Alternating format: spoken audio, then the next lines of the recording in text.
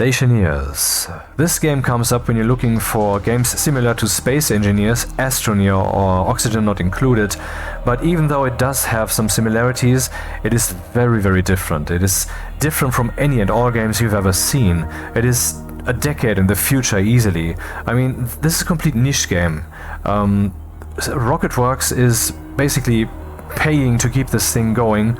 The revenue is way lower than it needs to be for this game to be viable, but they keep going because they know what kind of gold they have here, because this will shape the future of gaming. See, back then when Half-Life 2 and such introduced us to physics being an interesting thing in games and not just a gimmick, since then we have been having that in game engines as a normal thing. And Stationeers will cause atmospherics to become a normal thing in game engines. Mark my words, this is going to happen. When you can smell the guard downwind because they're smoking a cigarette. When you play a detective game and you can see, oh, the seat is still warm, so someone must have been sitting here a short while ago. Stuff like that, you know? Atmospherics in a game, to be in a room that has gas, has pressure, temperature and such, why would that be in a game? See, and Stationeers gives us the experience of that, why that would be a good thing to have. This is kind of a prototype that allows us to experience this in practice, and therefore it opens the door for game developers all over the world to see what that's like and to put it in their games. It can even be done lightweight in other threads, so it will not really be a drag on the game itself. And, well, how is it similar or different from the games that I mentioned? In Astroneer, you have a deformable landscape, and that's quite similar here in Stationeers right now. There will come a new landscape system later. I don't know how different that then will be. Supposedly the voxels will be much more high-res. I don't know. Anyway, and you have an astronaut that you're playing, and the guy needs to breathe. But that's about the similarities, because here in Stationeers you have to make sure that the air mixture is correct, that the temperature of that gas is correct, that you have the filters in your spacesuit to remove the waste gases, the CO2 that you breathe out, possibly some nitrogen that was in your oxygen bottle. You have to have a battery for your life support system.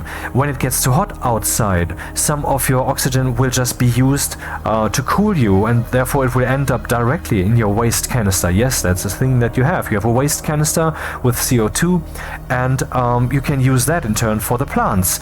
Yes, there are plants in this game, and they have genetics, and they need the right pressure and amount of light and temperature and gas mixture and water to live, and all of that sounds complicated, and it is, or maybe I should say it's complex. Stationeers, like few games that we know, starts at the deep end. It starts hard, you're on a timer, you have to make sure that you don't die, so you have to get going. But on top of that, it also demands a lot of knowledge from you right from the start. And so it's good that they have tutorials.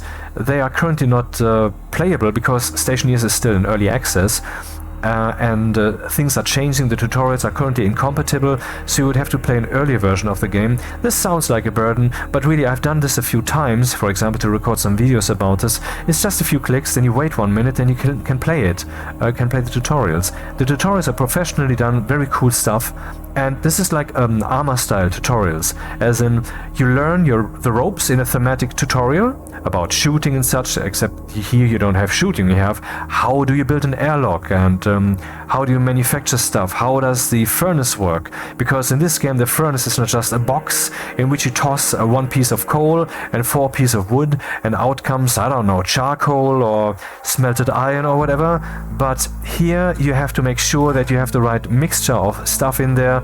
The thing can explode if you don't take care, but it's not random. If the thing explodes, it's your fault. Anything that goes wrong in this game, it's your fault. There are no random events, there's only the simulation, and it is so deep. So, let's get into it.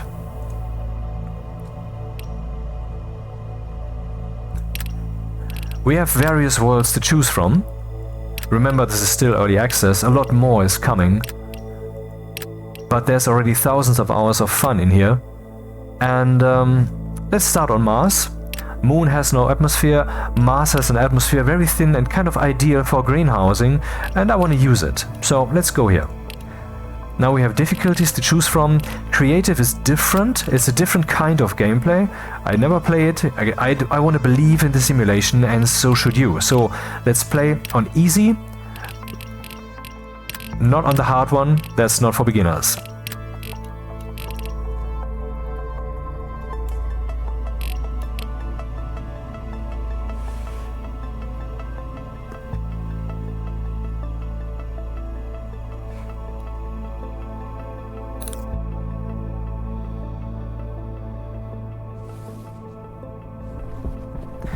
As you can see, the field of view can be set very high, can even be set higher. Yes, you have in-game hotkeys to adjust the field of view, but you also have that in the settings, and the value that you have in the settings, you can return to it also with a hotkey. And you can also play on a more narrow field of view if that's your thing. Depends on the effective screen size, how close you are to your screen, how big it is, you know? It's an objective thing, it's not subjective. So, this is us on this planet, and we want to survive. So how deep is this simulation? Well, let's take a look. I press Alt to get my mouse cursor and look at the spacesuit. Here we can set the pressure that we want to have in our suit. You can see that on the right of the screen, the set pressure and the pressure that is actually being used. The same for the temperature. And you can turn off your filters. Now my spacesuit, which is a volume within which my body is basically filling up with CO2, and since the maximum pressure of 100 kilopascals will not be exceeded, this means that less and less oxygen from my air tank can actually be filled in, and so eventually my little astronaut here will begin to suffocate. It's very unfortunate that Rocketworks, the makers of this game, have chosen this cutesy, comic-y style, because people don't take this game seriously, you know? They look on the cover of it and then they see, oh, that's what that looks like, okay, it's maybe some hobbyist imitation of Space Engineers. No, Space Engineers stands in the shadow of Stationeers, because this game is way more complex, way more deep. So it's really unfortunate that some things are so goofy about it.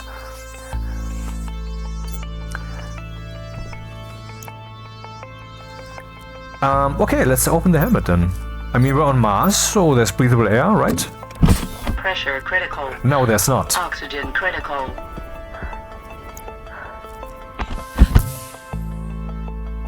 You shouldn't do that. It damages your lungs. And if they are too damaged, then you start dying. Obviously. So this is our lander, and you have seen already that we have some kind of inventory here. I can also use hotkeys 1, 2, 3, 4, 5, 6. You can define them in the settings. And what is all this stuff? And why do I have to press Alt for the mouse pointer? Well, everybody understands a mouse pointer. You don't need a mouse pointer really. You can use a scroll wheel, and I can press which key was it? Oh, I just removed my waste tank. Maybe I shouldn't have done that. Let's move it back. But it's much more convenient to use a mouse pointer, because everybody understands a mouse pointer, right? And eventually you will learn that you can also double click to move things. That makes it easy. So these are my tools. This is my tool belt. Oh.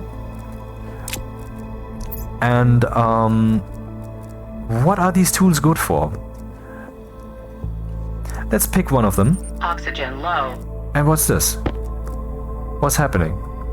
Why is there this lung symbol? The atmosphere you're breathing is causing damage to your lungs. This is oxygen critical. what it's saying here.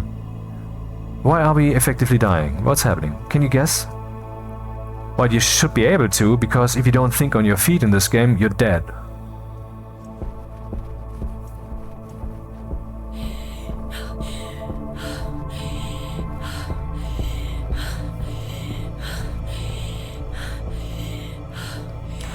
Okay, it's the filters. Let's turn them on again.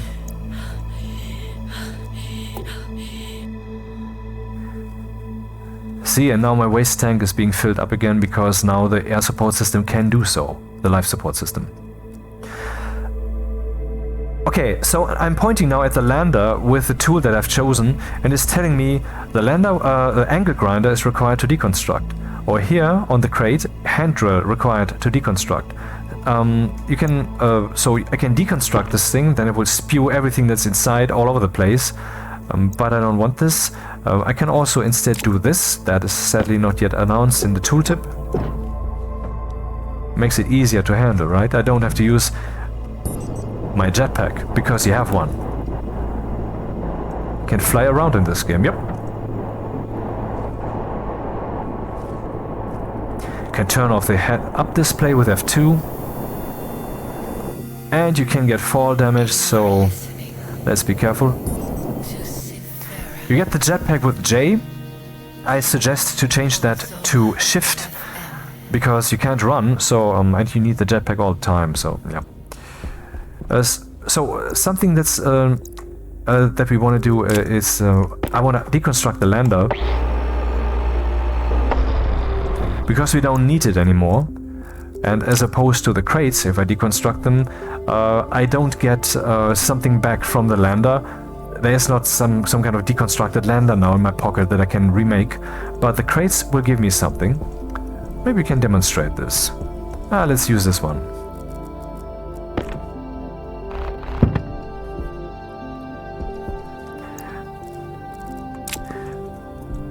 Okay, again, our situation is that we are standing here in our little spacesuit on this remote planet, Mars, the dream of mankind, to get there, to live there, and we're dying, right? I mean, this is my life support system. Battery says 98%. Okay, there's another battery, 100%, but when that's empty, when all my batteries are empty, I have some more, then I'm dead.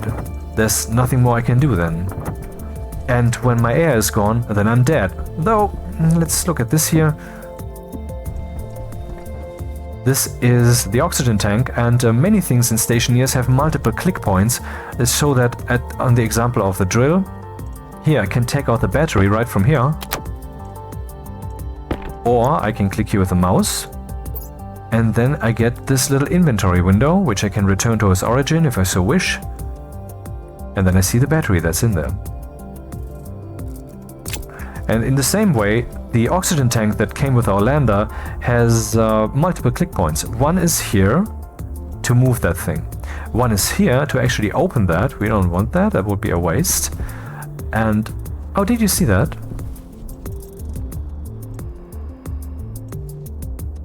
Oh, nice, no? Well, it's all simulated here. For example, here we have 7.67 megapascals of pressure. That's 7,670 kilopascals, which is about 67 times the pressure that is set in our spacesuit, which is the same pressure that we have on Earth at sea level. So basically normal human pressure, but I can also reduce that if I so wish, down to 40, down even to 20. That would still be sufficient. The game is not so very strict about that. And if you breathe in too much CO2, as opposed to reality, that's not poisonous. So that's not how deep the simulation yet goes. Okay, there's this click point, so let's drag the oxygen canister in there. You can see here, it is still there effectively. It is being emptied for 5.4 megapascals. And wait, let me first turn on the flashlight. And behold this thing here, the oxygen tank pressure gauge. Air tank critical. See, now it has higher pressure, 7.4 megapascals. Oh, the same pressure that we have here. I mean, this is a rounding issue, that you think it's 7.5. Why? Because the pressure was equalized. The pressure of this thing and this thing was equalized. This is not basically a thing that has this hard-coded effect. No, it is simulated. The things in this game are abstract. They are simulated. There are exceptions to that. For example, the microwave will just count up until it's at 100% and then you get a cooked potato. But most things in this game are actually abstract. They are simulated. And so that we don't die in here, let's start building something. Of the building material crate, I just picked out the iron frames. And that's the kind of foundation that you need. Here, we made one. Bit high for my taste. How do we get up there? Maybe I should have used a hill. Less jumping, huh? And we can throw things. What can we do at all with our hands? Here we have two hands. I can swap them with E. I can throw things with Q.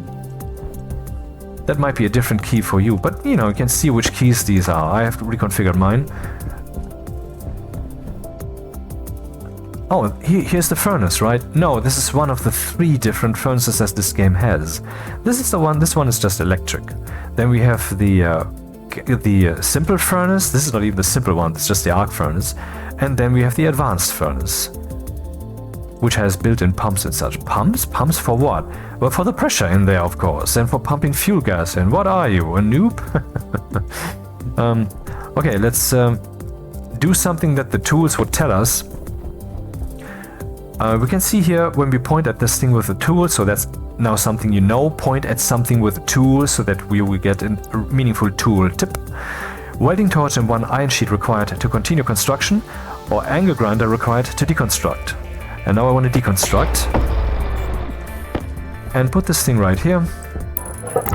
And can we walk on this now? No, we can't. How are we supposed to build a station? Is these the boxes out of which we have to make the station? Yeah, yes and no. It depends. Now it gets complicated. If the world pressure is as high as on Venus, then normal walls might not be advisable. I mean, the walls can hold, depending on which wall type you choose, like 200 kilopascals, but there's the pressure differential.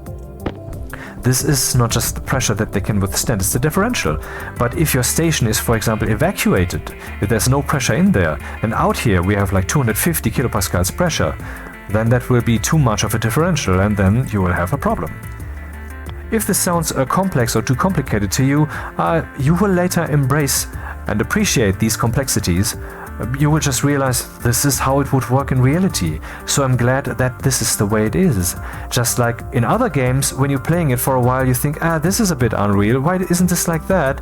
Because they just didn't implement it, or because it was gamified for some reason, or because the abstraction level that they had chosen wouldn't allow to go there. So be glad that they went this far. Okay, when I press the right mouse button, I get this blueprint here, is what they call it. And when I press C, I mean for me it's R, I changed it, but when you press C, then you can rotate this automatically, as in everything that is meaningful will be chosen. But yes, also page up, page down, home and end, and insert and delete, the 6 keys above your arrow keys, which you can use for very particular rotation. Now we click, and then we get a wall that is called iron window. But if I want another wall, then I will have to use the scroll wheel with the build blueprint up, and then I can choose, for example, an iron wall. This is still incomplete, isn't it? Yeah, just like the foundations. I mean, the gas would just stream through it, unhindered. So what do we have to do? What we have to do, you know. You know that. We use a tool, we point at the thing, and it will tell us. Iron sheets required to continue construction. And here, the same, good. Then let's get the iron sheets. And you already see, we could be more efficient. Let's be more efficient then. Let's toss some things down. For example, this thing, which can charge batteries when the sun shines upon it. This is not the solar panel, this is just a simple thing that you have at the beginning. And the flares I won't need, let's use one for fun. And there's the iron sheets, I want them. The network analyzer is for cable networks. If there's too much load on them, which devices are connected, how much electricity are they consuming. So is this like Occupy Mars? No, this game is a proper simulation. And the gameplay is emergent from the simulation and not from tasks that you are being given. And so the pace at which you play this, apart from the reality of course forcing you, is your pace and which direction you want to head, what you want to build. So it's a sandbox? Yeah, yes and no, but you know, see, the simulation is so deep that you will realize, I could use a greenhouse instead of this portable hydroponics thing here. and the greenhouse needs more CO2, and maybe I want to put up some Harveys that I program in the assembly language that the game has with its built-in code editor, so that the Harveys will plant and harvest my plants. That's something you can do, you don't have to. That's how deep you can go if you so wish. But, let's first build a little box for us to breathe in. This handheld tablet seems superfluous, and no, it's not. This tool you will use all the time. Let's turn it on with the right mouse button. It's beeping an error. Why? What's going on? Currently flashing an error. Why? Because when I open the inventory of this thing, we not only see the battery that it has, we also see the cartridge. For what? For example, for the Atmos analyzer. And suddenly we know what world we're living in. 2 kilopascals pressure, so 1/50th normal sea level Earth sea level pressure. Very cold, but that's only during the night, During the day, it will rise to about 25 degrees Celsius. Lots of CO2, so our plants will smile on that. We have some oxygen here, not enough for us to breathe, the ratio is too low, but if we use a filtration unit, then we can extract oxygen from this, and then we will have enough. There's some pollutant, that's kind of the catch-all gas for this is something you don't want to breathe, and that is what also emerges from burning processes. Awesome, right? That we have this high-tech equipment. We have our helmet that we can open, that we can lock. We can flush it. Critical. This is when we have some... let's say, for example, I have some nitrogen here in my oxygen canister, but I don't have a nitrogen filter. Then I can walk around and do stuff for a while, but eventually, the gas that cannot be removed from the suit will build up. And then I have a problem. But I can flush the suit, so the current content will be exchanged and will be refilled from the air tank, which of course wastes some of this. And I'm not sure, it might even damage your lungs a bit. I mean, obviously it didn't, because now we do not see the health entry here in our vitals. We have to eat something, we have to drink something. You can see these meters decaying slowly, and when they're at 0%, you will see the health counting down also. The implementation so far is rather simplistic. See, this game was inspired by Space Station 13. That's a multi-user dungeon science fiction space station or planetary station building game in browser. Very complex as far as I know. And in this game here, in Stationeers, they plan to also indeed eventually have surgery, for example. The only organ so far that exists is your lung, and that's actually also your brain. See, whether a character is conscious and can do stuff and has agency, that's implemented via whether you have a brain. This is the kind of abstraction level they chose in front of the stage where you can see everything, and on the backstage also. So yeah, this game is fun for them to develop and fun for us to play. Okay, we need this thing. What about the pill here? That's something we don't want to eat right away. You can see I could eat this. If the bar is full, then the pill is eaten, but this is only kind of an are you sure, keep holding down the mouse button kind of situation. This would heal us if we have some health problems, if the lungs are damaged, for example. And what's this then? The mining belt, let's open that. Aha, a pickaxe. Oh yeah, we can deform the landscape, nice. And what's this here? With this ice, okay. Okay, now it's falling down to the ground and it's rolling away. That's not nice. See, normally you would have your mining belt down here, because having the tool belt there doesn't give you any advantage yet. I hope they will implement some hotkeys, and then that should affect the tool belt that you have here. But currently only the mining belt benefits. And now if I would mine something with a pickaxe, the thing should actually land in my mining belt. Yep, but only peasants would do it like this, or someone in an emergency situation. We have a mining drill. Gold, very valuable. And around gold, which is very valuable, the planet is very hard, so it's very slow to drill. You will get a better mining drill later. You can also use explosives. You can also just overpressurize a canister and then run like the wind, because those explosions are big, man. And then you will get also the stuff that the planet had to offer here, you know? But let's return to business. Whatever our business is, see, we are so distracted. What can we do? We can do this, we can do that. Everything is fun, everything is interesting, and everything is meaningful. Everything is real. This is Stationeers.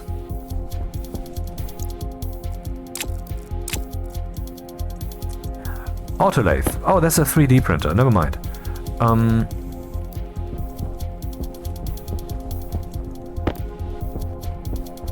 It says we need to weld. Let's weld something then. Open the tool belt. Yeah, that works from here also. So what if you have another backpack? Can you put the backpack in the backpack and open it, and another one in there too? Yes, you can. I never do this because it's obviously kind of cheesing if you go that far, but you do you, you know? Oh, the sun's back. What's the temperature doing? 5 degrees plus. So we can open the helmet yet now?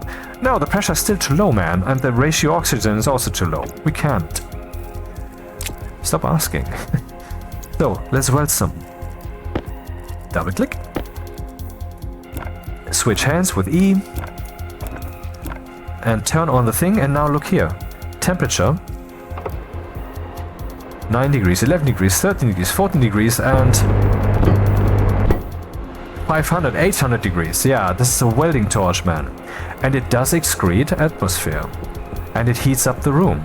And it excretes pollutants. See how fun this is? I mean, even when you're in your station spray painting your cables and pipes to distinguish which network does what, that excretes pollutant. So you have to take care of that. You can of course install machinery that does it for you routinely and automatically. For example, you could just clean the air by sucking it in one place, pumping it through a filtration unit and releasing it right there.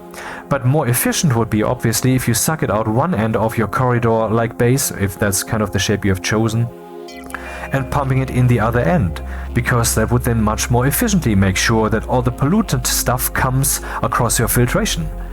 Does that sound like fun to you? Then continue watching, because this is what this game is. Well, you have now seen that we can weld 2 times or 1 time. So how complex is this? Can there be? Is there more like this? No, this is all there is. See, we have various build stages. Here, this thing is not yet done, but this a box that is empty could be considered done depending on what your purpose is and depending on what you're trying to do. Here, maybe weld at 1 time, we can place things on here and we can walk on this thing. But this is also airtight. Why don't I make everything airtight then? Well, maybe I want to lay some cable through this thing, or maybe even walk through this thing. And if I want to walk through this thing, then I would have to use my wrench to remove this again. The only thing that was wasted is the welding torch fuel. But it's not like welding something will damage the materials. You get everything back.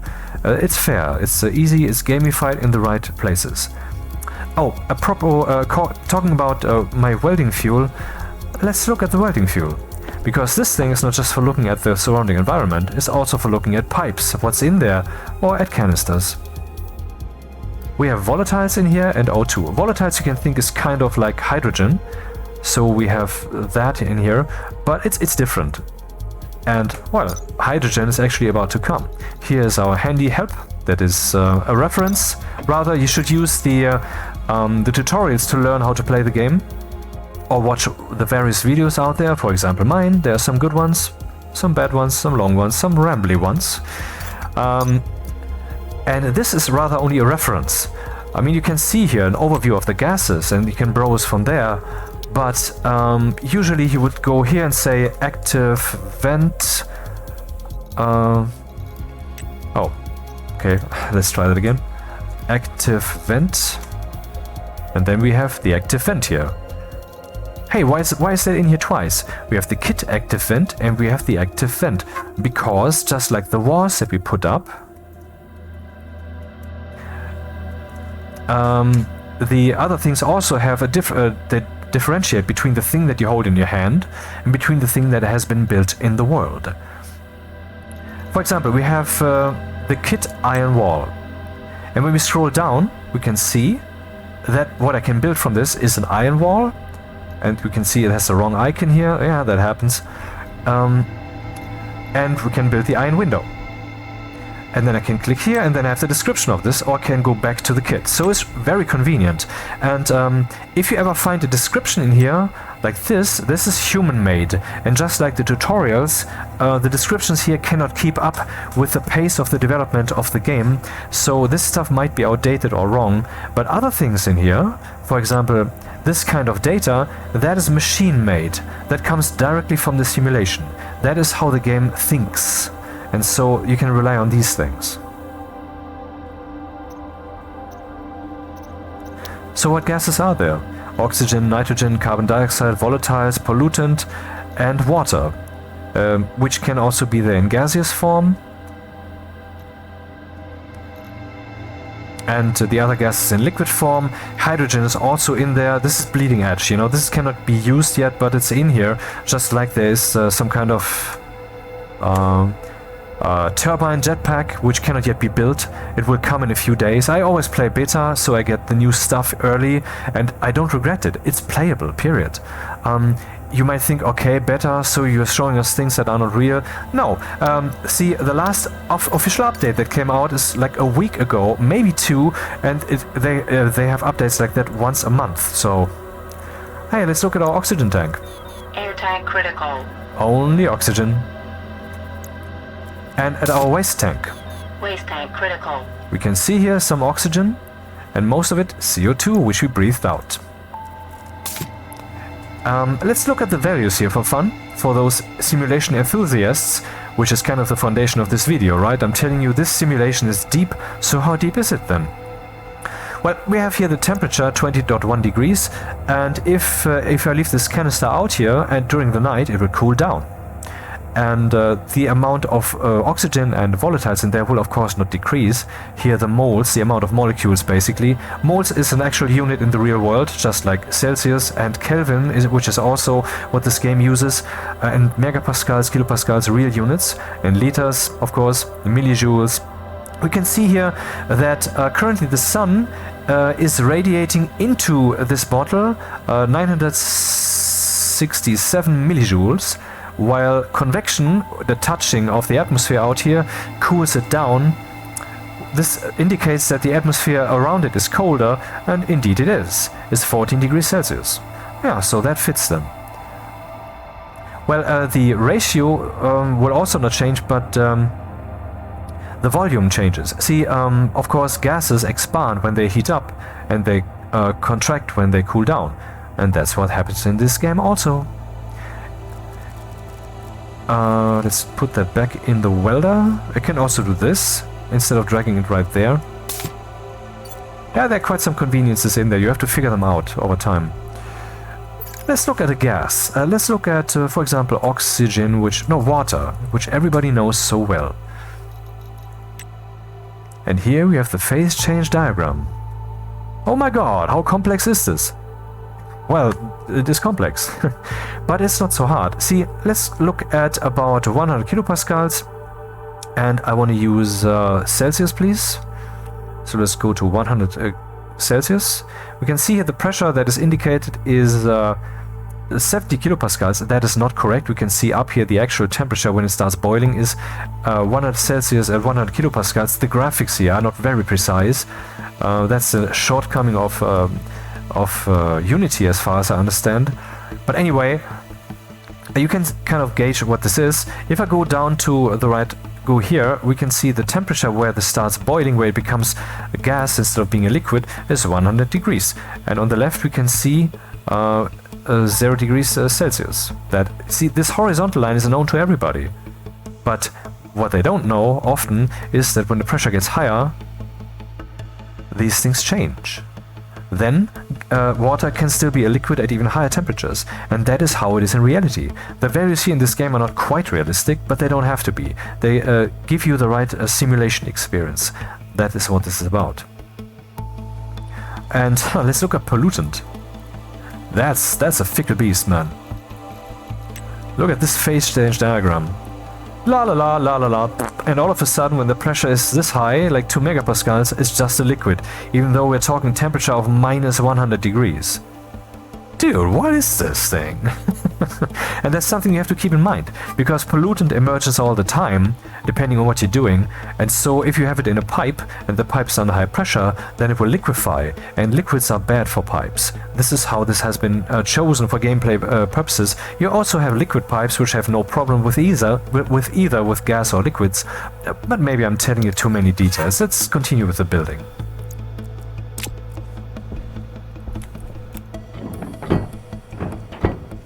Yeah, you see now why I would prefer using windows, then we can see something instead of, you know, this darkness. Can turn on my flashlight, of course, but it will drag down my life support, and this tunnel vision is also not beautiful. And talking about tunnel vision, if you find my field of view to be a bit too wide, you have to keep in mind that field of view is a matter of your effective screen size. If your screen is small but you're sitting very close, then it's effectively a big screen. If your screen is big but you're sitting far away, then it's effectively a small screen. So if you're playing something on a console that is usually played on a TV screen, then you're sitting far away, so the screen is not big. So most console games have rather narrow fields of view.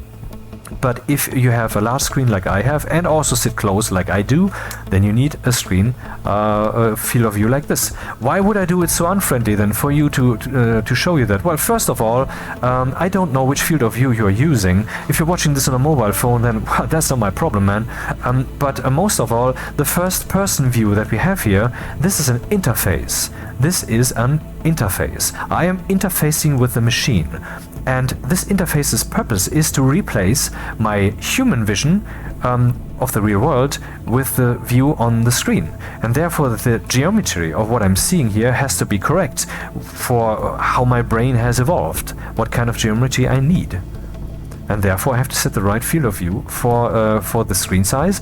And also, of course, I'm trying to have a large effective screen size to use this interface properly, because the idea is to replace your own vision. That is how this is, and everybody who is doing it differently, they're just objectively doing it wrong. That's the way it is.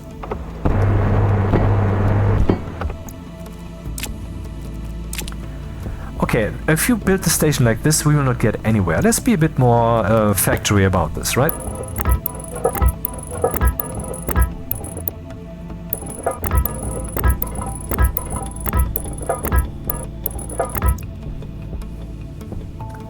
This seems nice for a starter size.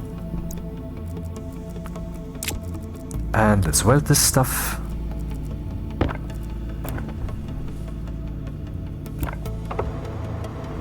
Oh, I need iron sheets.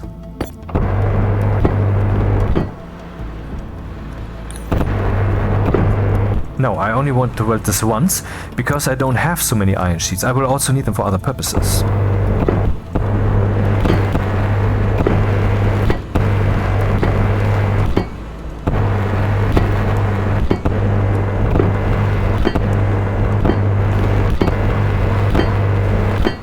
So why have I not closed up these ones? Because oops, what was that? I guess my mouse is a bit adrift. Because this will not be part of the station. This will be on the outside. This is how I have planned this. This is a simple box space, so there's nothing special. Be gone, planetary surface. I want my station clean. Thank you. So let's put up some walls then. Right mouse button, mouse wheel to choose whatever we want, for example the window. And use the rotation keys. For me it's R, I've changed it.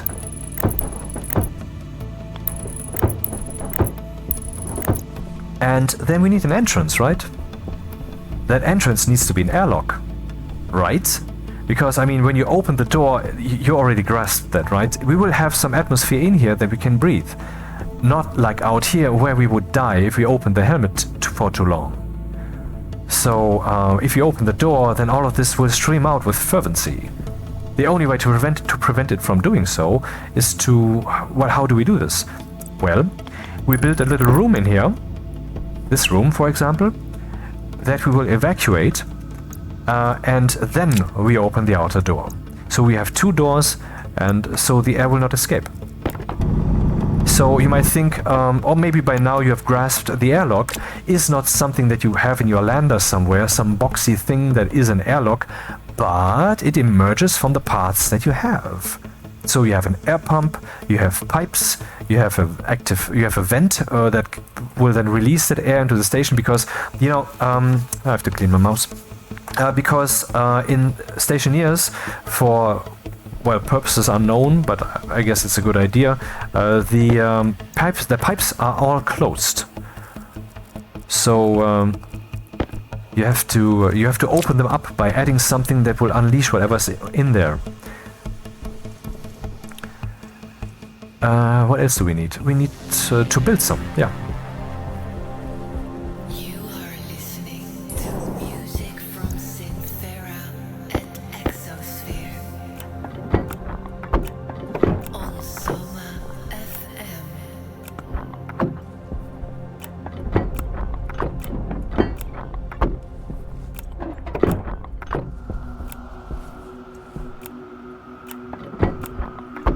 I showed you often enough now that you have to point at a thing with a tool and then it will tell you what's missing.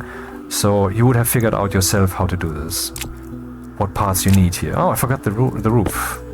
So let's rotate this accordingly. Whatever that means. Okay, now I found it. You will wonder, where will I put this wall now? Will I put it like this? Or will I put it like this?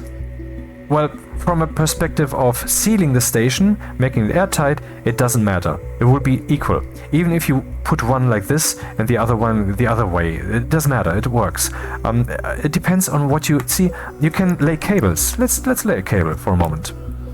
Let's lay actually a cable here. I know we will need one here, so let's already do that. I'm using the auto rotate key right now, which would be much more useful if there would be something here already that I could attach the cable to, because then it would only suggest the meaningful rotations. You are seeing here that I am using the mouse wheel again to choose the different potential cable types. Junction, connection this, connection that. Seems complete overkill. Well, they need to exist. And you need to be able to choose them, but you're not forced to choose them. Because, see, when I say I want to connect it like this, it will tell me you cannot do this. For merging, you need the wire cutters. Oh, there's a merging feature. Yes, there is, so let's use it. And all of a sudden, we can just put the cable here, which means that we only need the straight cables and the curved cables. All the other ones, we don't need to place them manually. They will just emerge naturally. So now that we have placed the cable, I can show you what I wanted to tell you about regarding the walls.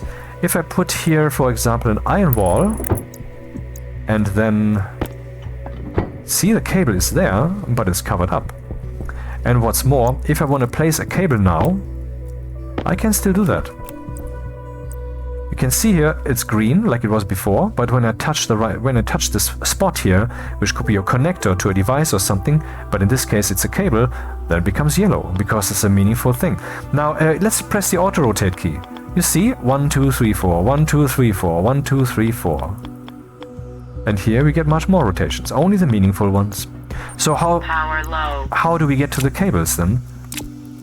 Well, if you want to get to the cables, you have to open this up. That's the way it is. See, that's why beginner stations or stations at the beginning always look like they are construction sites, and even the wall that I put there, or this wall, looks like crap, right? But there are much more beautiful walls in the game later. See, that's part of the fun of getting better at this, of building your station better, of getting better tools.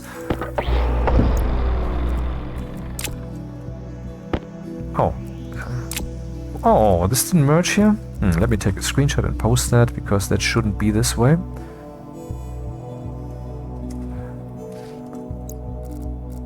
Well, Stationeers has a very avid Discord forum. Discord is a way better forum than Steam, because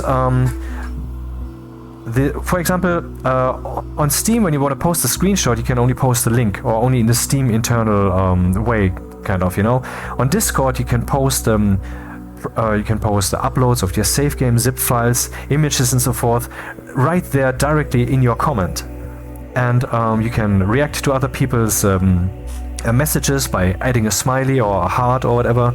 And the Stationeers Discord forum is very civilized. We are most of us speak English, and we are nice people, and we are helpful, and we know a lot about this game. So if you ever need help, just hop in and mind your tone, I must say, not because of us. Yes, because of us also, but primarily because Rocketworks deems that place, even their Steam forum, even though I think that's a bit unrealistic, basically the storefront of their office. So on Discord you have to behave. You cannot say, man, who the fuck programmed this? This is stupid. This is idiotic. Who would do this? You can say that it's a stupid thing, but you shouldn't express in any way that someone is stupid for doing so. That's the kind of distinction that you have to manage, okay? Because, for example, when it comes to the bug channel, the developers are obliged to read it. They are obliged to check it out. And therefore, you know, I mean, you should be collaborating with them instead of deeming them your enemy or something. If you would know, I mean, the amount of work that they put into this, every week of working on this thing, even though the revenue isn't quite high, I mean, it's still not paying for itself. They're still paying into this game and paying into it and into it. But it's slowly growing, and maybe you and we can make it grow a little further. What do you think? By telling other peoples about it. Yeah, entire peoples, why not? Okay, let's continue with this then. We need a roof. We could make the station a bit higher, but I don't have this many resources yet, so let's keep it simple. Where would I place this then? Well, you have seen the cable here on the ground. If I place this wall here, then I can no longer access the cable. So in the same way, if I would place this now as the ceiling, then if I would place a cable on the ceiling, I couldn't access it. I could only access it from the outside. And therefore, maybe it's a good idea to place this like this.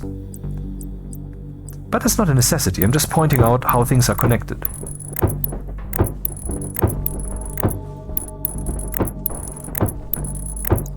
Okay, that's the ceiling. Let's seal it up then.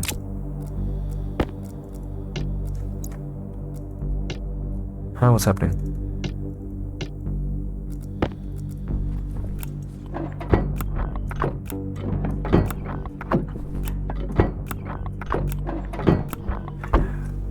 Oxygen dwindling, but we have a big canister, a big tank from which we can still fill up, not a problem. The power, though, is a problem. Power is kind of a primary concern in Stationeers, particularly on higher difficulties, because you need power for your machines, and we're not even using any machines yet we are already running out of power. So, power, you say. How can we do something about that then? Well, the lander comes with a solar panel, and if it didn't, then we could create one. For that, we need a 3D printer, which we have. But this printer cannot make solar panels. We have multiple printers in this game, let's see, 3 essential ones, and a 4th one, which everybody also makes, the tool maker. And there's then a rocket printer, because you can also build rockets here. And not just 1, 2, 3 parts and then you're done. No, you build them like your stations. Not as big, but in principle, you know. And I've never managed to make one. It is hard, man. For learning that is not easy. But it's early access. You have to accept that things are not easy to grasp. Okay, now that we have theoretically a closed-up station, let's place some doors. Hey Google, lights to 1%. It's a bit bright in here for my taste. So where are the doors? Here we go. That's what they look like. We can also place things carefully. Sometimes that makes sense. These are once more a kit, and I will indeed, I mean, I have made videos where it's where the intro is much more easy, where I don't explain so in depth the simulation and all of these things. This time I will once again do it more deeply, and so let's go into this. Here we have the glass door. You can see on the left we have a keypad that cannot be used. There's only a mod available with which you can use it. I hope Rocketworks will eventually implement something for that, because that's basically fake. This is showing you something in the world that isn't real, and I don't like this. I mean, this game is 99.9% only real stuff, as opposed to all other games. I want everything in here to be real, not just 99%, please. But above that, there's a button that will show you its status, and you see two connectors down there. What are those good for? Well, one is for power. But what's the other one good for? For logic. I said already the game has an assembly language with which you can program things, and well, you can tell the door to open or to close, or you can check whether it is open or closed. You can also lock it so that it can no longer be interacted with normal means, for example. But you don't have to learn assembly to do that. There's also a simpler way in the game. You can place down logic chips. For example, you can place down a logic reader, and then you would use the screwdriver and use a screw to select from which device to read. Then you would use another screw to select which value to read from the device, for example, whether the door is open. Excuse me. And then that would be it. This chip then would hold the value that you have just read. It would constantly do that. And then you could also place down a logic writer chip, for example, for the other door, and then you could do kind of the opposite with the screws, and so you could synchronize the doors. The moment this would open, the other one would then pick up very shortly after and would also open. As an example of things that you can do. And that was very simple, right? Place down two chips, use the screwdriver. There are 3 screws each, sometimes there are 4. It's very simple, it's very easy. It's fun, man. Come in. Please, join Stationeers. Make this phenomenon bigger. Make Stationeers bigger by being a part of it. So, we have seen that is... I just placed down a glass door, I believe. Can't see this? Can I see this with the tool, maybe? Glass door, yes. And the other one I will make different. The composite door. Let me show you the differences. The glass door is very transparent, just like our windows here, and I like that. But you can see its doors will move to the side, and this will then exceed the frame of the door. And so you cannot place down cables right next to it. The composite door is different in this regard. The doors don't go so far to the side. And also the composite door has writing on it which says composite door. But, well...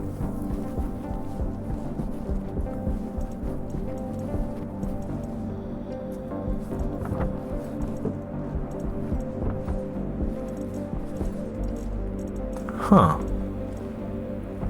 Am I missing something? Oh, there it is. Da da da da da da da da. Do do do do do do. So let's place the composite door, and well.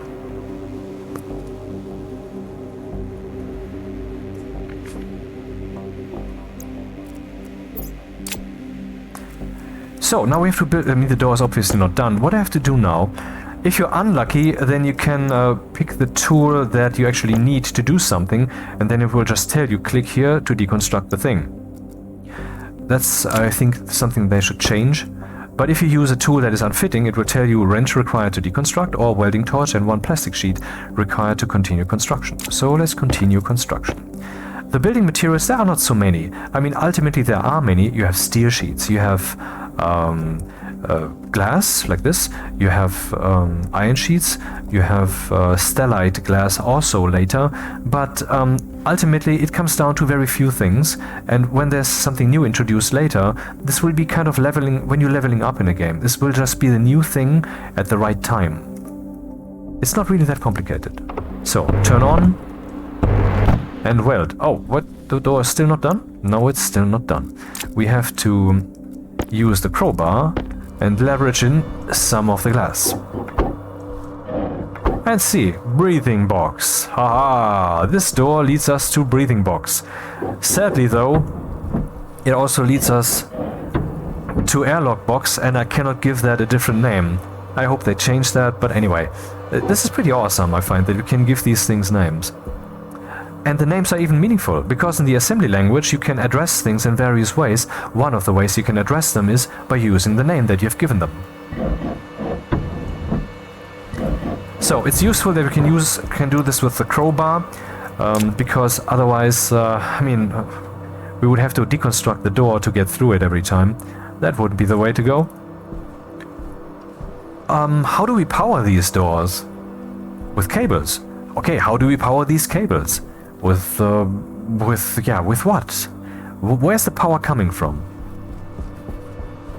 We have, for example, if I can find this still in my chaos. Oh, there it is. The solar panel. Let's put up the solar panel. Yeah, it's very convenient that this is on the shift key. And it is once again a kit, so we have two variations here. And from the sun's location I can say maybe it's a good idea to do it like this, but it's also a good idea to do it here in the front, because I don't have so many cables. This thing is not yet producing any electricity because it's not yet done. But now it's producing 400 watts. Now that's good, but we're on Mars, the sun's rather strong here. If you're playing in the asteroid belt, that's less strong, I believe. On the moon it's even much more strong. On Vulcan, yeah, even more so. But for example on Mimas, a moon of Saturn, where you can see the glory of Saturn in the sky, you have almost no sun and you have no atmosphere, so it's hard to get electricity there. But what do we do with the electricity? Obviously this thing will have a cable connector, but where do we lead that cable? To the doors? And during the night we stay indoor because we can't operate the airlock? Would be good to have a battery, right? Well, we have a battery here. Power critical. Power low. And it's time to charge this dude, so let's get some battery. And also get some way to charge the battery. Is that the battery charger? Yeah. Let's do that. Let's do the wrong thing first. I mean, it's not wrong per se, but let's do that. So I put this thing here. This is... I don't know why that doesn't work. Stick the battery in here. I can just swap it with this one. Drag and drop swap. Instant. It's not just fast or convenient, it's also instant when it comes to the simulation, so that is sometimes even important. So let's make a cable from here. The big moment, the first thing that we construct that works, and yeah.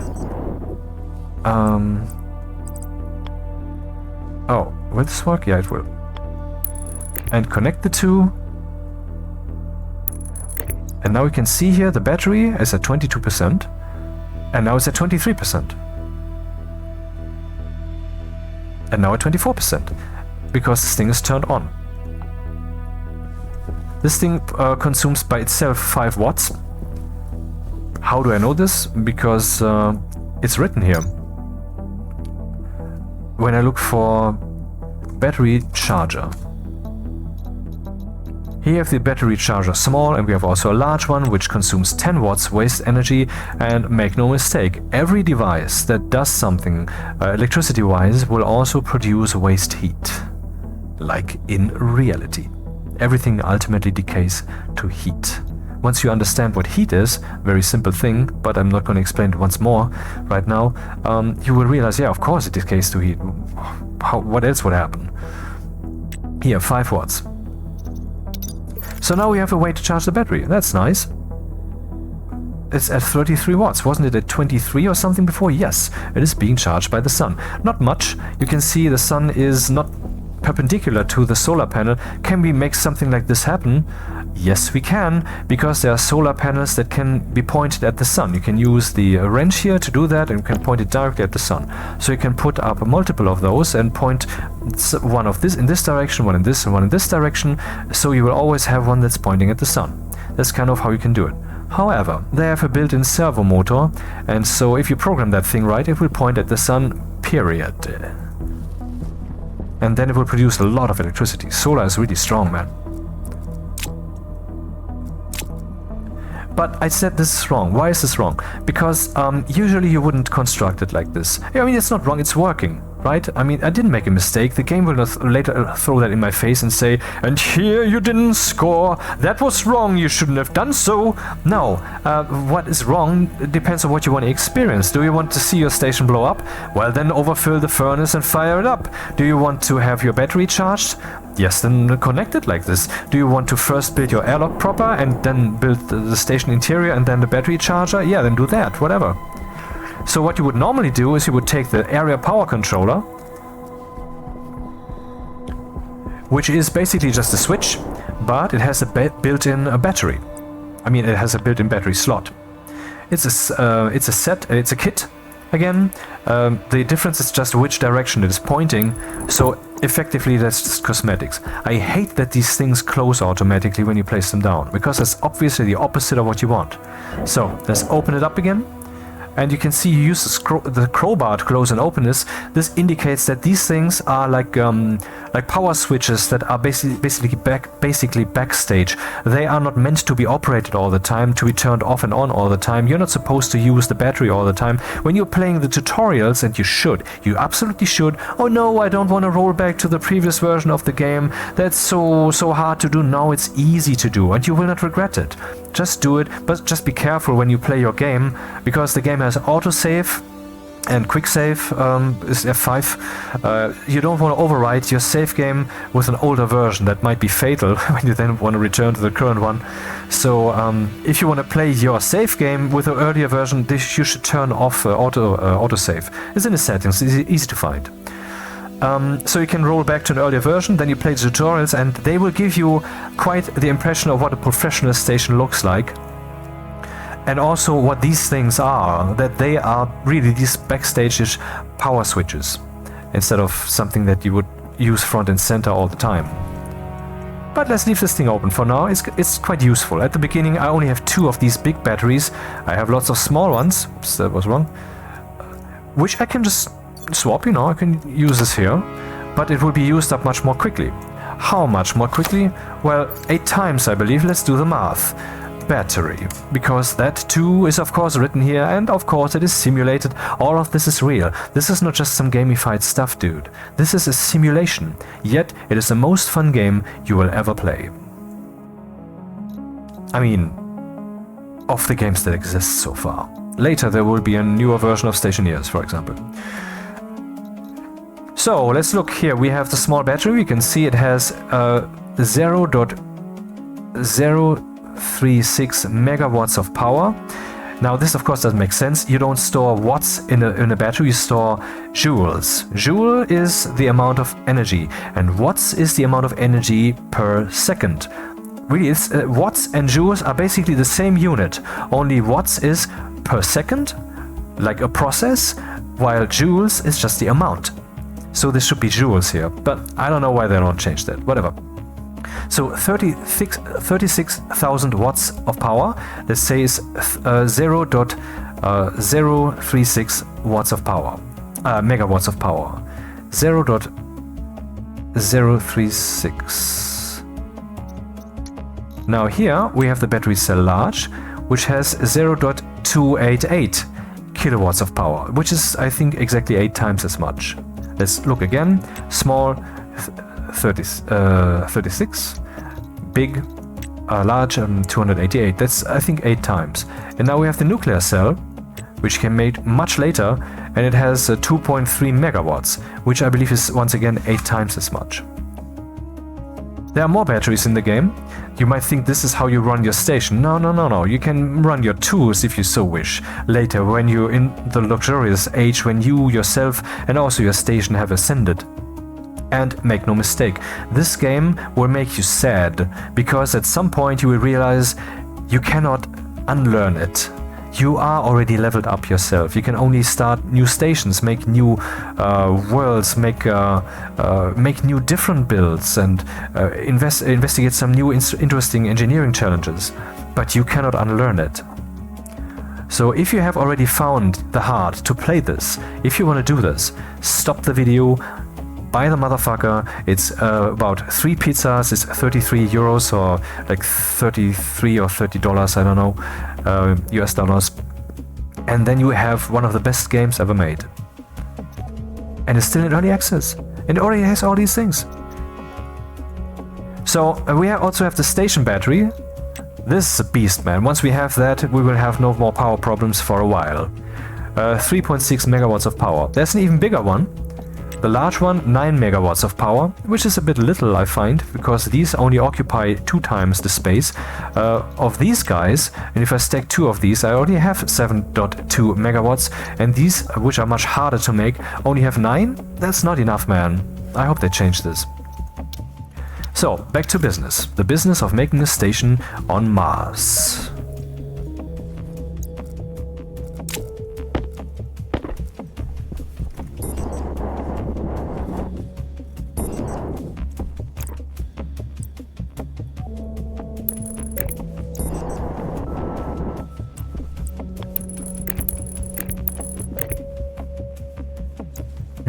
Should I lead this down here?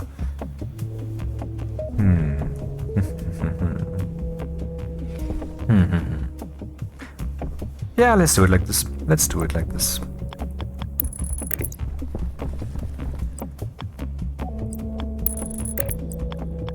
Wait, let me just change the music. It's a bit annoying.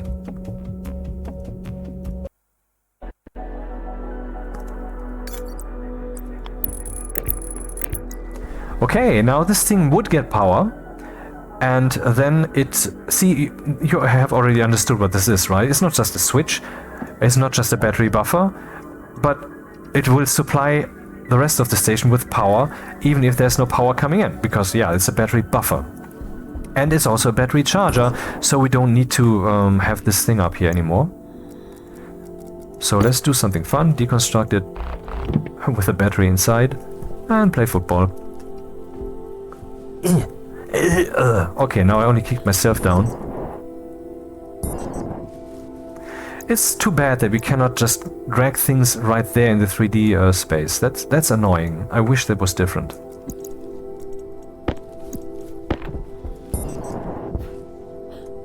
Double click once more, it puts things in a meaningful place. That's often helpful. I will put the battery charger here in the airlock.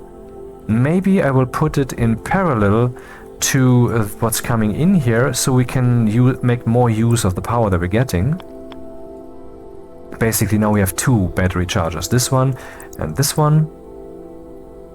Or should I put it in here so I have access to it from the airlock, I mean from the inside of the station, and when I'm outside, from the outside of the station. That seems meaningful. Decisions, and all of them are meaningful, because all of it is real and simulated.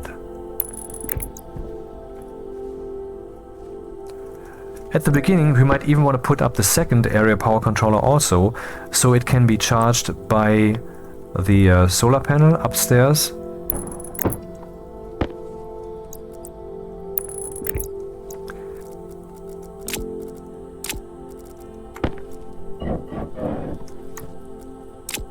And we have some more batteries, so I can put some... Oh, this one for example.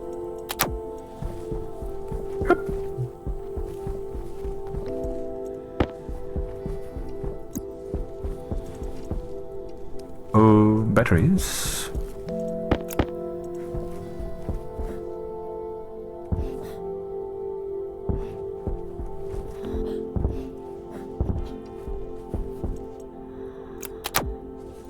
And the other one I put here, but I will leave this thing off because it consumes power. We're not that rich yet. Okay, let's connect the doors so we can see something electrified. That would be fun.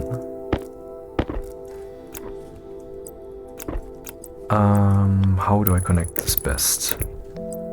Yeah, it's always a bit wasteful. You know what? You know what? You know what? I will do something that you will deem stupid, for you are possibly impatient. Man, this guy is talking the whole time. I want to see some more things. Then you have to skip ahead. I'm sorry. I just made a decision. I want to... Hydration critical. I will do something I've never done before. I want to see what that's like.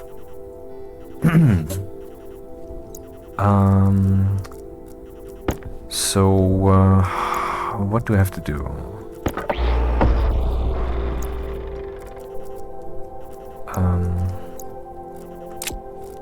See, what I want to do is I want to make the airlock go around the corner.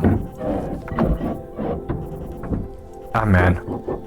I just rebuilt this accidentally.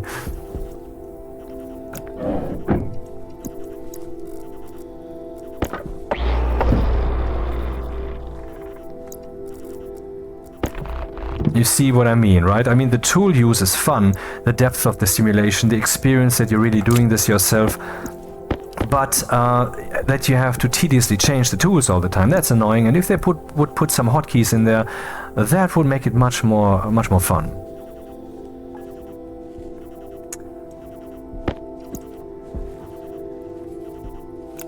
So I'm deconstructing the airlock again. Why? Because I want to see how much of this blueprint that we have here down here, the ground that we need for all the cables and such, how much that decreases if we put the airlock around the corner. And that is something that you, as possibly a beginner, will probably want to know. And I myself am also curious, how does that fare at the beginning of a station building? I've never done this before. I have, of course, made airlocks that go around the corner, but there are so many different things to consider. You need a gas sensor, for example, in your airlock. Where will you place this? On the ceiling? See, depending on where you place that, you will gather different information. You will learn different things.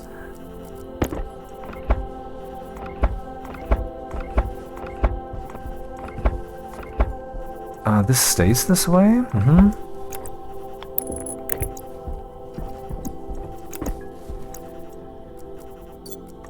Come on.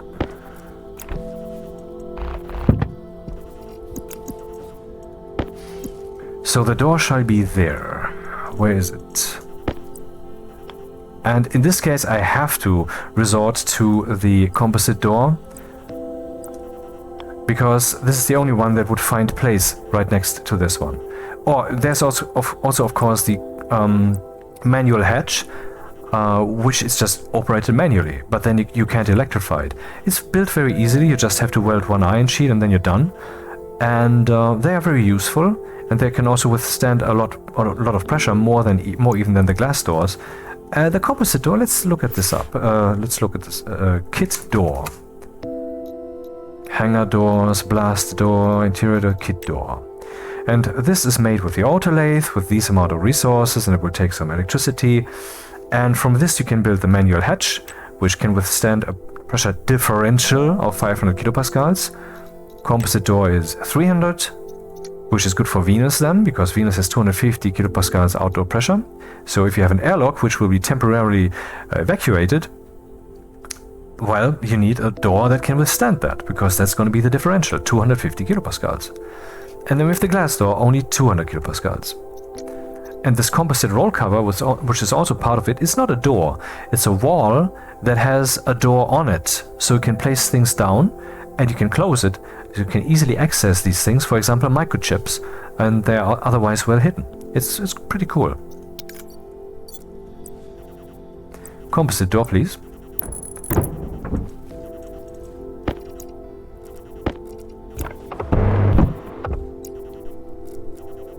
The atmosphere, it is streaming.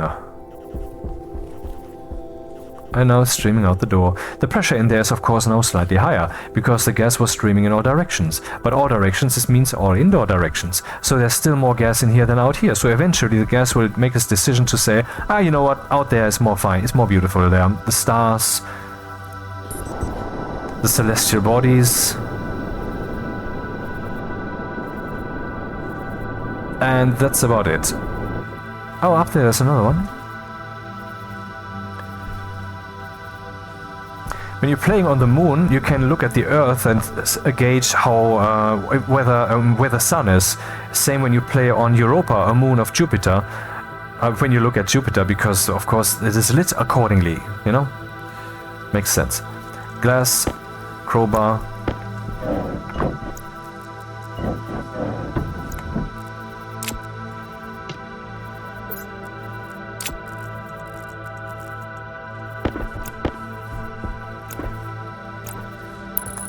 The morning is already dawning again. See, that's something you can do.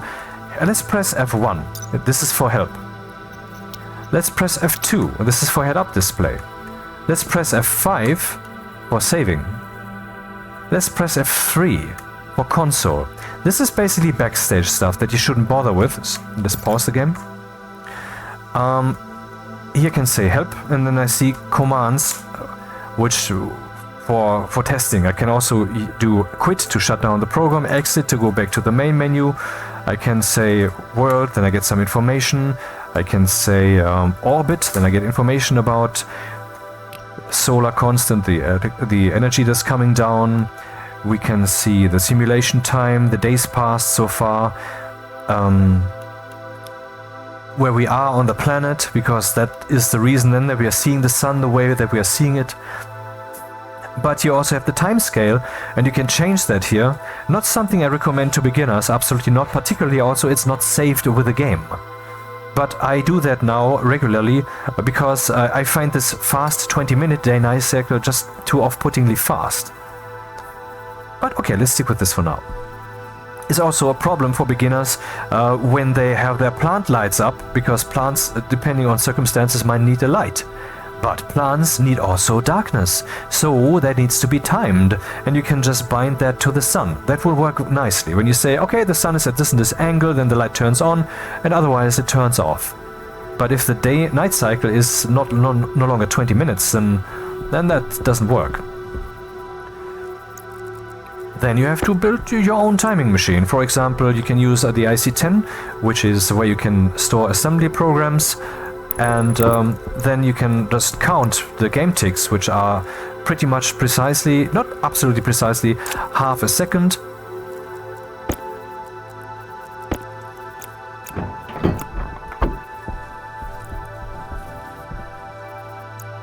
Everything's possible here.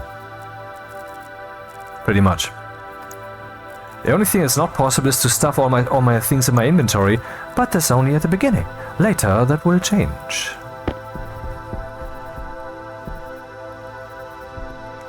So let's see how much real estate we can save here. This time I will use this one, because you see it's still pointing the same direction, but now it's coming from the right.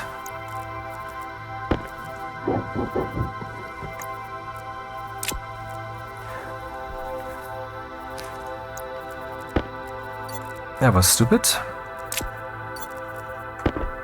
Come on, I want to... Yeah.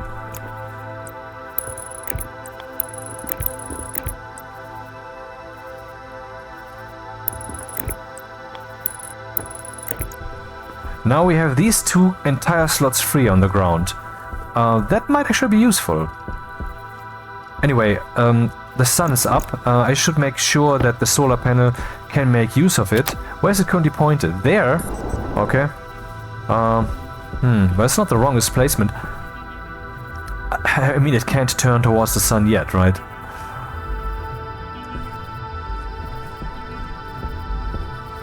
I want to move this thing directly above the airlock.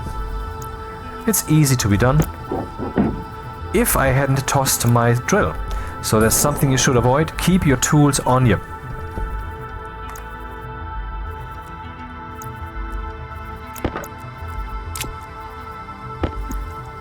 You should think of this not like something that gets you to the rockets. Where are the rockets? Where are the rockets? I want to play the rockets. No, you want to build an airlock. And you are in a simulation, you are in this reality, and you have the wrench that you can use and the drill that you can use. That's how you should look at this.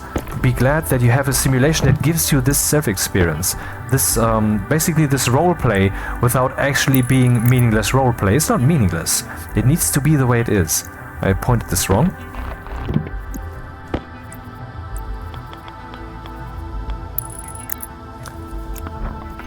Oh, 80 watts coming in, but they are being not being used.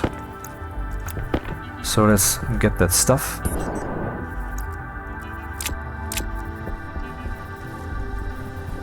Cables. Where's my... Oh, there it is.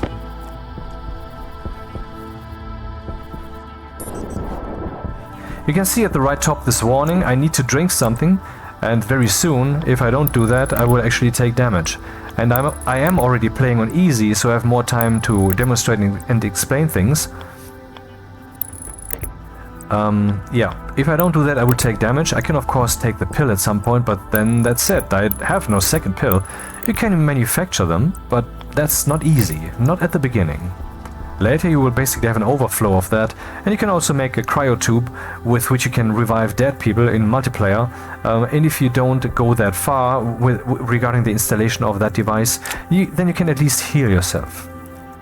So I think the battery should now be charging 43%. 44%, okay, that's happening.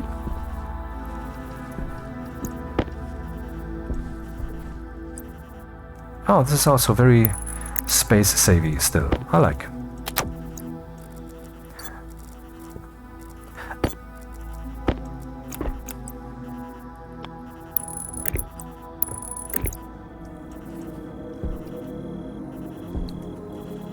Let's turn this on and flip the doors. Now I have an airlock. No, I don't. This is not an airlock. This locks the air, yeah, but it doesn't make sure that the air will not just escape. Gradually, when I open and close these doors one after the other, there will be an exchange of the pressures and atmospheres, of course. I need to be able to evacuate this box here. So how do I do that? Well, we have some more stuff in our lander. Let's look. And actually, we can see down here, where the mouse is at the right bottom, is day 3. Starting day 7 and later, we will get storms. And they will blow all this stuff all over the place. Maybe we should just haul our stuff indoors, shall we?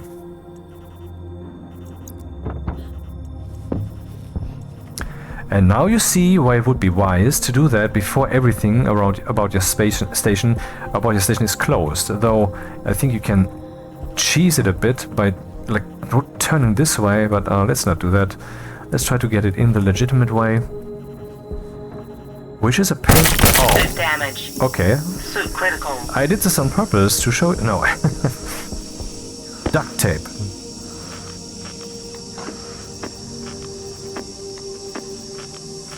I release the mouse button every once in a while so that the effect of what I'm doing here happens already somewhat. Suit damage. You can see here some atmospheres escaping, which also probably means that if we now look at our waste canister, or our waste tank... Actually, does it mean that? I'm not sure. See, we probably have some pollutant now in our suit. We can later see that in the station. Because, I mean, if something leaks from the suit to the outdoors, then something from the outdoors leaks into the suit. That's quite likely the case.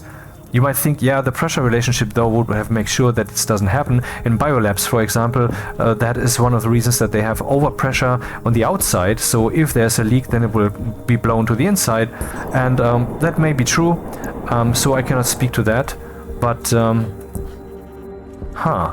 So we see the benefits of a straight airlock here, I would say. I could, though, at this point, still just say, you know, fuck it, let's open the wall.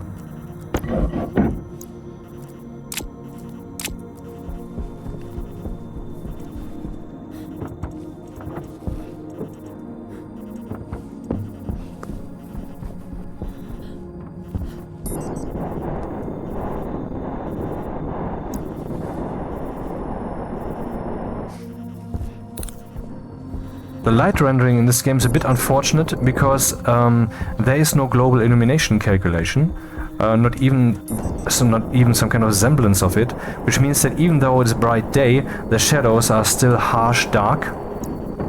I mean, even though the ground here should reflect some light, that's not what's happening. So you will need your flashlight quite often, even in situations where it shouldn't be necessary. That's one of the downsides that I keep criticizing, and I hope they will change that eventually. And certainly there are ways to do so. For example, in Minecraft, we have lighting calculations that are very simple and that calculate brightness for every world box. And then this is rendered on screen with some nice soft transition. Why shouldn't such a thing be possible here? And then the ambient lighting, you know, you can see here, this is not actually black, it is only dark, and it's called ambient light. The ground level of how dark the rendering would become. The blackness in here is from the texture. This is not the actual light. So in this way, then, they could calculate some simple light grid and then apply that to the ambient level, and so they would have some simple global illumination simulation, which would make the game feel a lot less crass when it comes to shadows.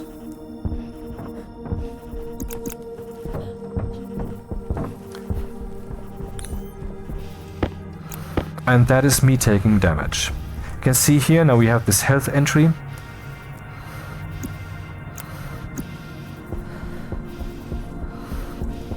Power low. Okay, is anything else out here still? I don't think so.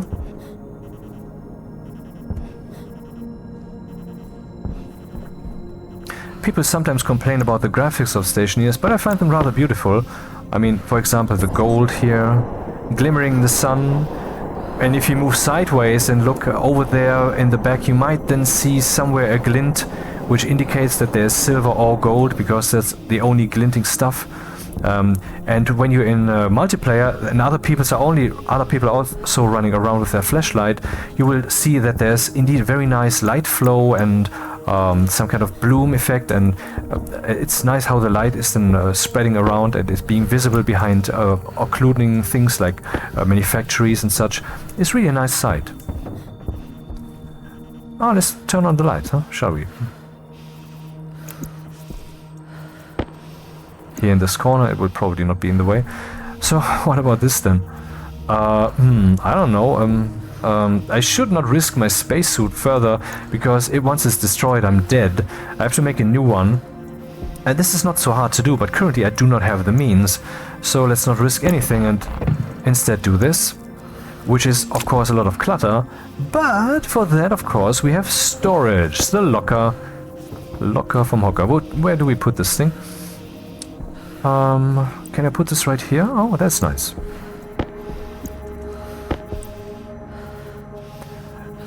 Once again, we can auto-rotate, or we can use the other keys, like I told you, above the arrow keys. We can see what's on the right that looks like the door on the left. There must be something else then. Yes, it is indeed those little cells that are the locations where you can place something.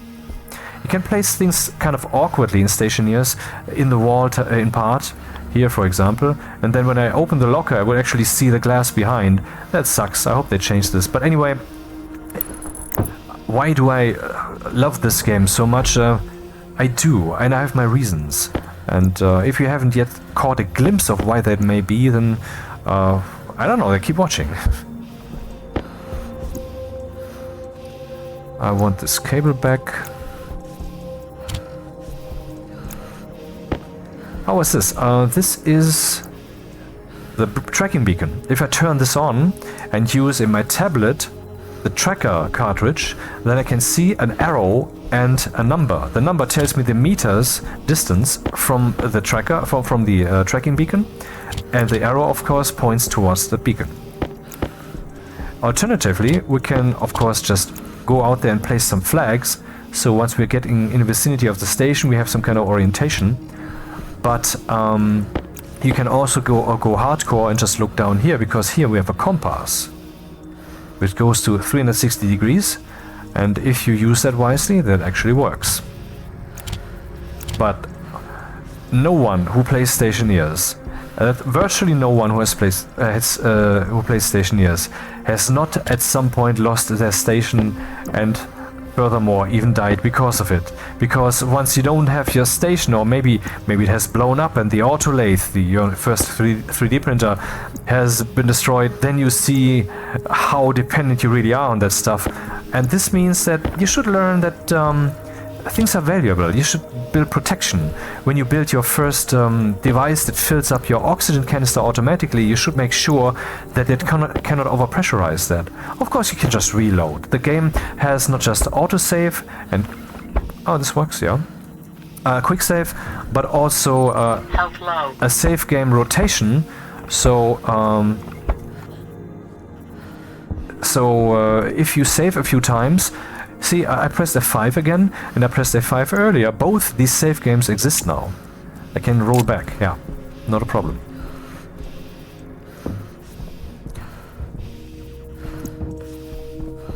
Will we have time to put up something airlocky, or will I not have the time? I mean, health is going down. What will I do? So, APC, I wanted to put up the APC to get some secondary charging going on. Too bad the cables don't go underneath the locker. That is an annoying thing. That is really unnecessary in my opinion. But that's the way they handled this, so what can I do? The gods of our reality. You can only plant the tree, but you cannot really make a universe. They are the ones who do this. And boy, do we love them. They're working on this game every day, every weekday. And since I'm playing beta is better, it is. I get new stuff all the time. And bug fixes. And often enough there will be something in there that I suggested, because that does happen. They list you. You can talk to the CEO of this company, yeah. That happens often enough. So it's just a small dude somewhere in the basement. I knew it. Just look at this. No, it's not a small dude. It's Dean Hall. If you haven't heard of him, well, then you don't know your gaming. So... But he is a totally social guy. And truthful. He will just be open. He will just tell you what's up. And this also means sometimes he will say things that you might disagree with and that you don't like. But you have to put up with that also. Because, you know, the truth is never wrong. And so isn't anyone who speaks it.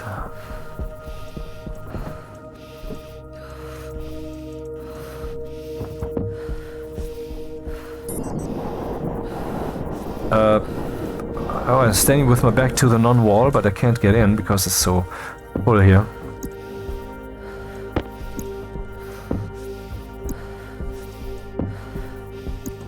Close the wall. Do I have my glass? I do.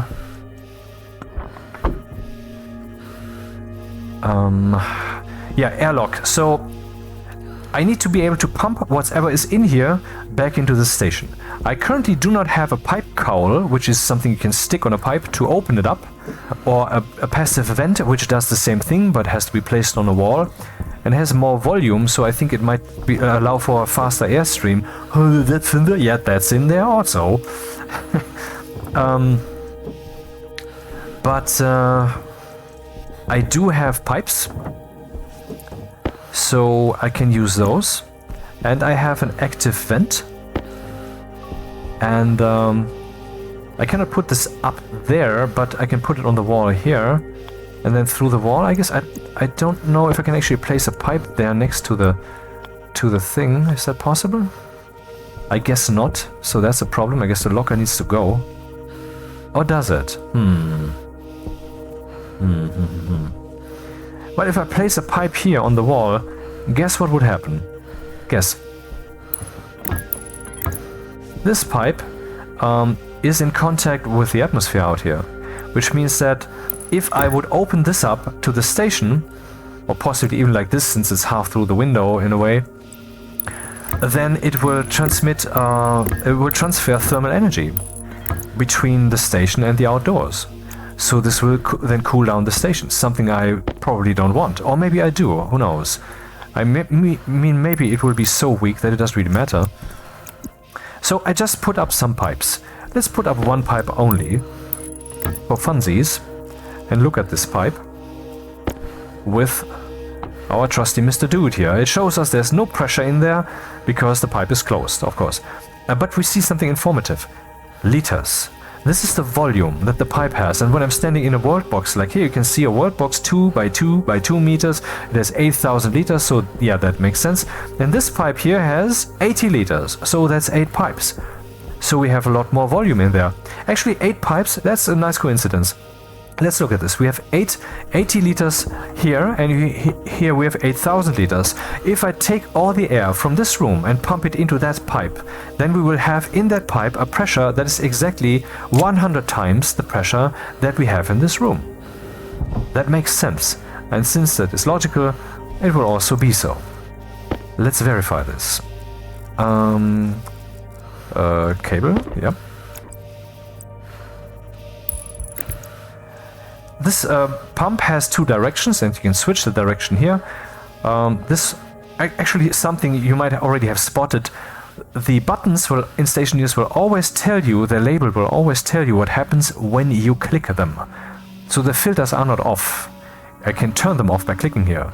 The air is not off. The AC is not off. And here we can, it's even spelled out to us. It's not inward. It will be set to inward. Same here when we turn that thing on. Let's close this door and measure the atmosphere that we have in this room. Currently has a pressure of 2.35 kilopascals. Turn it on and... Oh, right. That's a mistake. I connected this to the solar panel side. I have to connect to the airlock side. That wasn't right. Maybe I should put this thing up here. But I don't wanna. So what can I do about that? Oh, let's be flexible.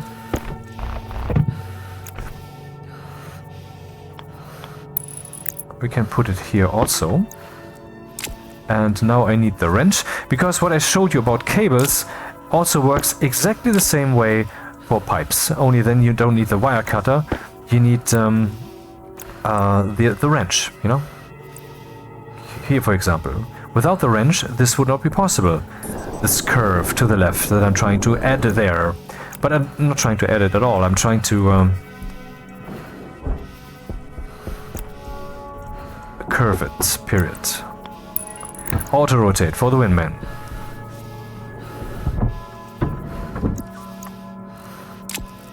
The breathing is kind of off-putting, isn't it? Well, that's its purpose. I mean, they could make this a bit more pronounced, I find. There it is. But, I mean, you're supposed to experience that this is not good for you. Oh, I have to cable it up also.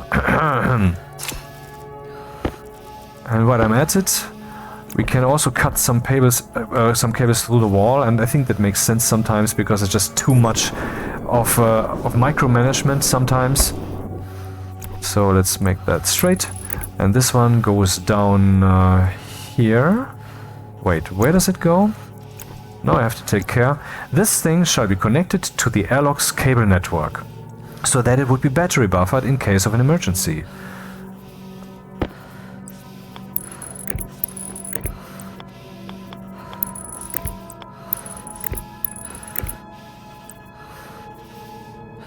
Is that right? Yeah, that's right. And now it is. Actually, I'm not sure if I did this right here. Oh! Oh no, I connected this. I didn't want this, actually. Health critical. Well, 24%, yeah, that's critical. We have to do something about that. How will I power this airlock now? This vent now? I don't have much choice here. I mean, I did this in a way I've never done it before, so no wonder something stupid emerged. We have kind of an emergency situation, and so I will just do it like this. I will just think on my feet and try to resolve this emergency. Let's first demonstrate what happens to the air pressure. We have 2.6 kilopascals in here. It's a bit more than before because the air is now warmer, I guess. Let's turn this to inwards and then suck the room dry. Oh, right, I have to turn this on. And now it's empty, because it was so little, that was also so quick. So now when we look at the... Oh. Yeah, I turned it off, alright. Now when we look at the pipe, I think that is possible, with some tricksy thingy. This is... Ah, come on, I need to see the fucking pipe. I cannot actually measure through the wall. You can see here it's... Okay, you cannot actually see that because the indoor atmosphere... Damn, I want to see what the pipe is showing, but I can't. That's unfortunate. I wonder if we will die now. You will die, not us. Why do we say we all the time? I don't know, I kind of want to incorporate you or whatever.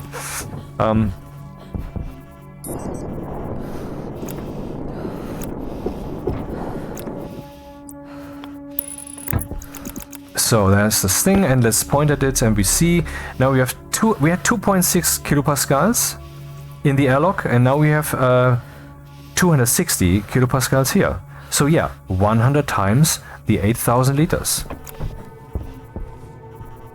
Let's evacuate it again.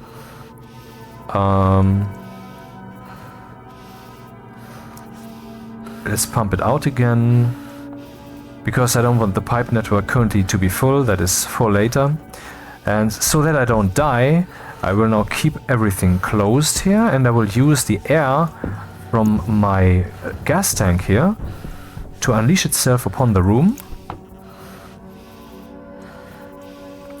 And you can see that it's getting warmer because the air in there is 19 degrees. And since the air in the room is only very little, the tons of air that are now being added here, they have the upper hand, you know?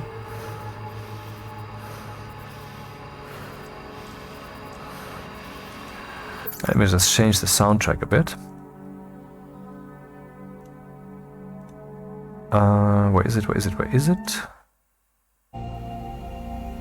Okay, that's not so different, whatever. Okay, pressure in here is increasing 16, 17 kilopascals. 100 is normal sea level pressure on Earth. But we don't have to go that far.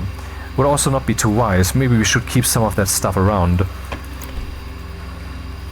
Case in point, if I now use here on the 5.71 megapascals, oh, I thought my air canister, my air tank would still be higher than that. Air tank critical. It's not, so that would have been decreased now even, instead of being filled.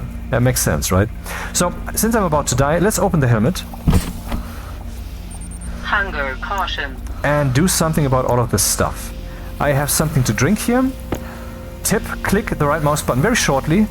Power critical. Because now already the emergency has been resolved. Right now, it is already resolved.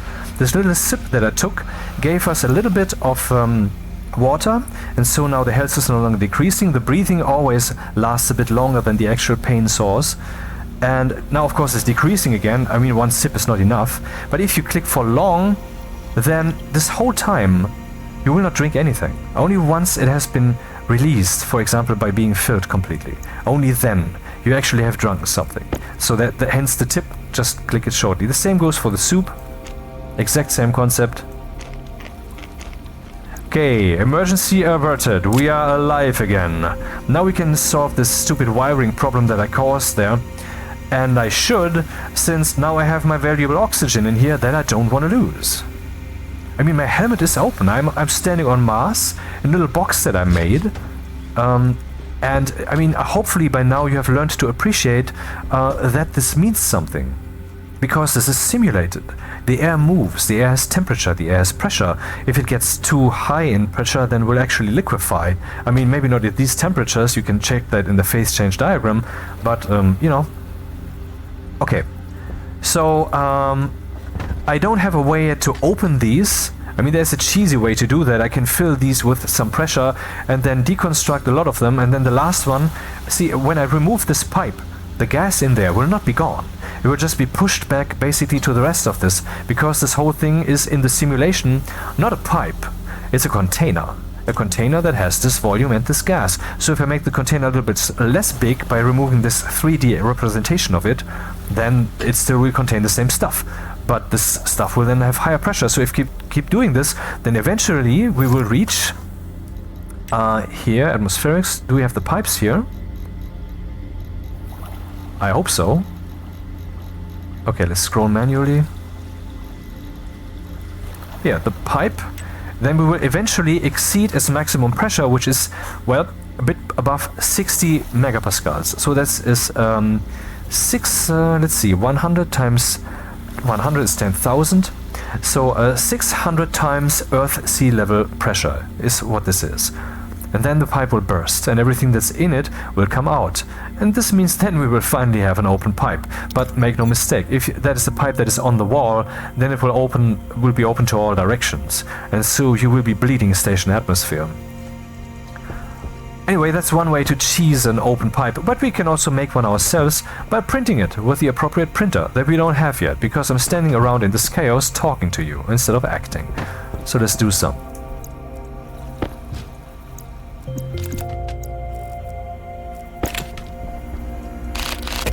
Nice, both batteries are being filled, so... Oh, I should swap my life support battery now that it couldn't be charged by the sun. Hello. Important. Can I make use of this regardless? This shall be here indeed. And this cable then has to go to the airlock circuitry, which is here. See, you should always have an APC in your airlock. And the reason is, let's turn this off so it can save battery, because this thing will otherwise consume some, I believe. Yeah, of course it will. Because, see here, the door is green. Because it is consuming electricity, 10 watts. 10 watts, and same for the composite door. And that electricity right now, I don't need to waste that. You can see it's changing blue, green, blue, green. Blue means that the battery is being charged, something's coming in, and green means that the amount of electricity coming in is actually, that the battery is actually being charged and not discharged by the load on it. This can also blink blue and red, and then the tweety sound will be a bit different. How can I connect this with the airlock? Of course I can just do this here, but I would like to have the other thing in here too. But I can't make that happen. Yeah, it's still complaining about that. It's a bit stupid, the implementation here, because when it's climbing up from 24 to 26, it will come across 25, and then it will complain, because that's what it does at that point. So we should meet that again at 75. Actually, health critical is 25, 75 is health low. Interesting. Maybe they actually have that properly implemented, except there's a bug of another nature there. Okay, so we have this active vent which can suck this room empty, but that is of course not enough. We have 2 atmospheres. We are not on the moon where 1 would be enough. We have 2 atmospheres. So whenever I suck this room dry and then exit the station, I will let in some Martian atmosphere, and then we'll eventually open this door, and then this will mix. That's not something I want, though it's relatively harmless, but something you should keep in mind. Has been charged to 16% now, the sun is no longer there. Sad. How will I cable this? Let's ignore this other thing that I wanted to do there, and just let's pipe that over there. Yeah, good idea. Let's do that. Let's not put it in the airlock then. Cables.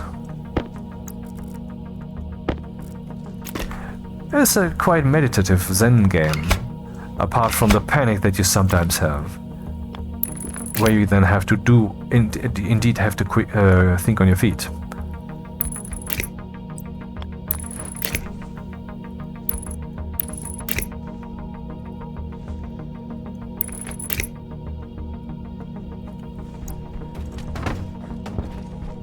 Yes, we can of course install station lights, but I don't have the resources yet. I didn't even build the manufacturer yet. Here. Come on. So. And then I will curve it indoors. And this shall be my battery buffer from which the station hangs. Why should you have an APC in your airlock? Because if your airlock doesn't work anymore, then you have a problem.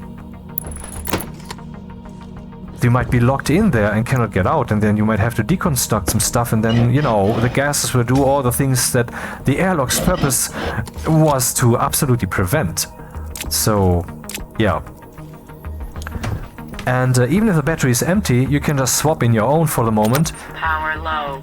Cycle the airlock and all is well. Or you can use a small one also, of course. It's nice, this flexibility, right? Or this modularity. This modularity was also what I loved so much about, I mean, Stationeers is a beautifully designed game. But the modularity was really one of the main things that kicked me there. It was a great thing, and Stationeers has this on all fronts, so have fun. So let's clean up a little. I mean, it's insanely crowded in here. This I will hopefully not need anymore.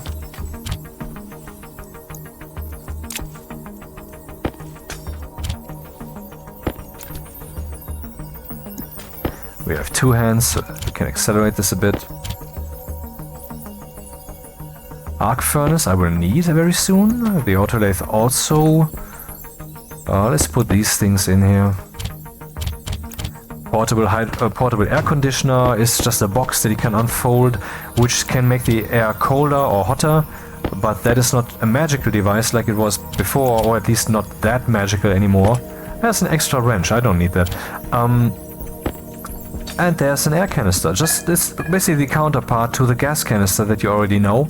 This thing says oxygen canister, but only because it has been named so. I can also just call it a poison canister. It's the same, it doesn't matter. Or canister. Or here we have the liquid water. That's a water canister. Liquid canister. You can stuff this thing into the opening of your portable hydroponics, and if the atmosphere is alright and if the light conditions are not bad, then you can start daring to put your valuable seeds in there, of which you have only a few. You have some potato seeds, which we will plant of course, hence the Martian, wheat, corn, rice, mushroom, which grow only in the dark, they have to be protected from light. Let's look at hydroponics and such. Organics and food. Mushroom. Here you can see all the parameters that have to be considered, but it is not that hard really. Basically, if you want to grow some potatoes, be on the moon, have a glass box so that the sun will do the light and darkness work for you, have pressure in there of like 50 kilopascals or up,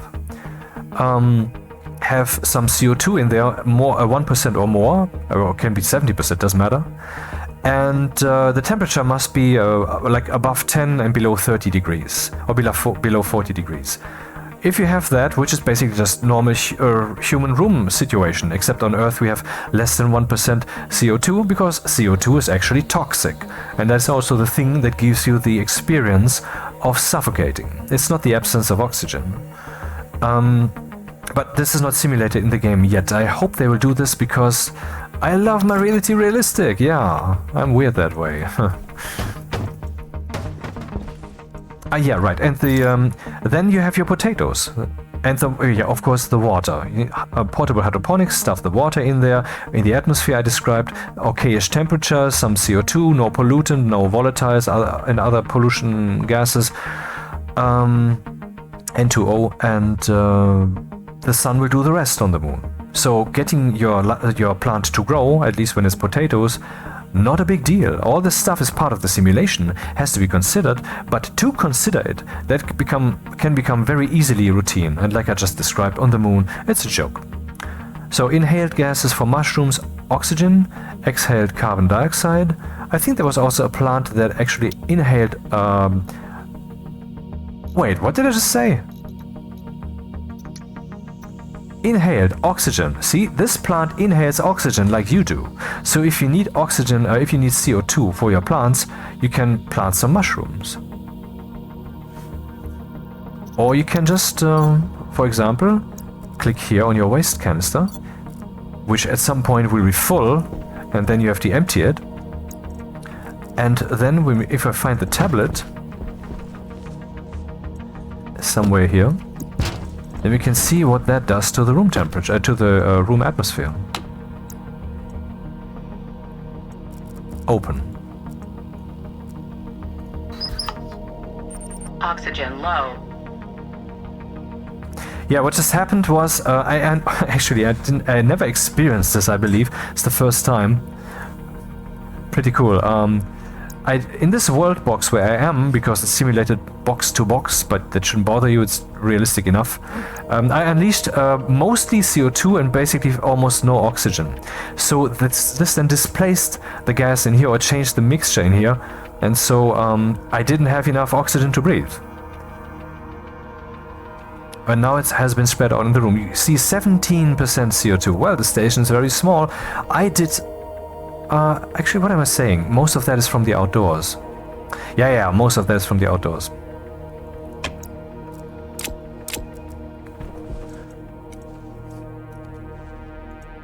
There we have... Oh, let's go away.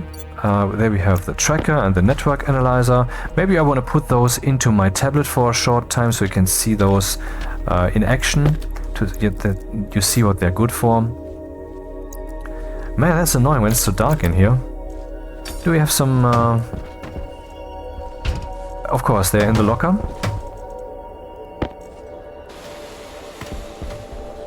But there's something you should know about the road flares. they burn cleanly. That's a good thing. But they don't burn without heat. So it's getting warmer in here right now. And since I now have a sealed base, we will have to deal with the problem of too much heat anyway, so...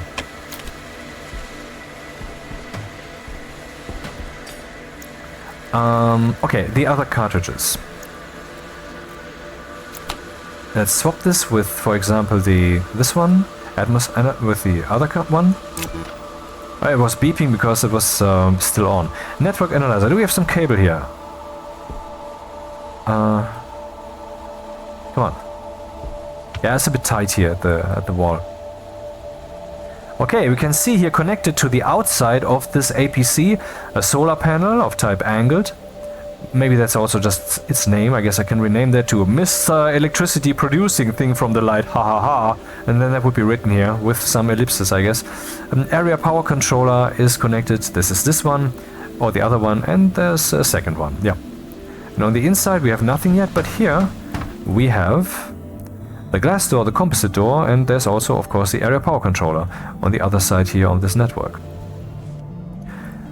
Cable networks, they cannot see each other, so if I would do some logic programming with the door, I would have to make sure that I can connect to that, but there are ways to do that, some tricks. They are not cheats, they are the official way to do it. And the tracker. Let's demonstrate that thing for a moment.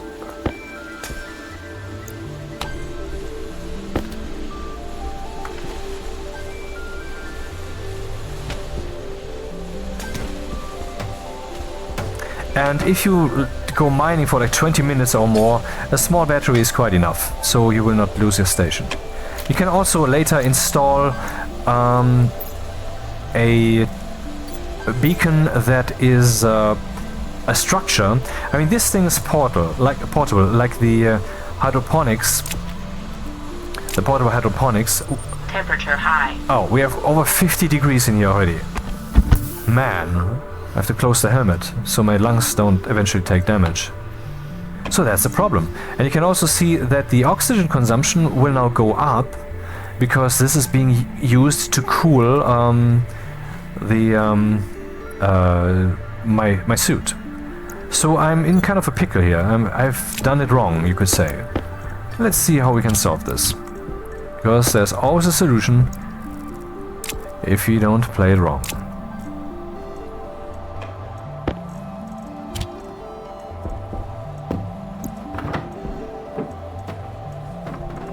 Okay, screw this.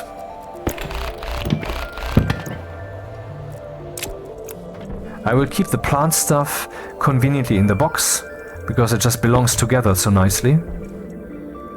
Sensors, oh, what are those good for? Well, we have various sensors. For example, for the sun, we can see its angle, whether this thing is exposed to the sun. We have the proximity sensor, which we can set to a distance of like 5 meters, for example, and then it will activate or not activate depending on whether there's someone there, which can be useful, for example, if you want to turn if you want to open a door or close it when you're getting close. There's also the occupancy sensor, which can detect whether you're in a room, and the game automatically forms rooms depending on the constructions that you make. Here, for example, we have room 34, and here we have room 31. The number is just a game internal ID number, so the number shouldn't tell you anything, but it tells you this is a different room. And this entire room is that room. And the occupancy sensor is room-wide, but there's also the motion sensor, which is only for one world box. So even in here, this would only measure me then in here, in this place. Then we have the gas sensor. Did we have all of them? Yep. And then the gas sensor, yeah. And the gas sensor is used, for example, in the airlock to find out whether there's still pressure. Because, of course, we want to automate that eventually. And it's actually not so complicated because you don't have to program to make that happen. There is conveniently a console solution. The consoles are a special thing in the game. I can show you some variations. We have the flat one here, then we have the one which has both openings, just like the door here, which has power and data separate. You might think that the console, this one with only one connector, only has power. No, it has both. It's just combined into one connector. Every device has logic and power. So if there's only one connector, well, then that's combined. Yeah, let's look at another one. Here we have a monitor for up there, so you can look up there conveniently. And then we have the LED display, which shows numbers. In larger variation of that and even larger than that. So let's use the simple simple console here. And this thing is kind of like the tablet in that it depends on what kind of board you put in there, what it will do. And conveniently here we have the airlock board. And we'll stick that in there. There's also an advanced airlock board. The advanced airlock is for separating two atmospheres, like we have the situation here, but I cannot use this right now, even though I have it somewhere, I believe, because for that we need two vents. And I don't have two, I only have one. We have to live with this impure situation for a while. What is this? The solid fuel generator, okay. This goes where the pipes are.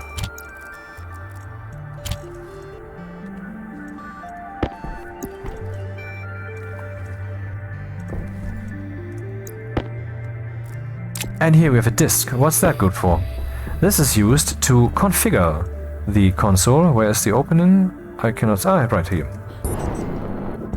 And when you don't need it, and you should remove it when you have configured this thing, as the airlock will not work normally, I think, then you will stick it in here, for example. This slot was meant to be used at some point, I guess, but it is not used and it's still in there, so we can use it. Or we stick it in our inventory or other places that we want to stick things into. Come on.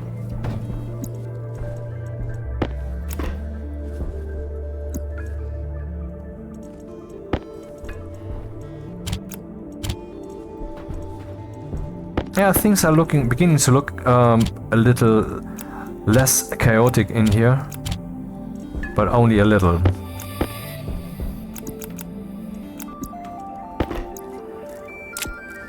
Is the battery being charged?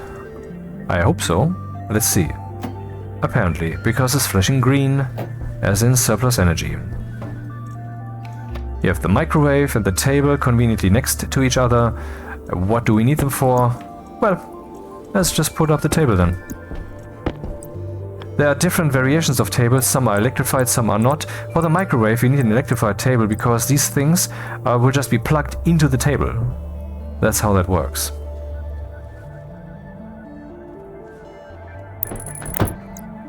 I have chosen this one because for reasons, and that you don't need to know. It's my childhood, my mother. So, and what do I know? And then we need to wrench this thing up. I don't know if that's actually indicated somewhere. No, it's not. Well, how would it be? The microwave is just standing there. I could toss it there, you know, and then maybe be lucky. Oh, I was lucky. But I can also just place things down carefully, like I said. Oh, that works. So the microwave can now technically be used once I have also cabled up the table, which I won't do now because I need all my cables. Let's see, what else do we have? For example, the autolathe. Now finally things are gonna get a bit more sophisticated because we need to 3D print things. We need to do that. It's necessary. Maybe put it here to the opposite of the table. Not too close, that's too cramped. Okay, this thing can do a lot of things, so we need to... the steps to build it are a bit more sophisticated. Remember, we had 50 iron sheets, now we have 6. So, yeah. You shouldn't overbuild in the beginning, except if you're willing to live with an open world situation for a while you're manufacturing the other materials. Which doesn't take long, you know, if you're not as rambly as I am right now, then things are quite faster.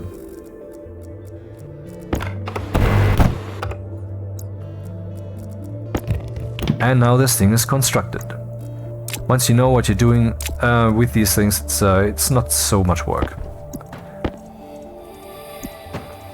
A beginner might think, this is too complex, but you can, it's quite a routine thing to build an autolathe. Hopefully I have enough cables. It looks a bit tight. I don't have to connect the logic because I don't want to control or read out this device, I just want to use it. So here we have the ingot slot. You can see here the cable coil is not of type import. What this thing could import here, you know. And we need an ingot. How do we get an ingot? We have the arc furnace right here. We could, for example, toss gold in there.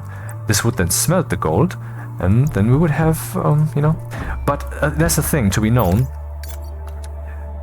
This arc furnace will, of course, heat up the room. That is a problem we already have. Even without the flares, the sun, which is shining in through the windows, every surface, every world block that it hits will make the atmosphere in that world block slightly warmer, so the station will heat up anyway. So I don't want this arc furnace in here. But what's more, let's look at gold as an example. Scroll down, gases and liquids. We can see here one gold ore thingy has 0.2 moles of oxygen, bit of carbon dioxide, some nitrogen and some pollutant. Now let's look at iron, for example, which we definitely excuse me, will smelt, and that also has 2 pollutants, so that's stuff we don't want in our breathing air. Eventually we'll be just like yeah, that's actually what's in the game. We don't want that, so we want to place this thing on the outdoors. And that's where these come into play, these thingies here. And also there was this, wasn't there a generator here that I just had there? Solid generator and arc furnace. Let's go to the oh, don't open the door. We will lose the nice atmosphere in here. It will just escape. It will mix with the outdoor atmosphere, but furthermore it will also escape. The pressure in here is 28 kilopascals. The pressure out there is less than 1/10 of that. So now we have to use the airlock, our makeshift manual airlock. Oh yeah, and this has not yet been constructed correctly. Now it's complete. So open the door now. We have to pump this room empty. You can look down here when it's empty. You can also listen if there's not this stupid music in the way.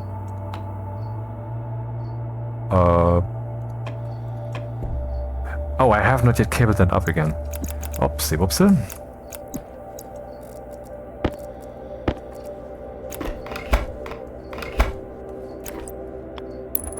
You can leave open-ended cables, that's not a problem at all, but do you want to, you know? Where does this go? This is... What? What am I doing? That's stupid.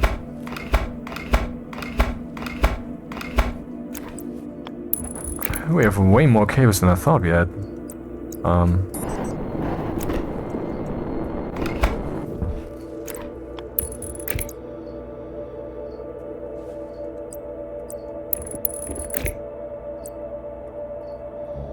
Power low. This should theoretically be powered now. Okay, error in config, yeah, makes sense.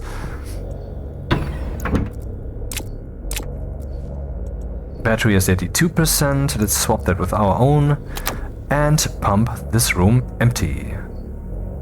Do I have the things still on me? Nope, I don't. So I've clicked on set inward. What does inward mean? It means into the pipe network. See, inward and outward doesn't refer to the room. I mean, how is the game supposed to know whether this thing is placed on the outside or on the inside? I mean, it could know, yeah, but why should the button change its labeling every time?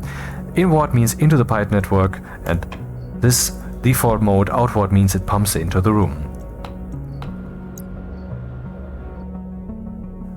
It's still pumping, but we can't hear it anymore. There's no air that would transport the sound. And now we open the door.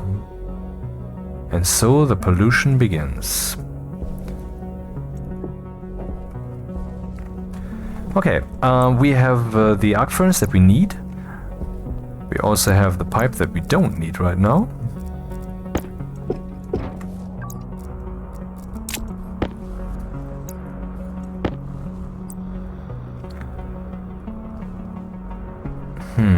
Where will I place this? I will we need it rather often, so maybe I should do it like this. Or like this.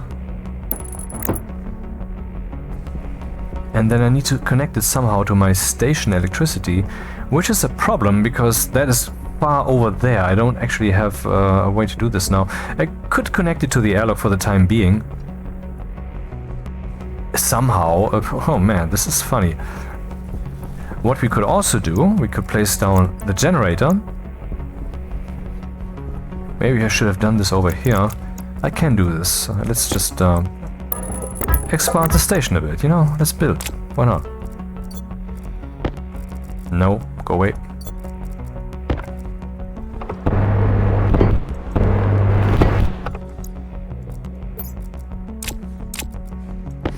So here we have the solid generator, and it can it creates electricity. So let's connect this like here, and then we will have a cable. This thing outputs 20 kilowatts. You might think this is a bit much for such a thin cable. There are also bigger cables in the game, but how much electricity is being output is not the concern. The concern is how much electricity is actually being used. As in, is there load on the cable? Is there a shortcut, basically? Are the two pins connected by means of a device with resistance, you know? And the more devices there are, the less the resistance, until we eventually reach 5 kilowatts, and then one of these cables, a random one, will explode. Will burst. That will be gone. So, but that's not a concern of ours now. So we can turn this thing on and generate electricity, interestingly even without any fuel in there. Well, anyway. Currently it's not doing anything, but if you stuff coal in there, then we will have electricity. So that's one way to get around this problem that I might not have enough cables to power this thing from the station. I will just pipe it directly to the coal burner.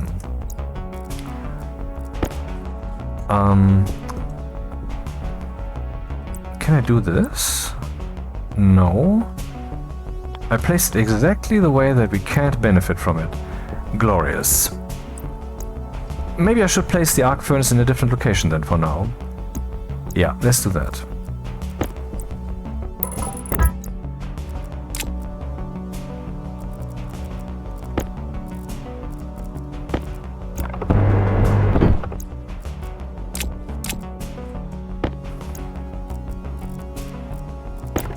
What?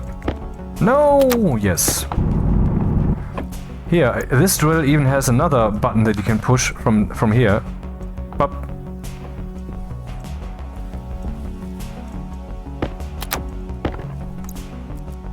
Nicely realized, I find. So, where's the arc furnace?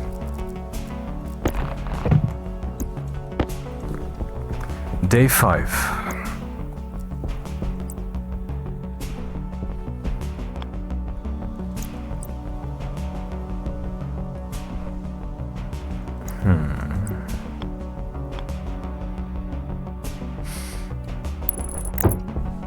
I place it like this because I don't want to draw from the outer cable. I want to use the inner one where the battery buffer is. Basically from the station. What's happening? From the station cable network.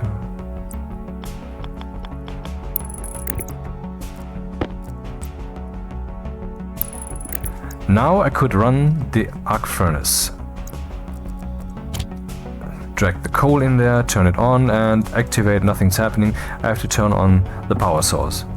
But you see here we are looking at the small... Oh, you didn't see that. That's not a possibility in the game. No. You can see here that the battery is being discharged rather quickly. 88, 83. Oh my god, this is really, really fast.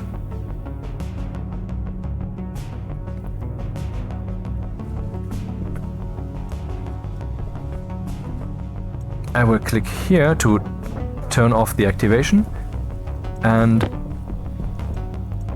turn that off also. Yeah, this reaching through the window is something you should basically not do. And I hope they will eventually prevent that from happening. So now we have some iron, some gold, but we need other things also. What do we need even? What do I want to make? I mean, what do I want to make? I need more cables. Thankfully, the electronics printer, which we can't make right now, but soon, which can be printed with the autolathe in here, is not the only thing that can print cables. The autolathe can also do that, including lights. We can also print lights with this thing. I would say what we need next is we need to go mining. So let's do that. Observe, here we have a tool slot, just like these things are tool slots. You cannot put other things in there. In other words, this tool slot, let's use it meaningfully and leave the stupid pickaxe at home. And the other things, well, maybe I want to mine a little more and drag the ore that was gathered from here to there, so I can mine further. How full is this battery? 92%. Why is it 92%? Yeah, I used it a bit already, but maybe also discharged a bit during the night, because batteries do discharge when it's cold. Yeah, it's a bit, it's not the right situation to mine. The situation being, it's dark. I mean, where's the station? Can you see it? No, everything's dark. There's a little trick that we can use. I wonder if this will help us. I can turn on the coal burner. And now we have a light in the distance, I think. Ah, yes, okay, this helps a bit. Even though this thing doesn't even have any coal in it. But it only helps a bit. Now, let's look at the compass again. I am currently facing 180 degrees. Like exactly one of the four corners of the circle, so to speak. So let's turn around and walk straight in this direction. For a bit. So now we have some leeway horizontally without losing the station too much when the goal is to go to 180. Or let's say this, if I walk over here to the right, then of course I would have to adjust. The way back is not 180, it's now 179 or something. But the closer I am to the station, the more I would have to adjust this. Why is there no ore here, man? Normally there's ore here to be found. Or not. You just saw gold being smelted. That takes quite some time. Iron is being smelted very quickly. But on the opposite side, if you use a furnace, a real furnace, not the arc furnace, iron in there needs a lot of heat to be smelted. But gold and copper, which are smelted slowly in the arc furnace, they are smelted also quickly, but they only need lower temperatures. So yeah, that's part of game balancing. So you know where to go. Try to make the furnace. That's one of the things we need to do. But I want a proper airlock. So what I need the pump that can make the airlock, the other active vent, and I need the opening. I want the pipes to be open into the room. All of these things are not made with the autolathe, which is the first 3D printer, the one that we landed with. That is made with another 3D printer, the most essential one after the autolathe. It is called the hydraulic pipe bender, the atmospherics printer, you know? That can print, for example, filters for your suit, pipes, liquid pipes, filtration units, active vents, passive vents, pipe cowls, pipes, and so forth. Atmospheric things. And then, conversely, there's the electronics printer. So, where's the station? Do you have any idea? Everything looks the same. Well, let's go into the direction of the compass, which would be 180, but let's say 170, since I walked to the side quite some. What's this? Oh, we will also need this. This is silicon. This is for plastic products. For example, we will need to drink something. Well, we have water, don't we? Alright, we do have water, but can we drink from the bottle, from a water canister? I think not. That would be news to me. We need to drink from a bottle. We have to fill the bottles. For that, we have the bottle filler that we have to print, which needs silicon, for example. Later you will just have the standard materials available in abundance, and you will just toss in a stack of 500 or so, and then you will not bother for a while. In the beginning everything has to slowly accelerate, but that is how it is with other games also. When you start at level 1 and everybody can kill you, and you don't have conveniences yet, but later you will have the upgrade that does the thing automatically and such. It's the same in here. only instead you have a simulation that is believable and super fun. I have been playing this game for real in-game hours, 1200 by now. I'm not talking about the times that I spent with my head on the desk, because this game after decades finally brought me once more to finally skip a few nights.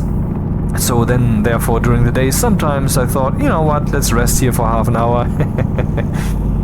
But no, I mean real in-game hours, 1200 hours. So it must be some kind of fun. Or I'm an idiot. There are two possibilities here, and I think the more likely one is rather clear.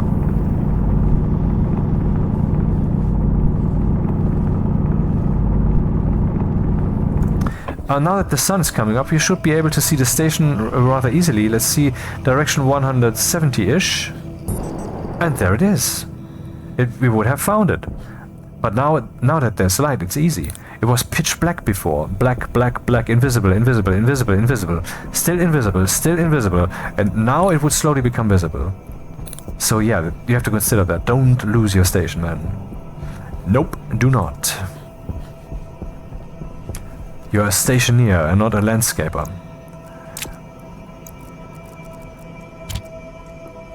You didn't see that? We need also copper to do some of the more essential things. I would like, for example, to have more electricity sources.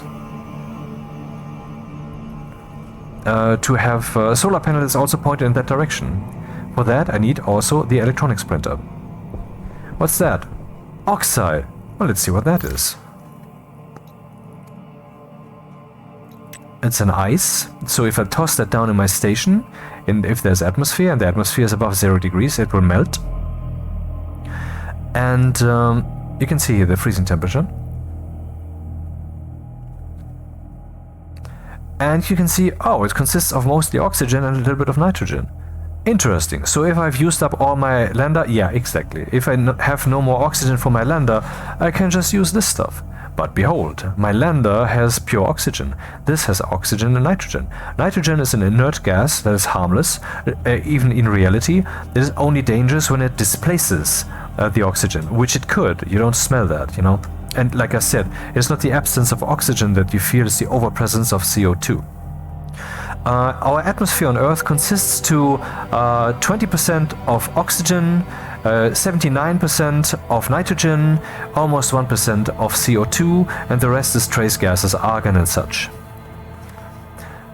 So if you have this now, and if you fill that into your bottle, then you will also need a nitrogen filter in your spacesuit, else you will certainly use the flushing feature from time to time, because the nitrogen cannot be removed from the volume within which your body is.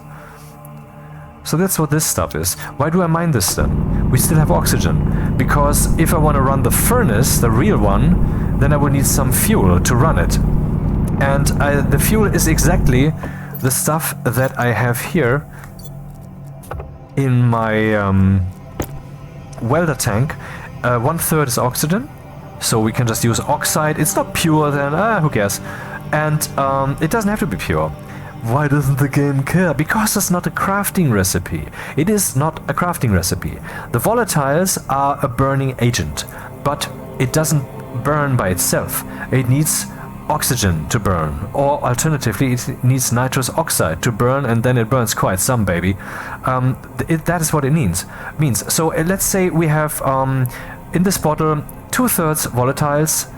Let's see, we have 66% volatiles, 1% oxygen, and the rest nitrogen. Will this then be fuel gas? Yes, of course, but only for a very short moment. Because okay, I don't know how this will work in practice. In the furnace, that would be the behavior. The volatiles and the oxygen could react with each other until either the volatiles are burnt up or the oxygen is burnt up, then there's no more reactant. See, this is not a crafting recipe. It's beautifully a simulation. Now let's take a look around. What can we mine? Oh, see there, we have an iron ingot here. This thing, like all the devices that are turned on, consumes some waste electricity.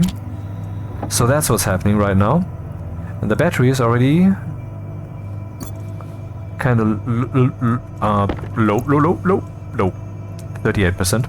I have some more batteries in there that are still charged, and the main battery of the airlock, is it also kind of charged? Not so much. 56, yeah. If we find some coal, that will not be a concern anymore. And coal is usually easily found, particularly on the easier worlds like Moon and Mars. So what are the challenges on the harder worlds then? On Vulcan, you have an atmosphere that is very hot during the day, I believe 600 degrees Celsius, so your suit will be pumping your oxygen empty rather quickly to keep you cool. And during the night is only like, it's 150 degrees Celsius still. But what's more, it consists of volatiles mostly, or a lot of volatiles, and volatiles and oxygen together, they burn. So if you empty your waste tank and the atmosphere is hot enough, then you will have unleashed burning fuel right around yourself. Not a good thing to do, but you know, I guess your spacesuit can withstand it. Not so much the devices around you. The cables will take damage and so forth and so on. But the volatiles are of course useful, because you have an abundance of fuel on that planet. Abundance of fuel? How so? Well, the atmosphere also has CO2, but you need oxygen for that. Well, oxygen can be produced by having plants that breathe in CO2. See? Simulation! Yeah, baby! I love this game 2 bits. Maybe that is kinda evident. Where does this lead? Oh, only to... This is underwhelming. There will be overhauling the landscape system extremely over the course of this year. They will completely replace it.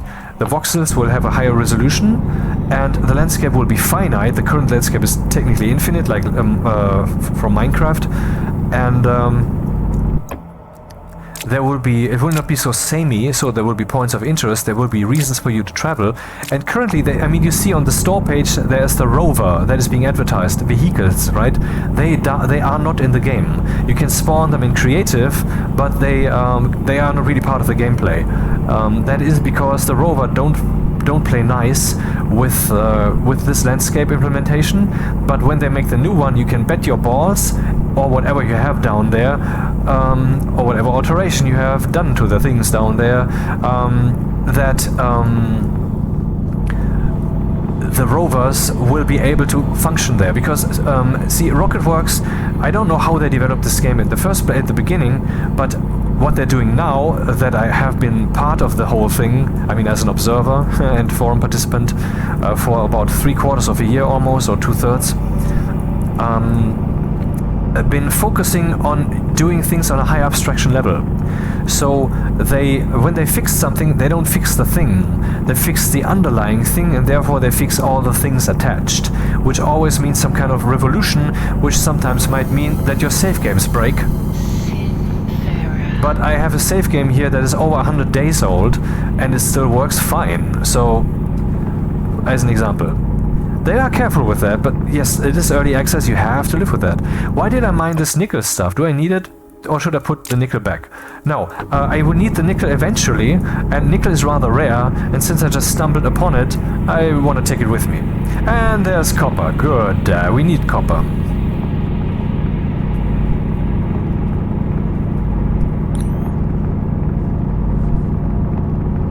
Power low.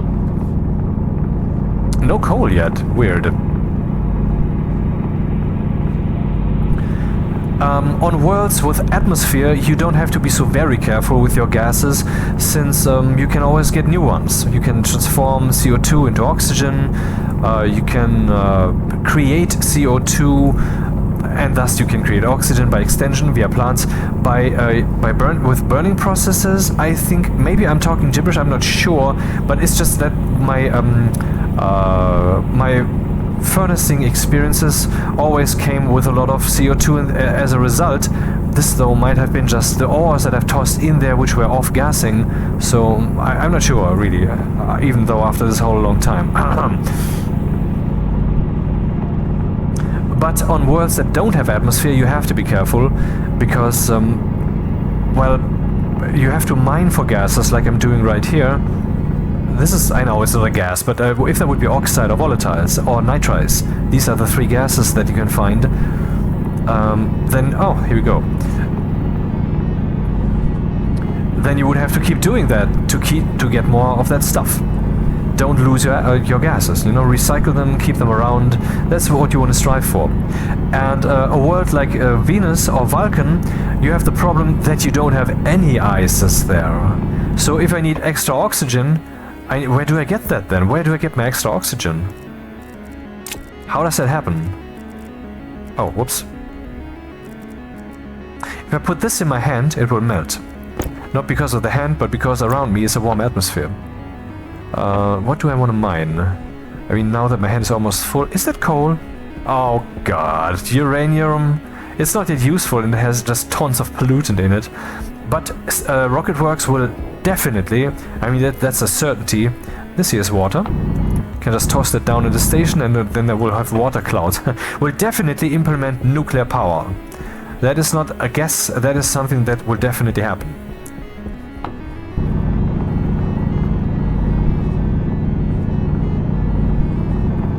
Like they will overhaul the terrain system this year, and I think the rovers will come back.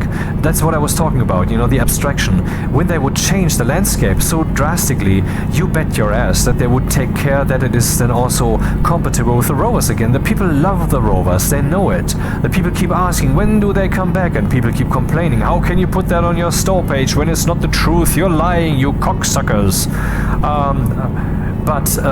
Well, it's early access. The rovers were in there, then they have been removed. Stationeers, the Rocketworks team is very efficient. Where's the station? Oh my god, where's the station? I think it was over there. I think it was this big mountain here, right? Where it was. They're very efficient, and so they're kind of zip compressing things. When A and B together can be expressed with a shorter word, then they will do so, you know, to use the metaphor of zip compressing. So when they, for example, if there's a bug here with a landscape system, with a terrain system, and there are a few small bugs there, then they will not fix that bug. Instead, they have planned to implement the new system anyway. So they will just have the new system and that's them. That's that then. In this same way, you can assume that they would be dealing with the advertisement materials. Why would they change that? That's work. And also, why should they tell the people there are no rovers? There are rovers, only not right now. This seems like this was the place where I mined the iron. Damn, I don't see where the station is. That's a problem. Oh, is it there? Is it there? Is it? Is it? There it is. Copper, where art thou? That's not how that works. I know. Forgive me aplenty. I'm doing many things. This means I'm doing many things wrong. That's how this works. Not as many though, and that makes me sufficient. And here we have a logic connector. What is that good for? To read out the values of the thing. What values can you read out from this thing? Well, let me show you. On the example of the arc furnace, once again here we have the item, the kit that can build the thing, but the only thing you can make is the arc furnace. And what can we do here? Blah blah blah blah blah. Human text may be right, may be wrong, who knows, but the rest is true, for the computer itself told this text box to show that. And here we have the things that can be manufactured with it: charcoal, ingots, silver ingot, for example. And here we have the logic. Power. I can read whether that thing is turned on. No, whether that thing has power. I can read whether the thing is turned on, but you can see here read write. So I can also turn it on remotely, or can turn it off remotely. And I can also, it has logic slots. What does that mean? Well, you can see up here the slots. We have the import slot and the export slot. The import slot is where I stuff something in.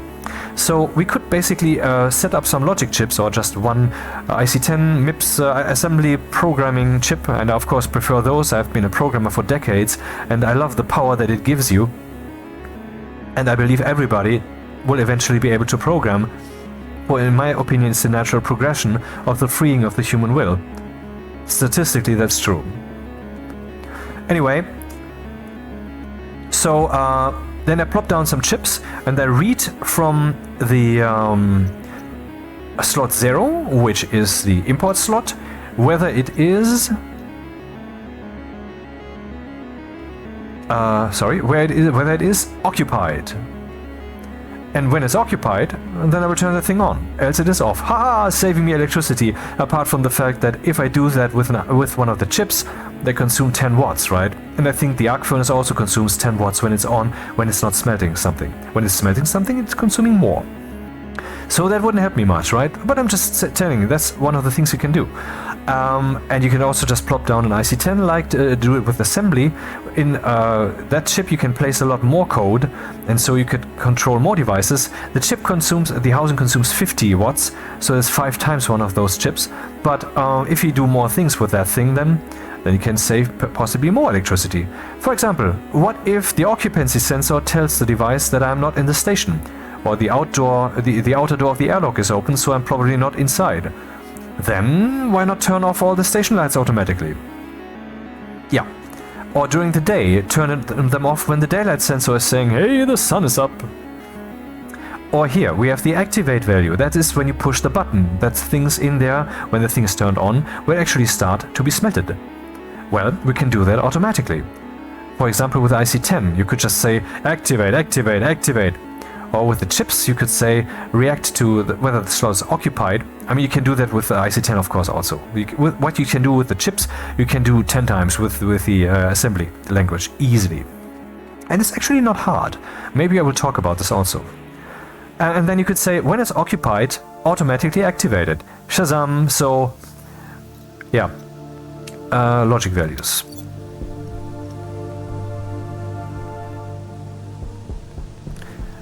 How full is the battery? Oh, it's full. Swap. We're getting some copper smelted. It's 13 grams, that's not too much. Some gold we also have. I think we should get some more gold smelted before I do other things indoors. What do I want to do? I think first I want to make the other manufactories. First the hydraulic pipe bender. You can see here atmosphere is being excreted. We can even measure that. Minus 24 degrees, and here it is minus 24, minus 25, minus 26, minus 27. But over here it is minus 29. So it's at least warmer. And here we can also see some... Well, it's not so easy to tell from the gas mixture because it's kind of the same gas that we already have here, so yeah.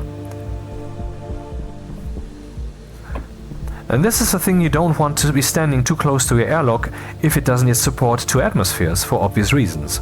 Because that's not the stuff you want in your station.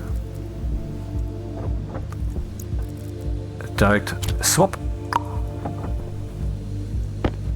20 grams, yeah, that should keep us sustained for a while.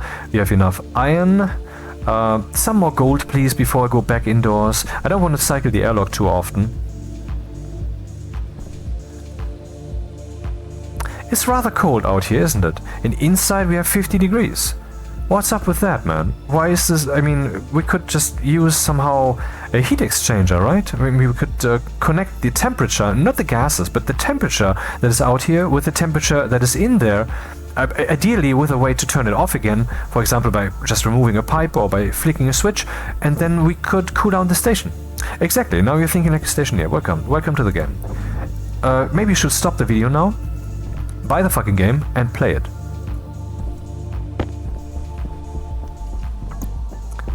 Okay, let's... oh, not powered. Turn on. And... Nice, now we can hear something again. Temperature high. Oh, right. Hey, look at that! The station temperature is now lower. Why is the station temperature now lower? There are various reasons for that. Let's see. With our tablet we can measure the temperature of the water. It has 14 degrees. I believe it had 15 at the beginning of the game, and this thing had, I believe, also 15 degrees. Now it has 26. Now this thing doesn't only warm up, it also of course cools down. I mean, the thermal energy is being moved in there. It equalizes slowly. So these things serve as a cooling for the station, but make no mistake, you have to breathe that stuff, and 50 degrees hot air is not what I want to breathe. So yeah. Okay, arc furnace, are you listening? we want to do some stuff here. Yeah, but I need power. Okay, let's just take this battery then here, stuff it in there, and turn it on and look at the recipe list, which is long, but not as long as it will be once this is upgraded, because every manufacturer has one upgrade stage, or at least the 4 fundamental ones. I don't know about the rocket thing. I haven't yet played with rockets yet. First thing I want to make is the hydraulic pipe bender. And what does it need? 20 iron, 2 gold, 10 copper. So let's put in 50 iron. Okay, that wasn't a hit. That could have been a hit. Copper. Neither. And where's the gold? Buried somewhere here, I assume.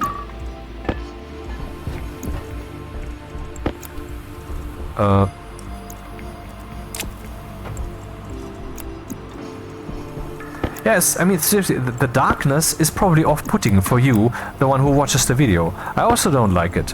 But you know what that means? That we have a will. It's not just that we need to survive, we are being motivated to put up some lights. For that, we need electricity and cables. Isn't that beautiful? That we have this driver that gets us to do all these things. And start printing. Now, we have to take care that this is not being discharged so much. We see here it's falling, it's falling, it's falling. That's a problem. I would say I'd rather swap the battery with my big one. Power low. And swap this then in turn with this one. Because I only have 2 big ones for now. Because if the manufacturing process is interrupted, then the electricity will obviously have been used up.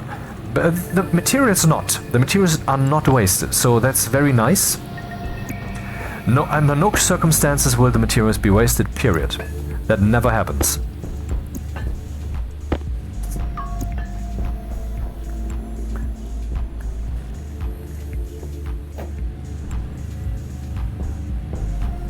So how far are we? 27. Oh my god. Yeah, this is a printer that will result from this. The printers are very powerful things. It makes sense then that it's a bit more cumbersome to build them and also a bit more cumbersome to print them. And talking about cumbersome, see, this thing would now be producing 10, 20, 30 hydraulic pipe benders in a row if the materials were there and if I wouldn't stop it. The way to stop it is just select a different recipe. Now it will not produce the different recipe afterwards, but instead it will just stop. I want to produce a different thing anyway. What I want to do is, I guess, a few cables, because we don't have too many of those. And afterwards then, I just forgot what it was. Okay, doesn't matter. Since we will soon have additional cables, I will connect the table now. See, I used a curved cable. I could have used a straight one also. The result would have been the same. This might seem a bit weird to you, but if you think about it, it's logical. It's not beautiful maybe, but it's logical. It expresses what's happening here, what parts this consists of, what you can do to make such a connection happen. You know, it's the right balance. They are really good. Rocketworks team of this game, they are really, really good at striking the right balance of things. I mean, the game has been in development for 7 years. Oh, I just stuffed the the cable coil into this thing. Yeah, you can actually stuff oxide in there. If I do this now, this will actually melt. If I toss it down in the room, it will melt in the room, which is, by the way, a good idea. It's when it's 0 degrees. Below 0 is too cold, above 50 is too hot. So if it reaches 50, I will have problems, but I can just toss down some of the ice, which will not just fill the atmosphere here with lots of oxygen and a little bit of nitrogen, but it will also cool down the station. Cool, no? And if I toss it in here, this will melt to the inside and to the outside to equal degrees, and then it will also have some nitrogen in there, which under current circumstances I must consider to be a pollution. I want the cables, yeah. And let's put up the hydraulic pipe bender right here, opposite of that dude. It's built in exactly the same way. Where are the sheets? I have 3 sheets. Okay, we need to make some sheets, which we can do with iron and the hydraulic pipe bender. So now things are beginning to roll slowly.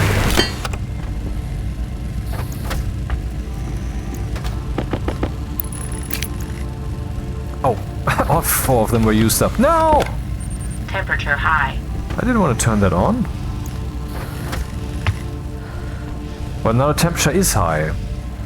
Okay then, let's toss down like half of this. We click on this thing and can split it.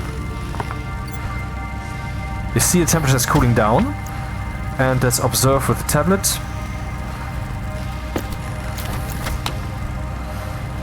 Cooling down, and we get more ratio oxygen versus the other stuff. And more nitrogen also.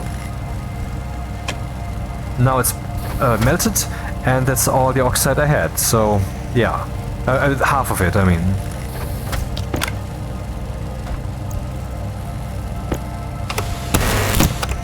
Temperature critical.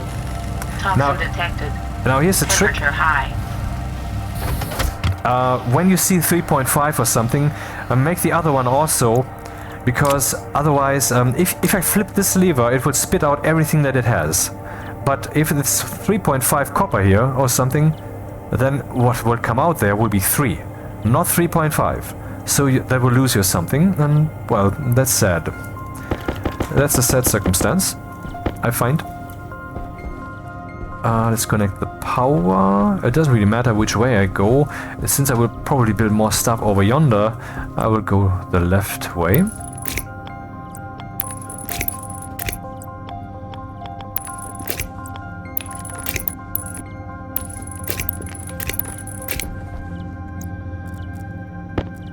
Yeah, I mean, one of the things you will be doing a lot in this game is printing cables and then printing cables and also printing cables. So let's print some more cables. We're not yet finished. We need the screwdriver. Okay. Now the auto lathe is ready for use. I have some iron lying around over here somewhere. Melted iron, I mean. Where was it? Where was it?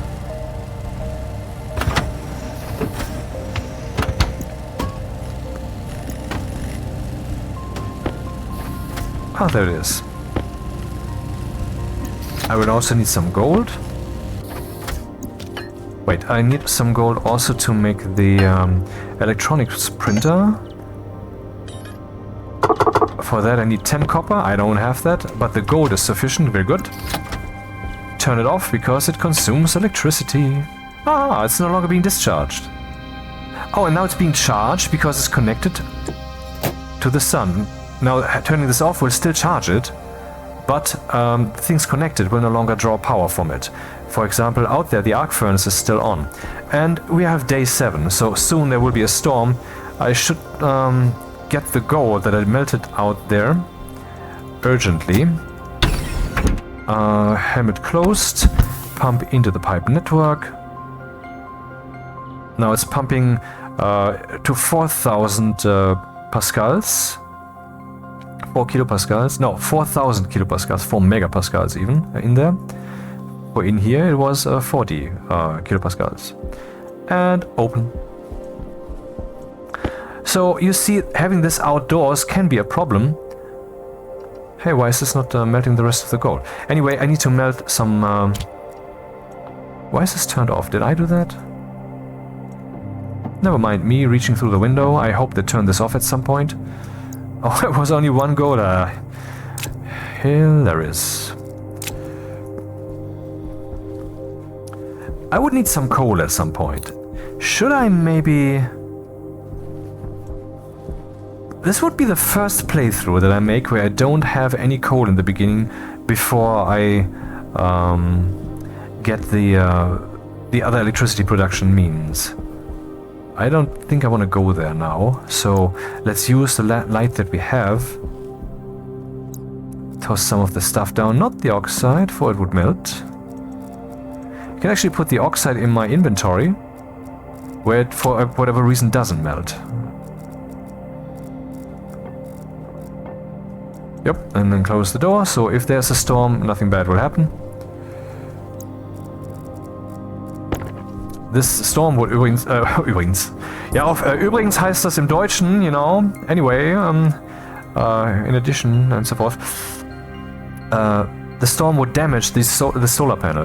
This solar panel isn't made to withstand a storm. We can repair it, and we will, I guess.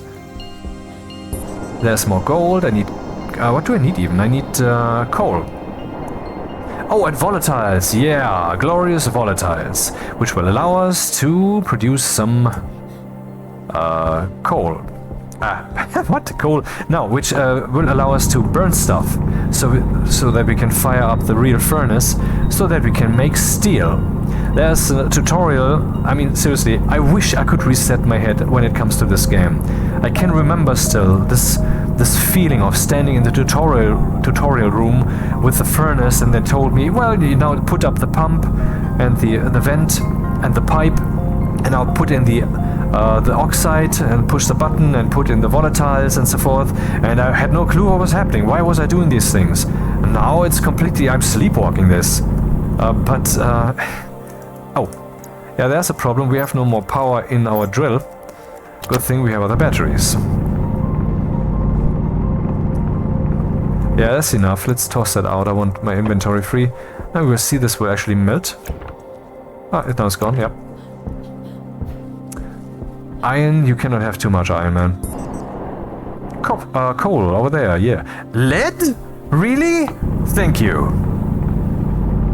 It's also rather rare, and that's also why when you find it, every little bit that you mine gives you so much here. Already more than half a stack. These two things that I just found there. Lead is being used in conjunction with iron in the furnace, not the arc furnace, to create solder. Solder is is used to manufacture some things like, for example, the IC-10. And I love programming. I so love programming. I just love it. That's why I've been doing it almost all my life. I mean, from the age of 10 or something.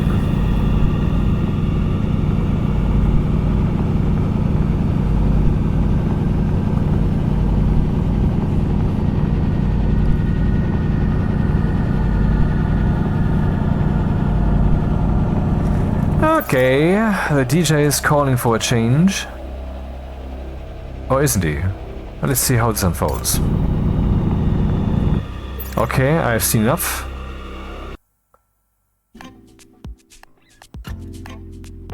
No. Nope. Copyright.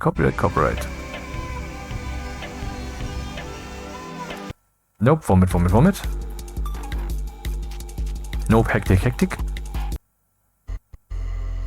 Let this be it, then. Let's take a look around. The sun is down soon. Where's the station? In the direction of... 10 degrees, 9 degrees. No, that's the temperature. 25 degrees. Don't confuse the two.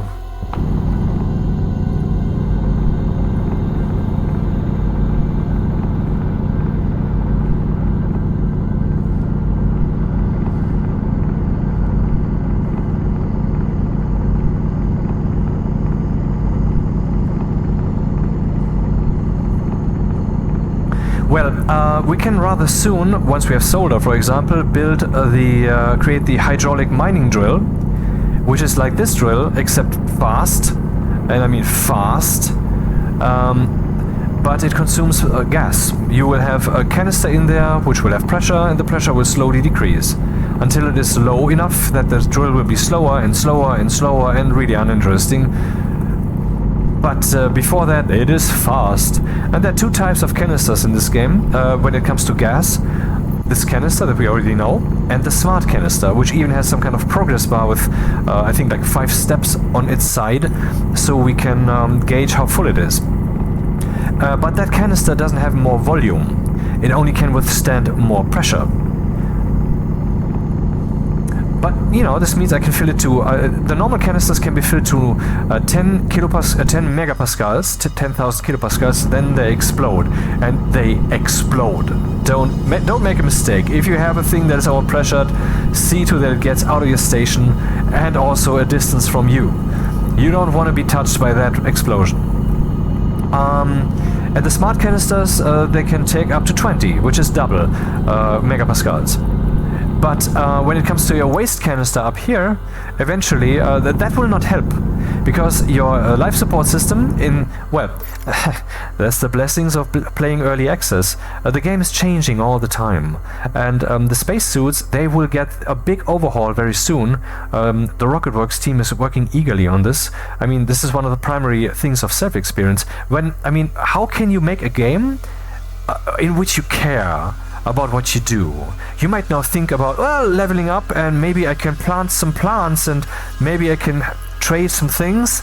But if you're really desperate for some kind of self-experience, and that would not polish your knob, then what always be working is a simulation of yourself, because you can identify with that the most. There's food, there's water, there's air, there's heat, that kind of stuff, pain, you know. Everybody can identify with that, and it works. It always works in games. And what's closest to you in a game like this is, of course, your spacesuit. It's an extension of yourself. And so the self-experience, the core of the self-experience of this, will very soon, in a week, in 2 weeks, I don't know when this will happen, when this will be released, become much more interesting. They will be more interesting, these spacesuits. They will have more parts, be more complex. Currently, the life support system, the waste canister, once it reaches 3 megapascals, you will be warned. And once it reaches 4 megapascals, you will be warned again that it is critical now, because now it can no longer be used. So you are basically now in the process of suffocating, or when you're in a situation where it's very hot, then you can no longer be cooled down by air being and so forth, you know. It cannot be removed from your suit. So then you have to empty that. I've already shown you how to do this. You just click on the thing, and then you can say open. You can, of course, choose on a world which doesn't have atmosphere to rather keep that around, or even on this one also, by just swapping in an empty one. And then what you do with the full one, you can go into your station and empty it there. Then it will be contained by your station. But that's not too safe. It's best to have tanks for that. Sometimes there are accidents where you might lose your station atmosphere, and then it's good to have reserves. You should always have some kind of reserve and safety plan. For example, where is the station? It is in the direction of 11-ish degrees, I think. Or was it 25? Which one was it? I think it was 25-ish. Good thing the difference is small. Power critical. Yeah, 10% power on the battery, that is in the critical realm. We should take care. Stupidly, these messages for the battery, which come at 50% and at 10%, also come for the nuclear battery. The nuclear battery has 8 times the amount of joules. I mean, they say watts, but it's really joules that it can store. And, 50% is not low. 10% is low at best, and 2% would be critical. Yeah, let's go back. Compass. Let's go like 15 degrees. That would be kind of a compromise. Can we see something on the horizon? Oh, right there. Yeah. Okay. Yeah, in the direction of minus 14 degrees Celsius. Yeah. Hey, is something lit there? Oh yeah, these doors, the composite doors, they have a light. That's actually very nice. Okay, let's take this then. And what else do we want to melt? This no. Coal also not. Copper, yes. Let's melt some more copper. And how full is the station battery? Yeah, station battery. Is that really a station battery? It's rather empty, and currently there's nothing that could charge it. But we have coal. And so now it is being charged. 11%, 12%. 13%, 14%. So take care not to stuff a full 50 stack, which is the max stack size for ores, into that thing and leave it running unobserved, because the electricity will just be produced but not used. It will be gone, will be wasted. And this thing also unleashes some warmth and also some CO2, of course, since it's burning coal, and some pollutant also, I guess. So these two things, they belong in a museum. And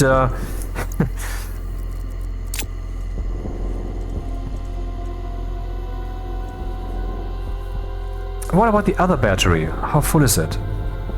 Oh, it's very full. Interesting. Still at 100%? Why? I mean, the thing is burning right now. Oh, because it's being charged in parallel, of course. That was a wise way to wire these up, because 20 kilowatts are coming out. Is this charging process consuming all of those? No, it's not. Is this other one? No, it's not. So both of them combined give you what? More for your coal. So these cables, they only can transport 5 kilowatts, and this thing outputs 20. So if you are using more than 5 kilowatts in your station, then one cable will burst. You can use heavy cables which can take up to 100 kilowatts, and you need those heavy cables once you have a station battery, because the station battery, once connected to this dude, will then take in 20 kilowatts, because it doesn't have any speed limitation as to what it takes in. None. And so the cable will burst. A heavy cable will not. Power low. I will wait until this thing is kind of blue. Then we'll swap it with the small one, and then we can continue indoors. And then I will also take in whatever the arc furnace currently is holding, because is producing, because a storm is due. I don't want to be out here when it comes. Maybe we will even have time to produce an upright wind turbine and place it out here, though I'm pretty sure that will not be the time that we have. Yeah, we also have wind turbines, and that of course makes sense. I mean, the atmosphere on Mars is very thin, and there's not much wind movement, but, you know, you can just spam those turbines and then... Oh, that was it. Okay, fine. Fine. Fine, fine, fine. Fine, fine, fine, fine, fine, fine. Now we open to the indoors. We also unleash this again. Open the helmet. And now the pipe is empty again. I don't have to empty the pipe, but obviously, I mean, once I go out, I have to pump stuff into the pipe. And that doesn't make sense to do when it's already full. I mean, eventually it is maximally full, so I could pump it empty, right? But not when the door is closed. So yeah, that's why I would empty it right away. Let's make the electronics printer with the copper that we just made.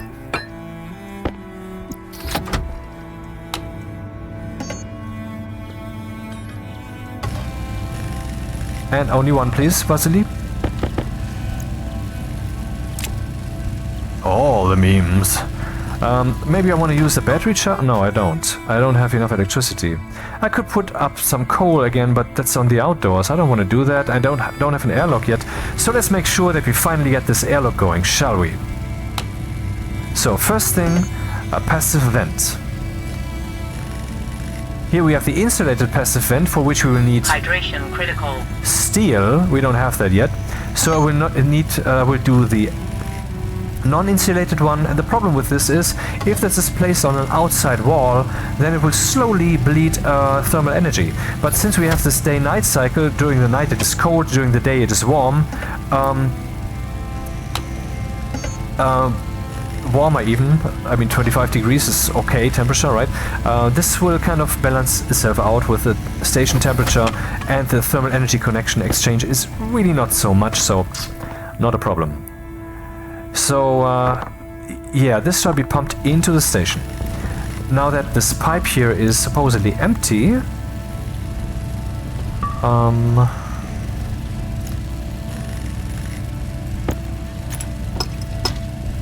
excuse me for doing this. Microwave, you are in the way.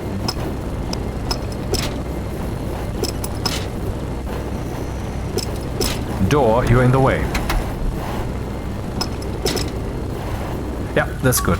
Let's place the passive vent, if I can still find it, in all this chaos. There we go. Auto rotate key and shazam. Now I can use the airlock in a way that I will actually pump what's in here into the station. This of course changes the air pressure in here, and since the station is so small, that is a significant change, but not one that we should worry about. It's not a problem. So while I'm at it, let's also already make the tool manufactory if I can. I need some iron for that. Do I have some extra iron? Or did I not yet make that? Oh, we had copper? I don't have that. Well then, let's not. Aha, no consumer right now. The pipe cowl I will need on the outside. I will just have another active vent here and a pipe that goes through the roof, and out there I will then stick this thing. So let's make an active vent.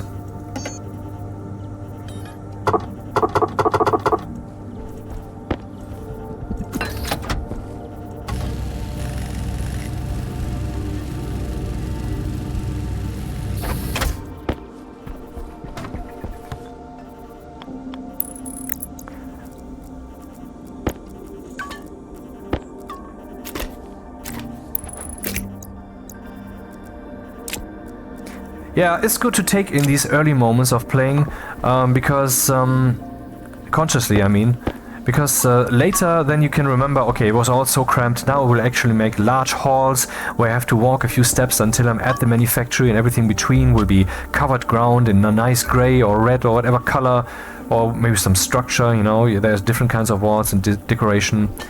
And I will have a dedicated IT room where the walls will be covered with chips, and I will have a room where I can deal with my oxygen. I will have a room in which I can sleep. Sadly, you don't have to sleep yet in this game, and I wouldn't know how they would balance that out with the current gameplay, how that would work. But let's make a locker. I mean, it's going crazy here. A kit locker. I need 2 of these.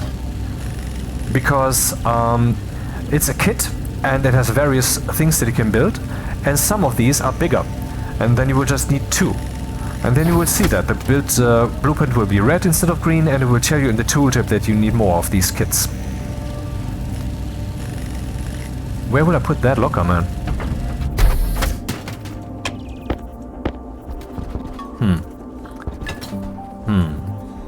Here or on this wall maybe? No, wrong. This way. Still workable? Alright. Okay, now let's go on to the outdoors. No, let's not. Let's first do something here on the inside.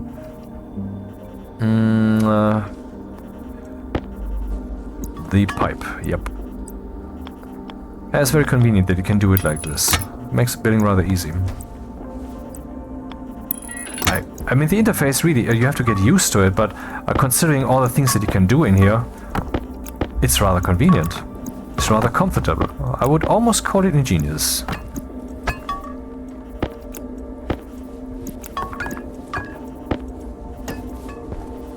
Okay. Pipe cowl. I want to stick that out there. That battery strikes me to be rather empty. Do we have some extra batteries? I think so. Where were those, though? Did they fall to the ground? Or did I stick them in here? I know we had some extra batteries.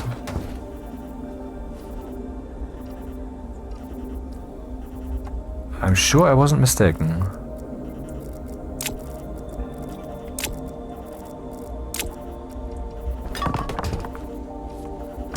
But I can't find them. Well, maybe I have already found them effectively, so I thought it was more batteries. So, turn this thing on, close the door, close the helmet, pump everything from this room into the station. We could see some air. I can see here, the things are rolling over the ground because, well, air is being moved. Cool, right?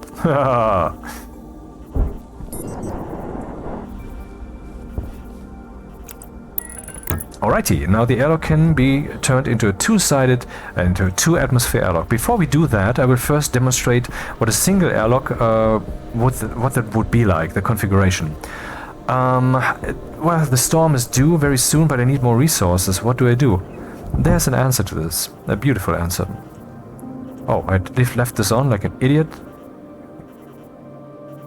Oh, this is even more stupid. What? Oh my god, I was just pumping. Oh my god. I think I had left this thing, instead of turning it off when I left the station, I just flipped the direction, so it was now pumping the station empty. Good thing though that the station has to kind of, the air in here has to kind of agree to go into that vent. It flows into the vent and then the active vent can grab it and do something with it.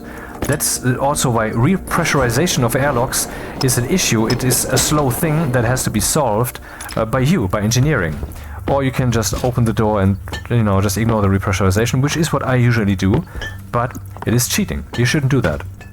So anyway, a beautiful thing, we have the arc furnace out there, and when it is done smelting something, it will fall to the ground. And when the storm hits, that will be blown away and will even be damaged, so even if we find it, we might at some point not be able to find it because it's just gone.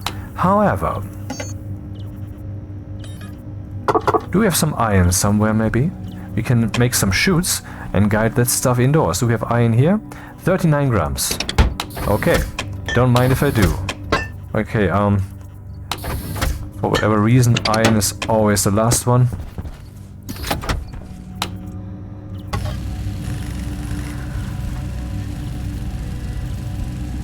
So I will connect chutes to this thing. When it is done smelting, it will just toss this in and it will fall to my feet. So it will not be lost with the storm. Now, the airlock. Advanced airlock is here. The simple airlock chip is in the airlock.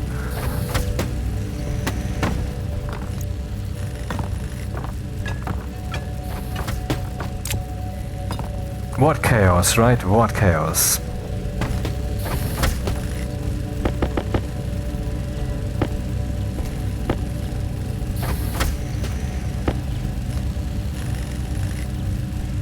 I don't know how many I need, but I know I will need a lot eventually, so let's just print the entire iron here.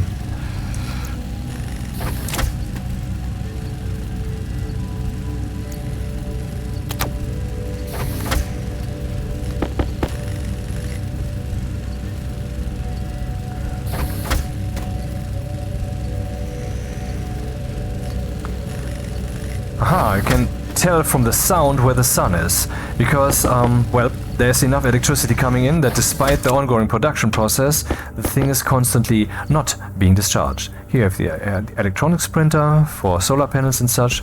Certainly something interesting. Okay, let's turn this airlock on. Let's make this a real airlock for now.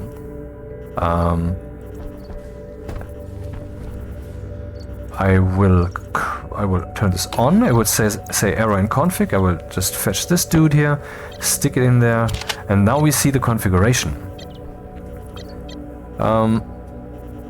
Manual door operation allowed. Mode open close. This is something that has never been implemented, I guess, or is at least not turned on. We can see here active vent is connected to this cable network, the glass doors, the composite door, another active vent, and the gas sensor. And if other things would be connected here, is this thing also connected? Oh. Why is this thing not showing up? Anyway. So, I can now select the active vent, but which one? Oh, it needs to be the one that pumps into the station, for this is a one-sided airlock. Is this the one? If you look at this one now, you can see the buttons are saying cannot interact as device is currently locked. Like I said, you can lock doors, so you cannot interact with them. The same goes for other devices. And this has now been locked. So I have chosen this one. But this is the one that pumps to the outdoors. That would be bad, man. Every time I would go in here, I would try to save the air back into the room. I would do the opposite. So this one then. Yep. Now the same with doors, please. The exterior door has to be chosen. And there's also the composite door. Which one is which? Of course we know which door is which. This is the composite door, this is the glass door. But in principle, if you don't know, you can... you see, both are exterior. Why? The one that I click will become exterior. This is the Stationeer button. It will tell you what will happen. So which door have I chosen? This one is still interactable. This one is not. Aha, okay, so that was the wrong door. Exterior door has been selected. Interior door has been selected. Now the gas sensor, and that's it. Airlock is configured. Oh. Low pressure. Close helmet. Oxygen low. Not so unimportant. Now we have a working airlock. But if I now cycle to interior, what happens? You see the pressure increasing very slowly, like I said. There are ways to make that faster. Let's talk about those later. To which level will it repressurize? To the same pressure that's in there, of course. No. This will repressurize to 101 kilopascals, or 100. That's the default setting for the simple airlock. The advanced one, the advanced chip that's still in there, it allows us to set how much repressurization will there be before the doors open. And I will just set 0 for now, once I have this in here. And then the doors will just open. This will make this rather fast and very cheesy also, and things that are loose will fly into the airlock because of the explosive decompression. I will now cancel the repressurization, and you can see here, oh, the air is even streaming outwards because for reasons. Now that we happen to be in here, let's drink some. I have more water in here, don't I? Yeah.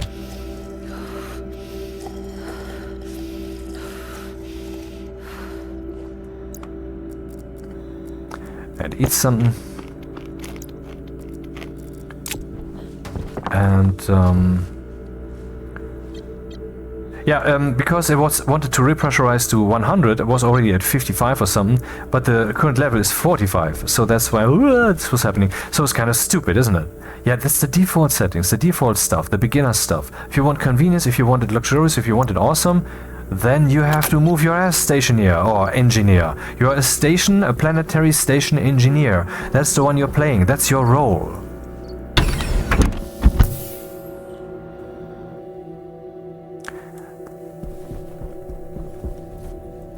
It's already been night again, almost. Yeah, once again, roll, different types. There are also valves here which you can turn on and off. There's also junctions which can join two together. There's also overflow which would separate two if the straight line is, or whatever line is currently trying to achieve is, you know. If English were my first language, I would probably use the language better, but I think it's possible, right? So.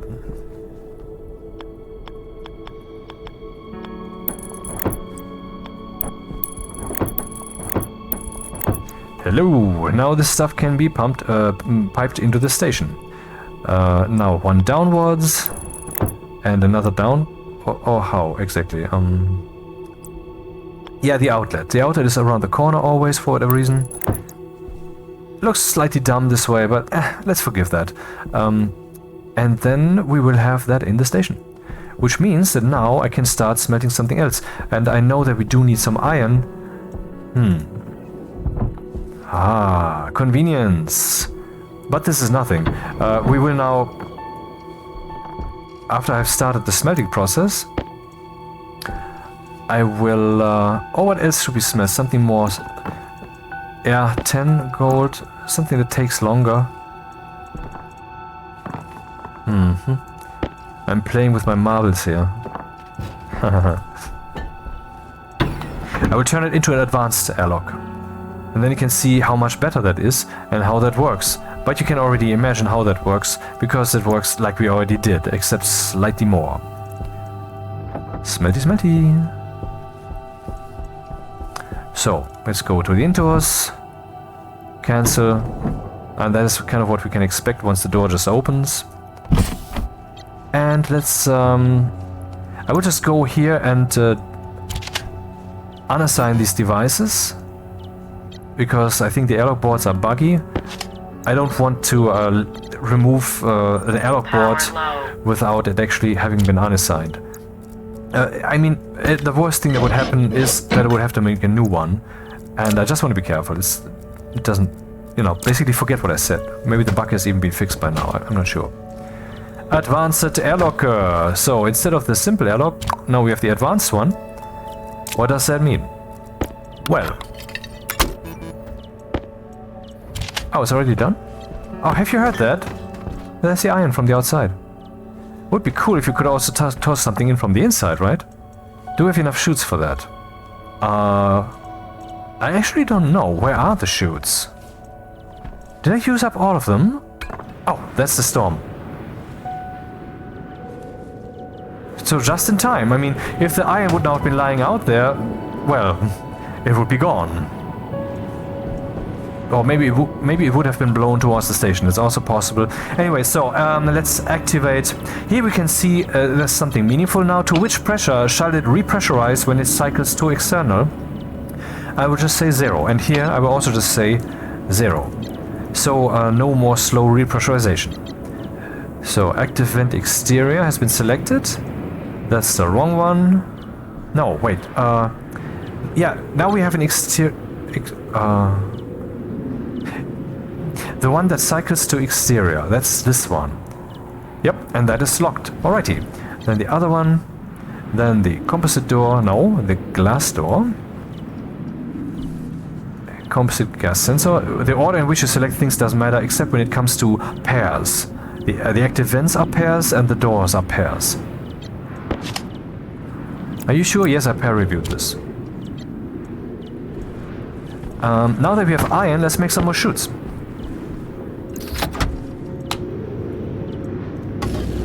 How many will we need? Power critical.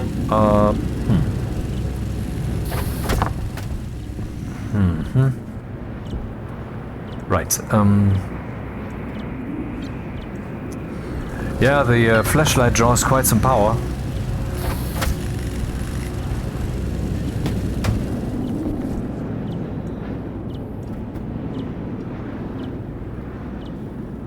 Soon I will not have any. How will I resolve this?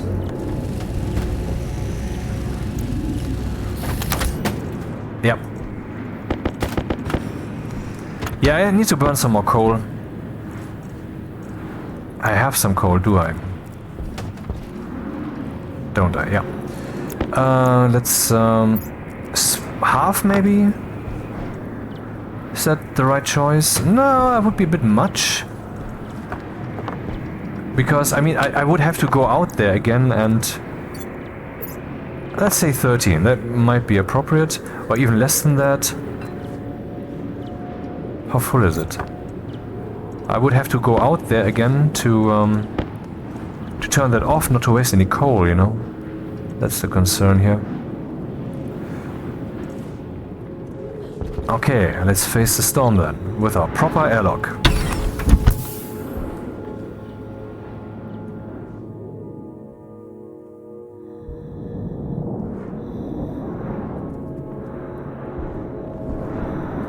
In such a storm, you would probably not find your station, except by if you have some helpful means. Oh, look at that! 91% health. It's already taking damage, yeah. And if I fly now, I will be blown about by the storm. You can turn up actually here the thrust level of your jetpack. And then you will not be blown about, I think. But this will, of course, cost you a lot more gas. See, this is just a gas canister with nitrogen. It's a magical device from the early stage of Stationeers development. Damn, I wanted to charge some batteries. I mean, I'm charging some batteries, so much is clear, but how about some more? This one, do we not have another one? Yes, we do. Okay, let's flip these two. Power critical. And then these two.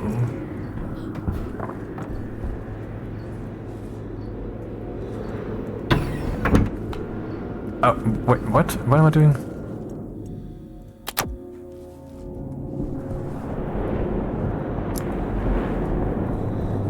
I should have taken something with me to smelt.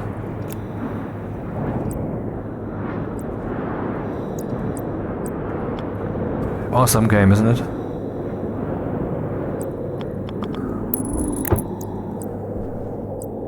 Oh, the storm's already over? That was a short one. No, not this way.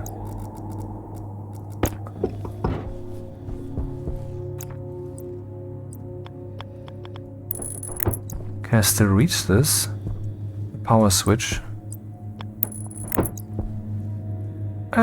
No, I can't. Oh, yeah, I can. Okay.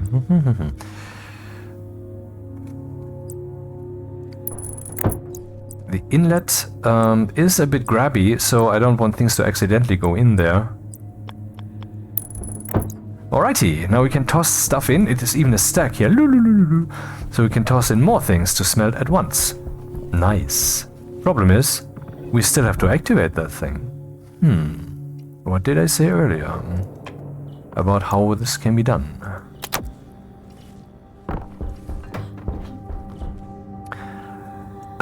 Okay, I guess I want to make the furnace now, because I want steel, baby.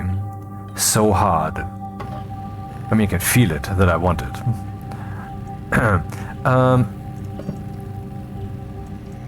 And, you know, the station being a bit bigger would also not be bad. In which direction would I expand? To this side, I would say. This is kind of a neutral side. There's nothing special here that is denoting this is the end. And there's also no pipe on the outside that expresses this is for cooling. You cannot just build a station around me now. This doesn't work anymore. Haha. Matters to concern. Consider. Hey, what's happening? Oh, right. That's wrong. I need the...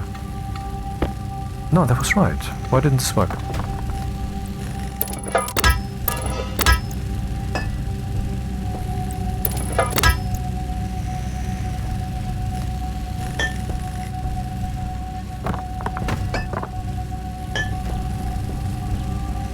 .48 already. Almost done. Afterwards, I want to make some iron sheets so that I can weld those bitches out there. Which take 1 iron each. This battery strikes me to be near empty. Maybe I wanna... Ah, fuck. Okay, that is unfortunate. The entire production is wasted. At least electricity-wise. So that's kind of an interrupt us then? Ruined. So 2 here, 2 here, 2 here. And then the next also, so I will need 12. I mean, more than 12 would be fine. Do I have some reserved, by the way? No. Okay.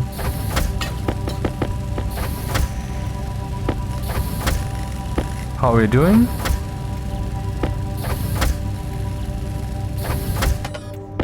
Can we still make the furnace? Or did I just use up... Yeah, we need 30 iron for that. I don't have that, so... Okay, let's smelt some stuff. First iron, I need that. Whoop. And whoop. Some stuff for plastic. The rest of the gold. And then... more iron, of course.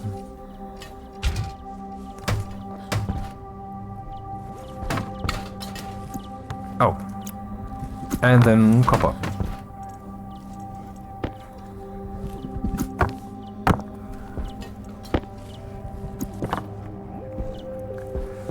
So, I could now maybe, it would be cool if I could talk to this thing from the indoors, right?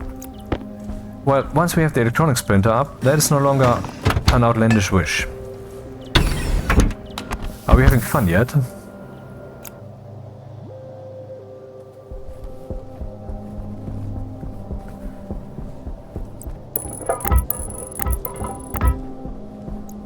Ah, let's mix things up.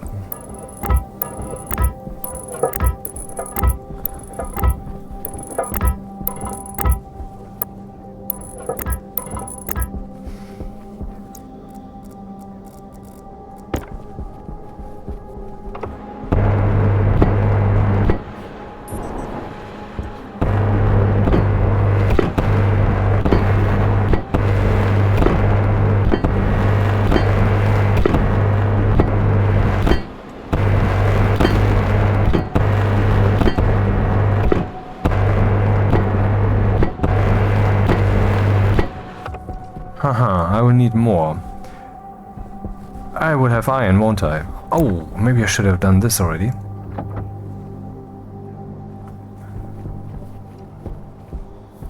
Safe. Power. This is now being charged from this one, so this one should now be rapidly discharging. It's not. Maybe, yeah, it's a bit. Maybe because the sun is also helping with this. It's not the ideal setup. Maybe this should be tied to this and blah blah blah. Yes, you see now that everything is logical, makes sense. You have to make the right choices, and you have to understand what's happening, how the things work, and that it's worth it. God damn it, isn't it? But you haven't seen the half of it. This is just the very beginning. So we're still at the very beginning. Next. Now we have some iron, so we can make the furnace.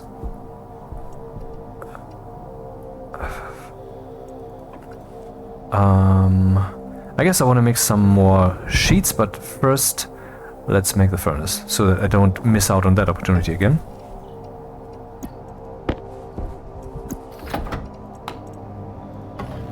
Furnace. Power is, not very high. Let's deal with that problem, because I don't want to make that mistake again. Power low. Yeah, I know. I'm aware of these circumstances.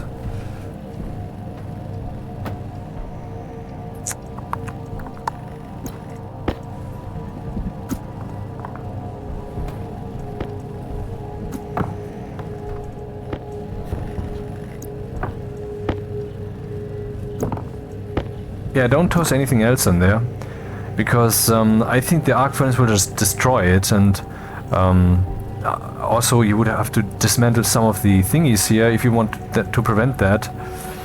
You don't want that. Nope. Oh, the helmet. I keep forgetting to take off the helmet.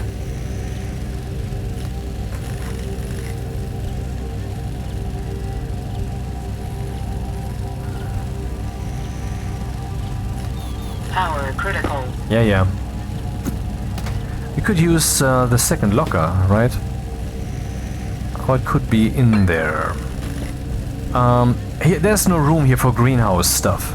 Over there, though, there will be, I guess. So let's put the food stuff here, and maybe the seeds also, soon. That, yeah, why not?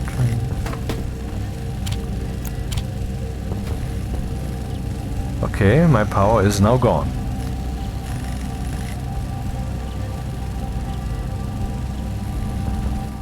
I feel so powerless.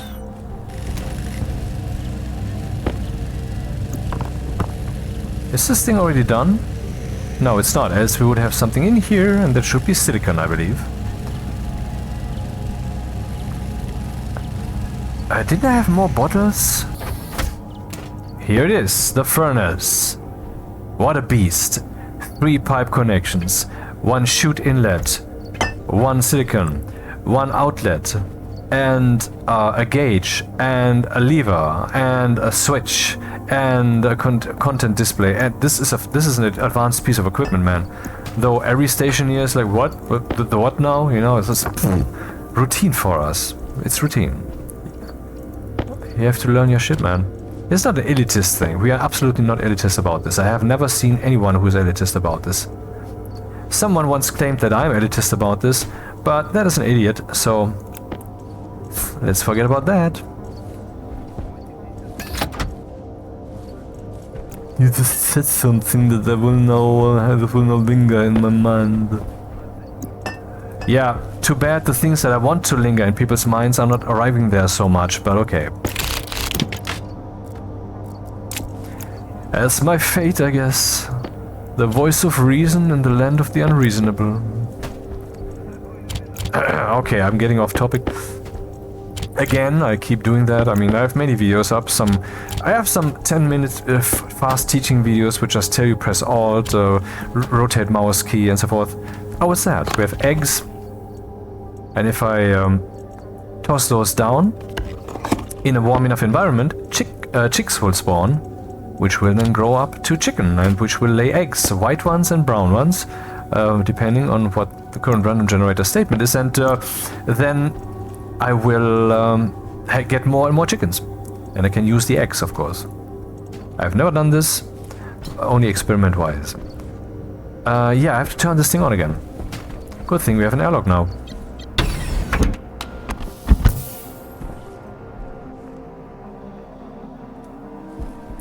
And I mean a fast one with 2 atmospheres. Iron ore. Okay, this will be a fast one.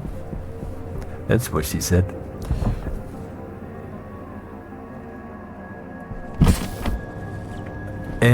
Power low. Sheets.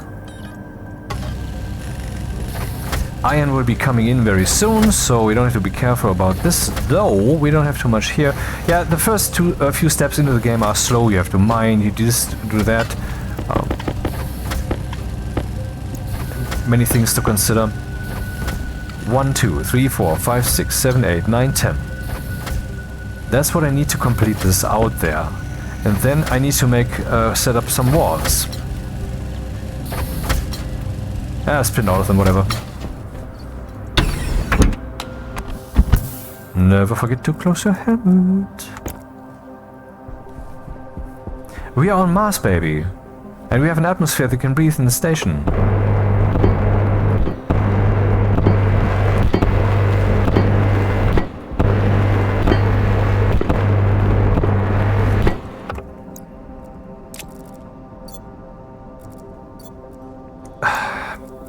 Damn it.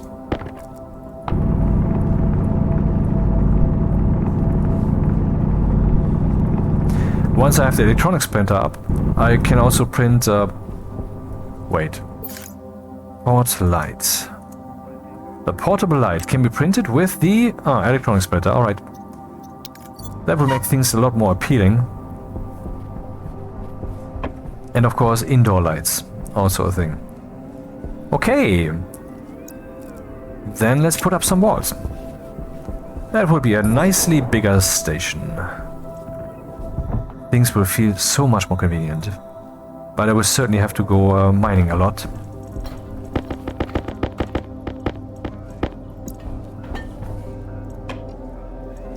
This goes in here, I will need it. Now, iron walls. I will have to... Oh, this is 9 iron walls. 1, 2, 3, that's not enough. Need more iron walls, and let's start printing them.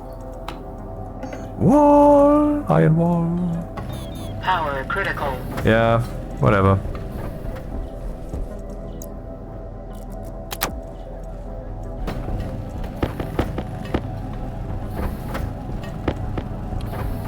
See, 1, 2, 3, 4, 5, 6, 7, 8, 9, 10, 11, 12, 13, 24-ish. And then 1, 2, 3, 4, 5, 6, 7, 8, 9, and so forth. So let's say 45-ish is what I would need. Can I print those hypothetically, and then my iron is gone? I don't know if I want that now, but let's do it. I mean, iron is easy to find. And I want a bigger station. I mean, I'm going crazy in here.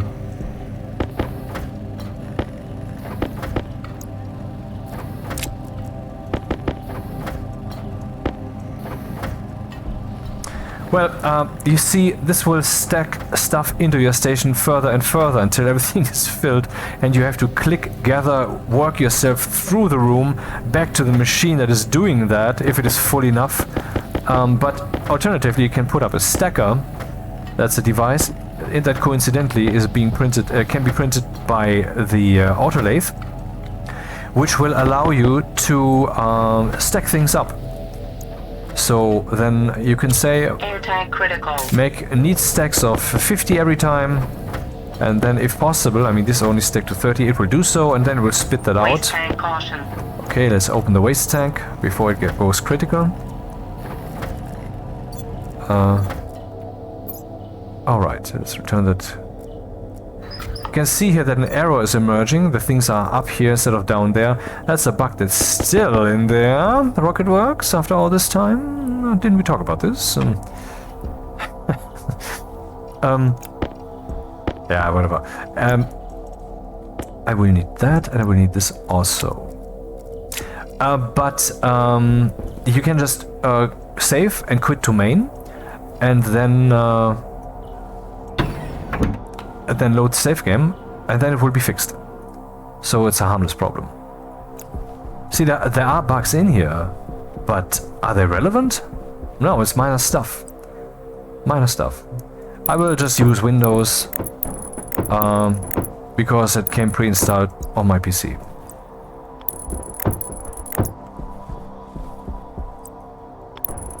No, I'm not a Linux buff, you know. I know a few commands, sudo e and Power low. top mm, I believe, and stuff like that. You know, but ultimately I'm a Windows guy. That's the way it is. I'm not ashamed.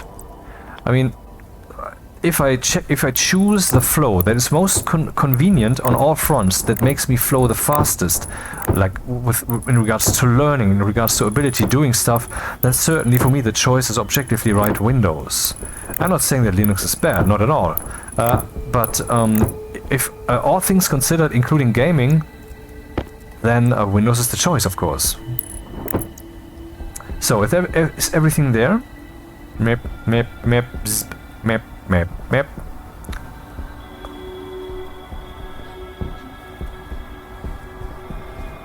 Yep. Okay, all walls are there. They are not closed, though. I object to this circumstance once more.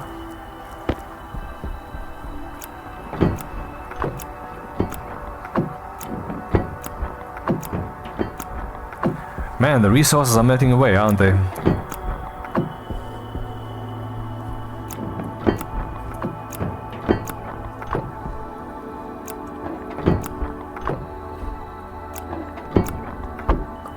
Yeah, let's keep it in this corner for now. I need to gather some more resources anyway, and I don't want to cut my balls off because maybe I want to put... Well, like the electronics printer can't yet be put up. I don't have space yet. Ah, damn. Ah, why am I not just smelting what's in the thing? Isn't there still iron in there? Every time we cycle the airlock, electricity is being wasted. And talking about waste of electricity, this thing doesn't have to be on. You might say, oh, 10 watts, that's not much. But not only are we at the beginning of the game, Power critical. but also this guy consumes 50 watts. So you want to turn that off. Yep.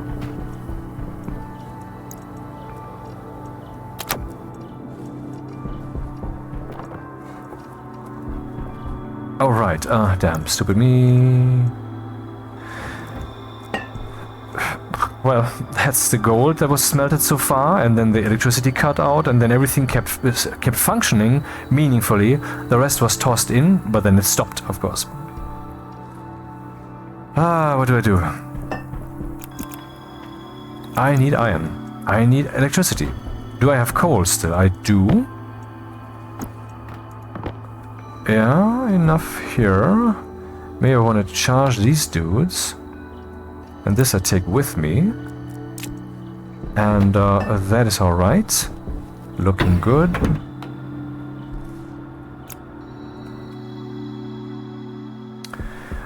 There are other means of power generation. Like I said, there's solar, there's wind turbines, and there's also the Stirling engine, which I haven't yet used so far. I only set it up one time to see what's what, but I didn't actually get to... I mean, let's say I did it wrong, you know?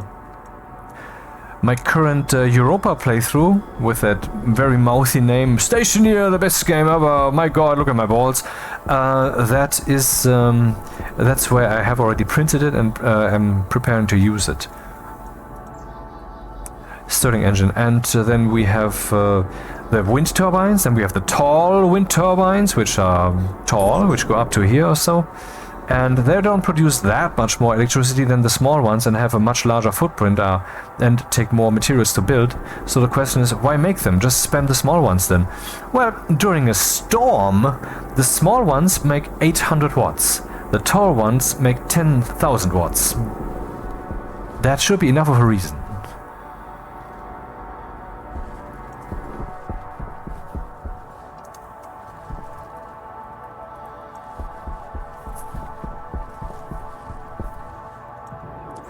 So if it's a planet with atmosphere...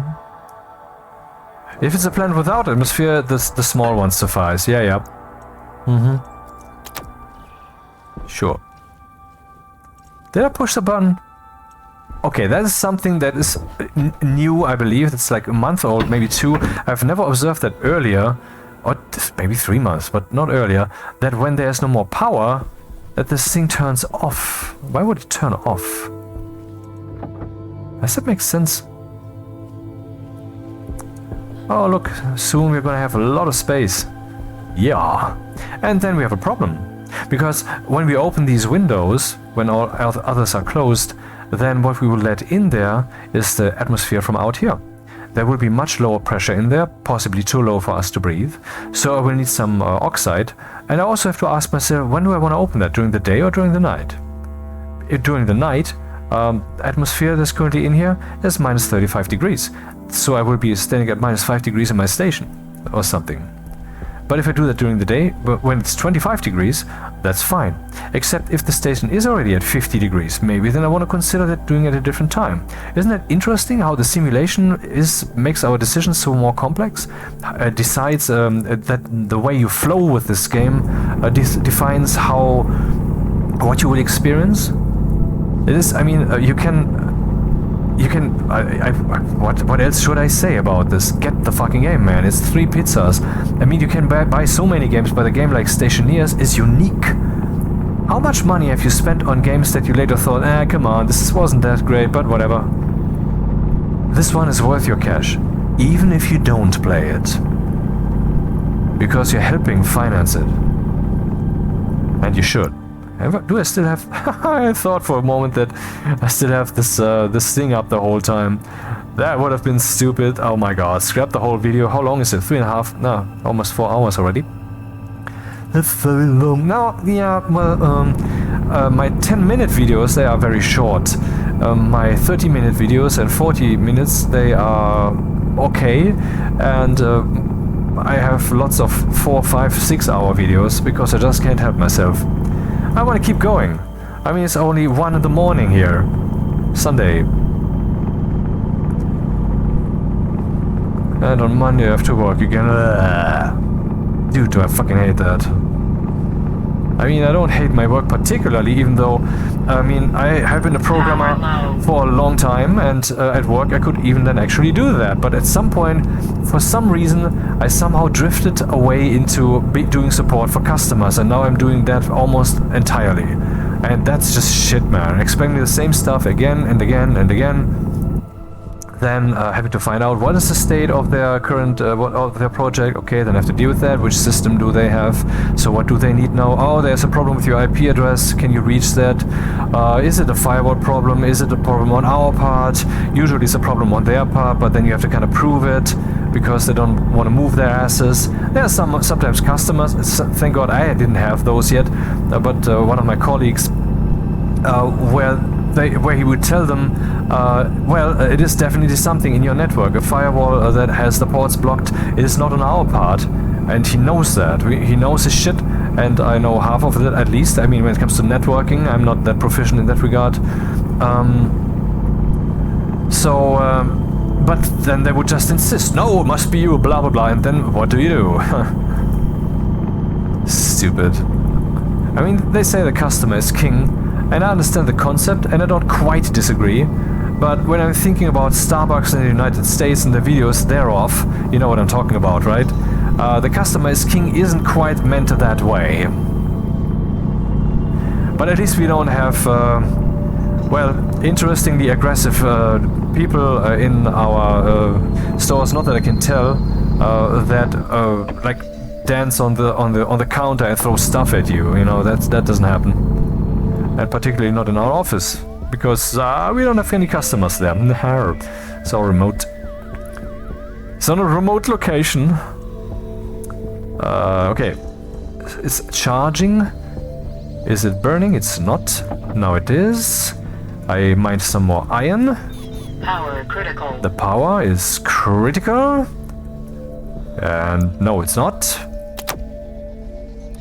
This 5 watts thing, it's kind of wasty, but let's leave it on, because I think we can afford that by now. We're beginning to live large. Which reminds me, I have to recharge some tools, man. This one also probably. Oh yeah, yeah, probably.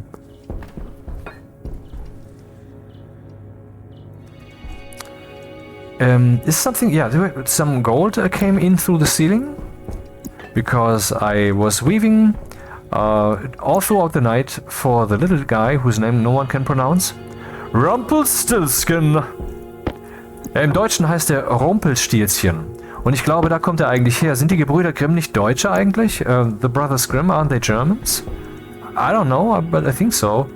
And therefore, that would be pronounced Rumpelstilzchen and not Rumpelstiltskin. My god, that is so Americanized, it makes my teeth grind. I have no problem with Americans and such, I'm not an idiot, but, well, I mean, it's like when I love this game, up and down, and the people that make it too, when there are things that I feel that should be criticized, then I do so. Yeah, I'm jumping around all over the place, I know. I wish I could see what's in there. Well, I can just put up a console on the wall with a hash display, and then I give it the right number. This will stand then for the type of thing, for example, iron ore, and then I can see an image of the thing. And then I can put up a little light here that is kind of like a progress bar, those things exist, and then I can just read the value that is currently, you know, how far that has been melted. And then I can show that. So I can show the progress and what's in there. That's possible. Why don't you do it then? Well, because I'm walking up and down aimlessly and talking to you about Americans. But we are Americans. Well, it's interesting. Lots of people who play this game are Russians. And many people I've seen play are Germans. But I think most are indeed in the American area. Yep. And some Kiwis probably. Because this game is from New Zealand.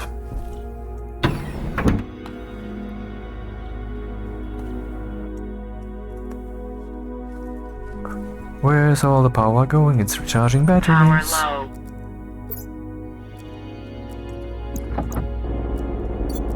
Maybe I should mine some. Ah, shit. I should have tossed in the iron ore. Yeah, of course.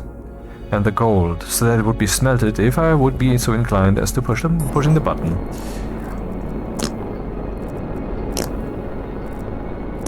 Of course, you have to consider whatever gas you put into your jetpack will be excreted into the station, so if you think that pollutant is waste, so why not put it in there? That's why not.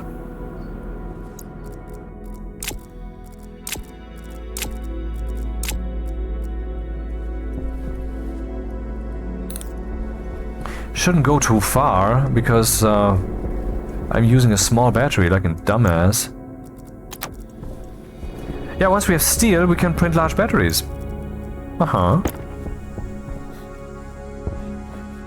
Coal? That's appreciated. I would need some more oxide to be able to fill that station with... No! No.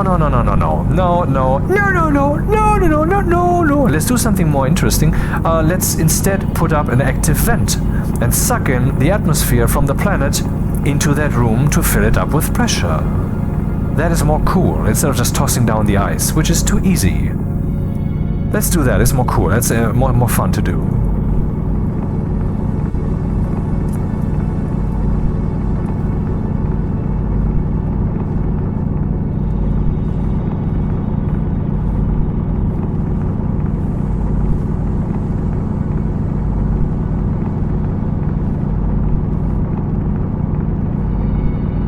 When you find some ore on the surface that you were looking for, it's advisable not to just take it away right from there, but to first dig around a little. So, I mean, if you're not actually taking everything from below, then when there's still something up there, then you can still, you know, find the rest. Not that you need to, the planet is rich enough, and I think ores even respawn somewhat. But I'm not sure about that. Particularly, I mean, how can ore respawn when the ore is of course always embedded in rock? After all, I'm digging away the rock, right?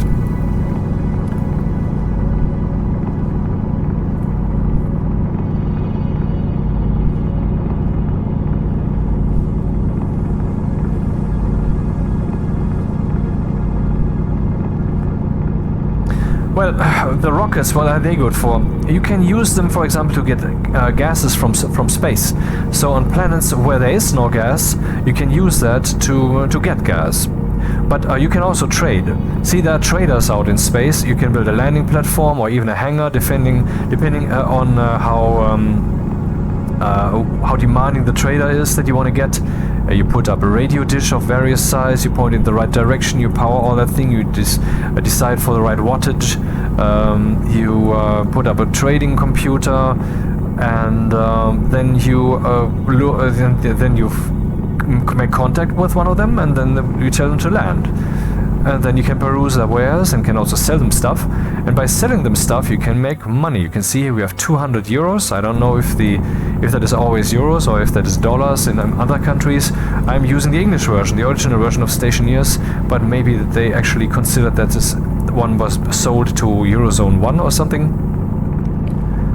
Germany?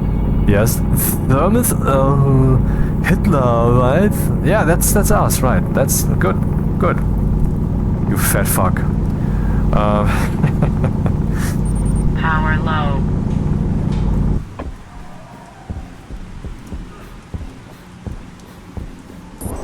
More coal. I'd rather like to find something else. I have enough coal for now. Station in the direction of 333-ish. Haha. It's fun to jump down the hills, but if you get too fast, you will regret it.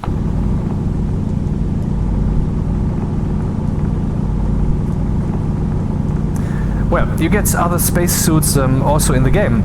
There is the hard suit, which even has a built-in chip slot, so you can program it with assembly. For example, when you enter the airlock and the pressure is too low, it would automatically close the helmet if you so wish. You have to program that yourself. And you can, the jetpack of that dude is super fast. I mean, when you fly with that and turn up the pressure, zipping about, baby, that's fun. Yep.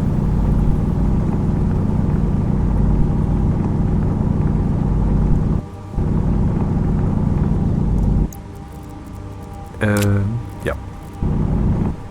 333.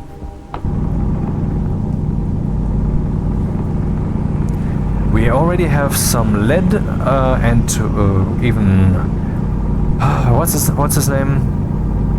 Nickel. We don't need that right now, but soon enough. Then I would put up the furnace. Boy, is it gonna be late. I don't feel like going to bed now. I wanna fucking continue this.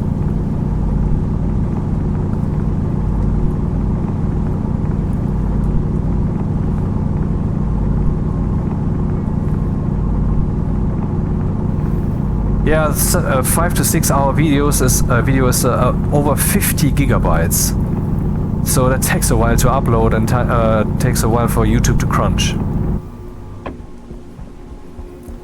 Sadly, we don't have silver yet, and silver is rather important. Power critical. Oh, power critical. Beep. Not so much. Silver, because the combination of silver and gold in the furnace results in the right mixture, of course, and the right pressure and the right temperature. Yep. Results in electrum, and that stuff is needed for the programming stuff for the chips that I want to make. So sadly, I haven't yet found silver. Oh, right. Now my suit will slowly cool down. The outdoor temperature is -1 degree, the suit temperature is still 21, so nothing much is happening. But in principle, you know, it would cool down and then you would soon... I mean, on Europa, that's the moon of Jupiter that you can play, you have an atmosphere that is pure oxygen all over the place. I believe it's 50 kilopascals or 30 maybe, something along those lines, but it is very cold. During the day, -140, during the night, -150 degrees. So if your battery craps out, your suit will instantly be at -10 degrees. And you will freeze, man. I mean, it's not so bad. You just have to make sure that you quickly replace that. Else you will have problems. Which problems? You die. Well, on easy mode, when you die, you respawn nearby, and you will have your full equipment. You will have your suit and everything, which seems like it is a bit cheaty, and it is. That's why the easy mode is for beginners. You can even eat and drink through your closed helmet. On the normal mode, you cannot do that, and I'm not sure with what gear you do respawn, but I can tell you when you play the Stationeer difficulty, which also consumes your water and food much more quickly that you have within your body, the resources, you know, nutrients, whatever, then that you will spawn naked. At least, though, you can set a spawn point. In all difficulties, you can create a thing that is not even expensive. You can plop it down, and then you click there with the right mouse button, and this will then have assigned your spawn point. So when you die, you can respawn there. Maybe I should do that to show you that, even though it's kind of lame, but then again, I'm playing easy, so whatever. Europa is rather hard to survive, particularly on Stationeer difficulty, of course, but if I focus on it, like if I'm not distracted talking blah blah blah, but just play, then it's not a problem. I can, it's routine.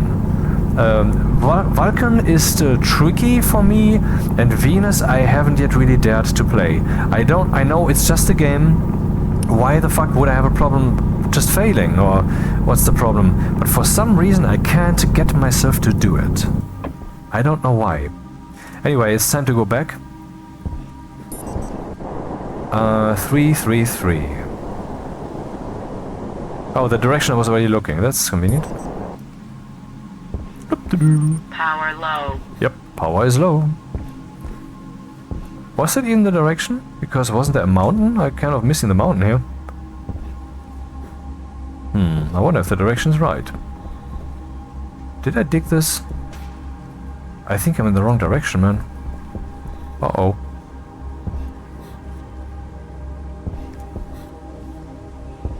Wasn't it 333, the fucking mountain?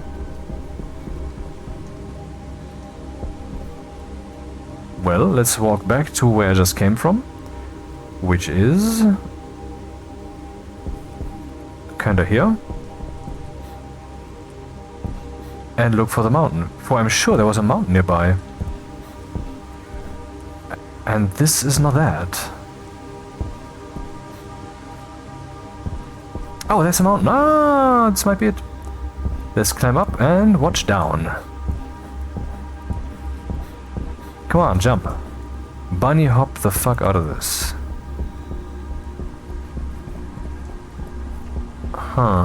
Wasn't there some iron or something up here? Well, it's a large hilltop.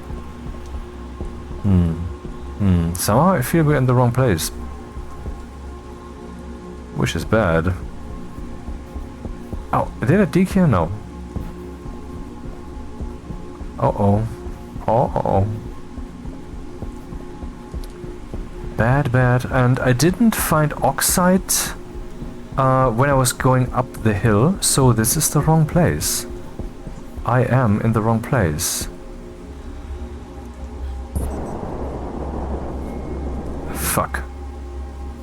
Okay, now we have to kind of, we have to make some interesting decisions now. Let's first walk up to the top of the hill and then turn off the flashlight. Critical. Can't see anything in any direction.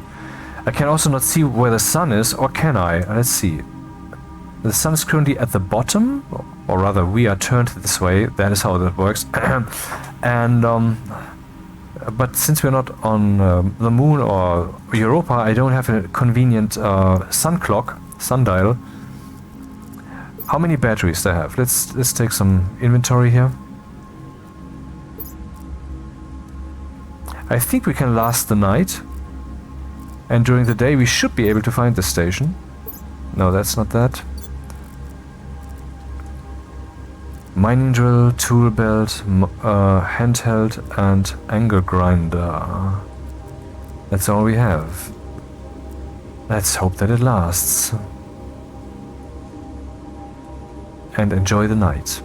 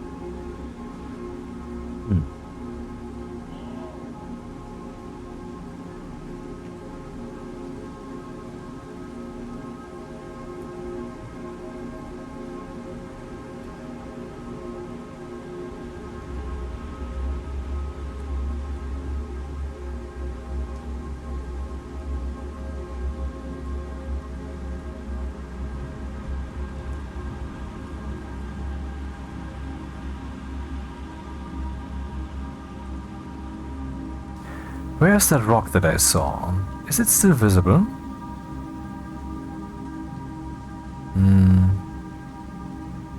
Maybe it's there, but not lit.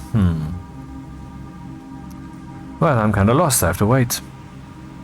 Would of course be cool if I could now plop down a daylight sensor and just look at it, and it would tell me where the sun is. But I don't have one on me. Not sure if this thing needs electricity, I don't think so. You just need the sensor, right? You just put it down, period. Interesting. I would need some surface to build it on, but I happen to carry one. Could just put up an iron wall. Yep.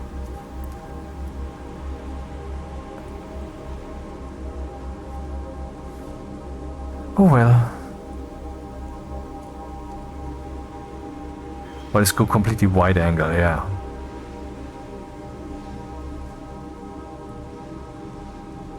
No, not that wide.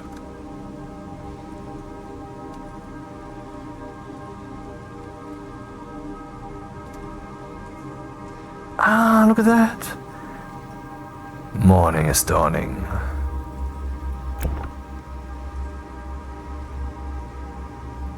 Still running on the same battery. Oh, 0%.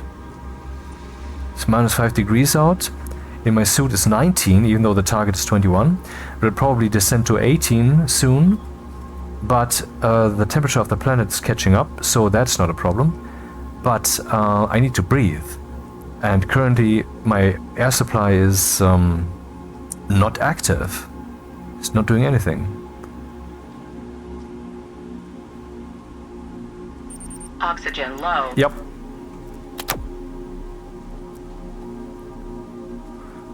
Ah, the sun. And once it's high enough so that we can see stuff.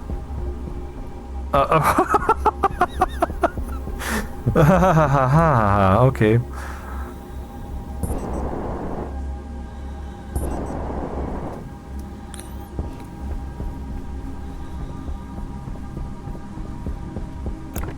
Yeah, that's how things can go.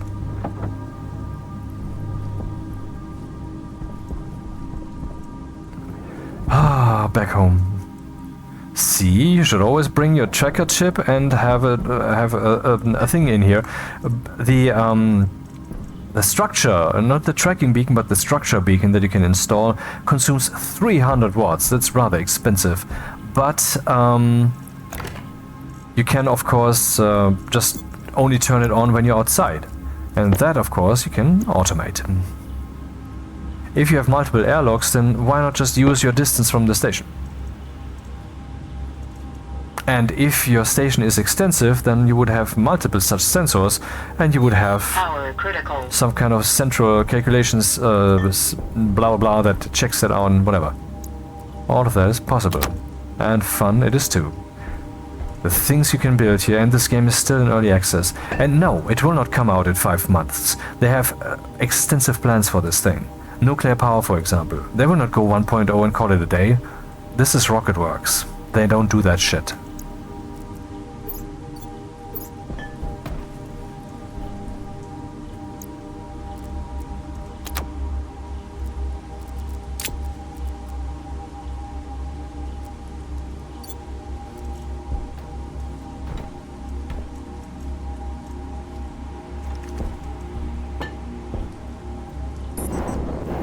Oh, it's full anyway. Oh, man, I want some iron. Iron, please.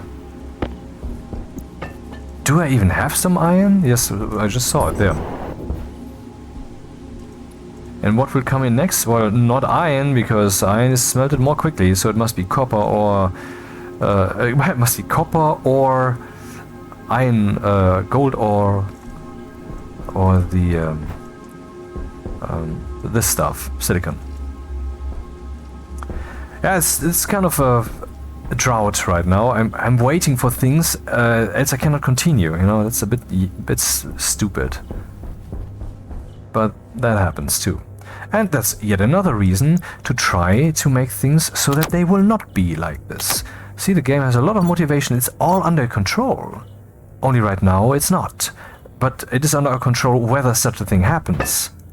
And so let's take control. And Rocketworks is loosely planning, there's no firm plan yet, to also add terraforming, so that you could change the atmosphere and such. There exists already a mod for Stationeers that does that, and the huge popularity of that mod has actually inspired them to say, you know what, that actually would be a nice thing to have in here. Okay, what's being smelted? Silicon. Yeah, that's the downside of this endeavor, of this here. But I see, if you have, once we have the furnace up, and maybe that's the thing we should do now, because that thing's fucking hot, we should do that on the outside. Once we have the furnace up, we can stuff these things in there also with a chute. Power low. And a furnace is fast. You know, melt, done. Stack is through. No matter which material, you know. But that's not the reason that we need a furnace. The reason is that you cannot make alloys with this thing. You can only smelt it. With the furnace you can make alloys like steel. And with the advanced furnace you can make advanced alloys. And the advanced furnace also has the upside that you have pumps that are built in there. But that would be going too far right now. Alrighty. Where will this thing be then? I guess I will place it... Oh, right here. Now the rotation keys come into play. That would be good, so it would toss stuff into the station. I would just add some chutes. But which shall be the rotation otherwise? Let's see. Okay, let's explain this thing. Or rather, put it up first and then explain it. Yeah, that makes sense. I think I already have the optimal rotation.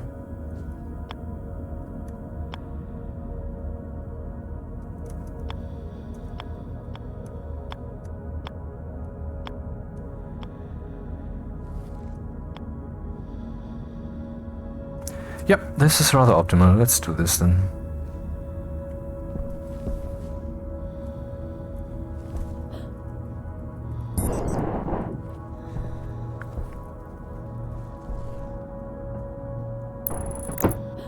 Aha, something was done. And what's next? Iron. Fucking finally. Okay. Now we need to make this, finalize this thing, for which we need, ironically, iron. Power critical.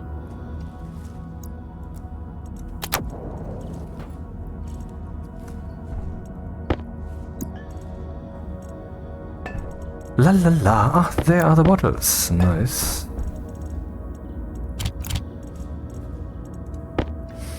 Iron sheets, yeah, that's good. But I think I need more, I'm not sure. Ah, let's look it up then. Furnace. The kit furnace can build the furnace, which in turn is constructed from the kit furnace and 2 iron sheets and 2 iron sheets. So I need 4, I have 6, alright. And we have iron.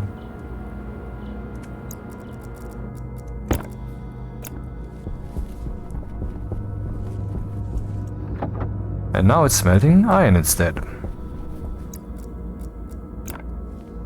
Wrench, okay.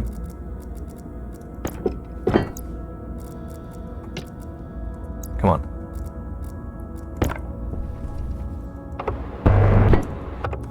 And that is the glory of the furnace. I will explain it soon. I will first shoot it up a bit so that it can toss its things right into the station.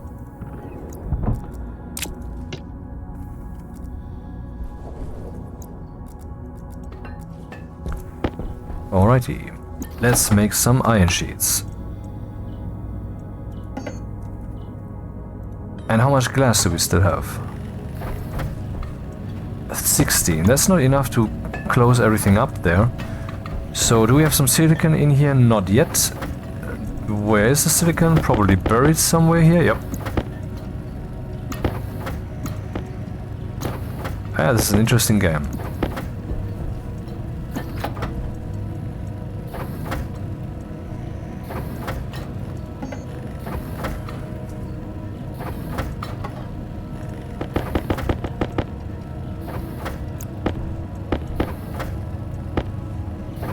Then I would need an active vent to do the thing that I said I would want to do.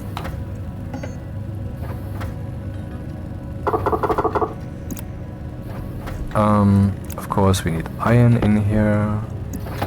Gold, I mean. And a bit of iron. We don't have any iron right now. Except for that. Power low. And then some copper.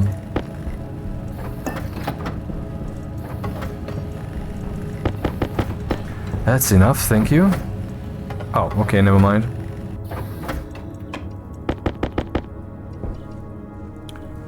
Once we have the electronics printer, I can expand our electricity source a bit up there. Oh, and I remember, I need to repair that thing. Yeah. Okay. Off with you. And some iron sheets. We only have 15. No, we have 17. Then I will make some more later. And now I need to repair. See, when this thing is damaged, it will not just soon be gone when there's more storms, but it will also produce less. Efficiency is down. Repair using glass sheets. So we have generating 15 efficiency. It's going down. Let's repair that. 14 efficiency, 13 maybe. And now we're at 15. Okay, didn't make much difference, but it did make a difference. Bonk. Closed, closed, closed, closed, closed, closed, closed. Claustrophobic.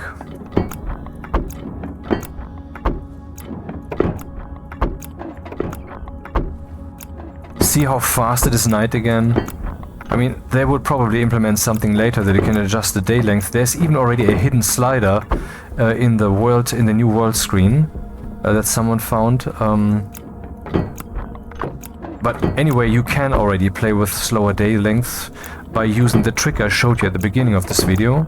But be aware that it doesn't save. So, and also be aware that the plants will stay on the 20-minute cycle. In other words, if a plant says it needs this and this many minutes of darkness at least, and this many minutes of brightness of light at least, then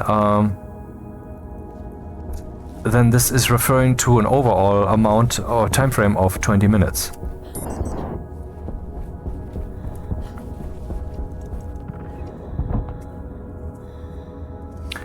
I need 3 shoots, please. Do we have some shoots? We have 1. 2 more, please. Ah, shit. Not good that everything is still dark, huh? But soon we will have steel, and then we will make the station battery. And the station battery holds so much charge that it is such a game changer. Everybody, no one doesn't love the station battery, I tell you.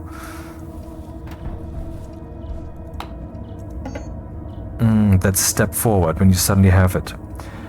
Shoot. 2 of them.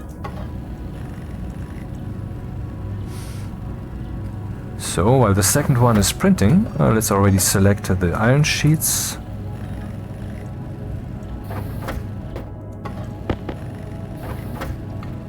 And now set these up. Corner, corner, corner. Corner. And outlet. Okay, anything that is smelted will toss into the station. I cannot get lost in a storm or something. Good.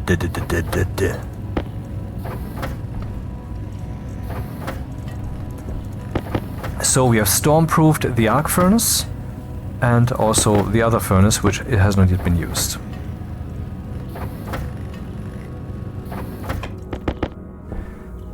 So then I have an active vent here, which, well, I have some space here. Let's not toss that to the ground, shall we? Because volatiles in the station is bad news. What could happen? Well, there's oxygen here, and if you have volatiles in there also, you have fuel. And then, if you start your furnace, you have a destroyed station. That's why.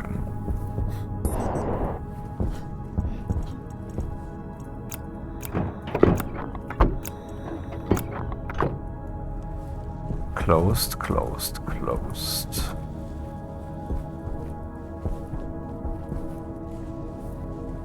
These, of course, now the ceiling, the roof.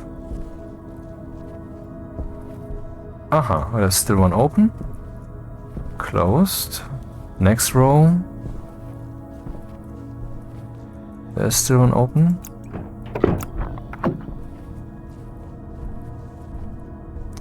Okay, only one is still open. That's the one through which I could now fly outside. Did I pick up the vent? I did. Power low.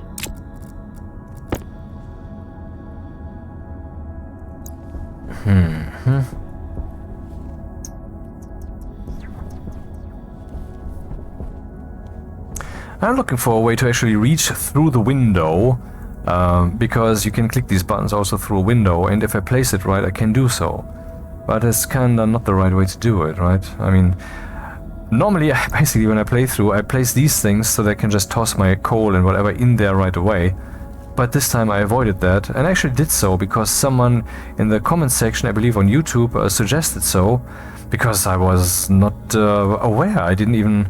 I mean, there's some things that you just do and you not reflect them. That happens, and that's where it happened to me. I will need power. So where's power? Power, power, power. Here's power. So let's put the thing here. It shall suck from outside. It shall pump right in here. Now I need a passive vent.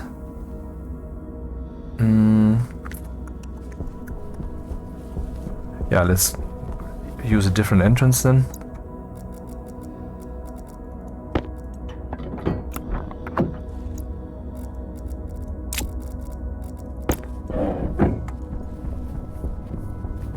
See how easy it is to open such a wall? That happens accidentally. It does. Careful what you do with a crowbar.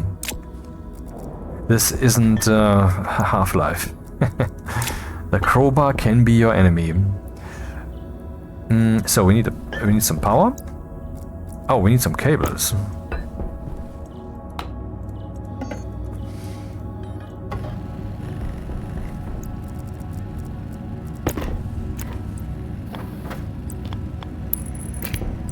Power critical.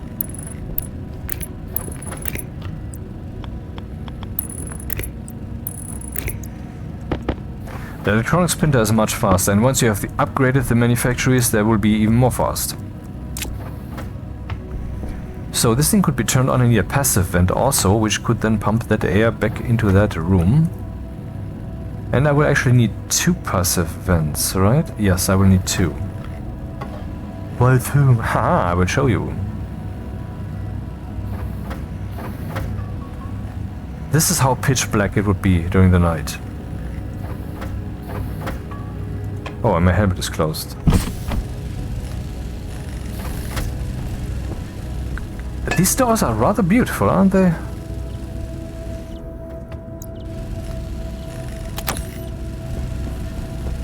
Do I have 1 or 2? I have 2, good. See, the second one I will use to gauge how full that room is. Because now that this vent is there, it can take in gas. And if I now add a pipe to this thing, I will be able to look at the pipe from here with a tablet, and yeah, enough said.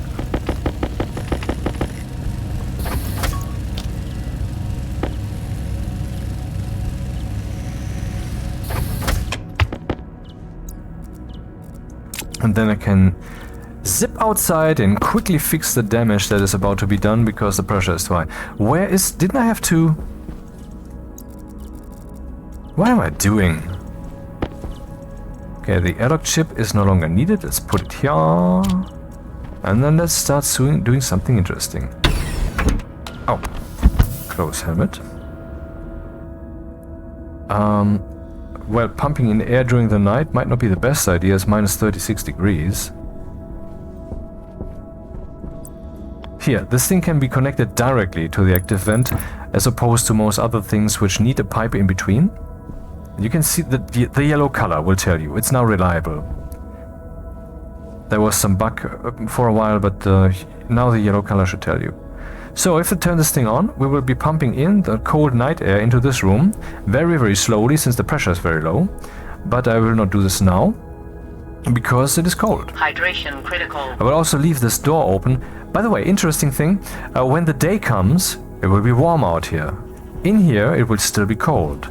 The air will exchange, so we will have some airflow going on. And airflow can be used because you can put up a turbine generator.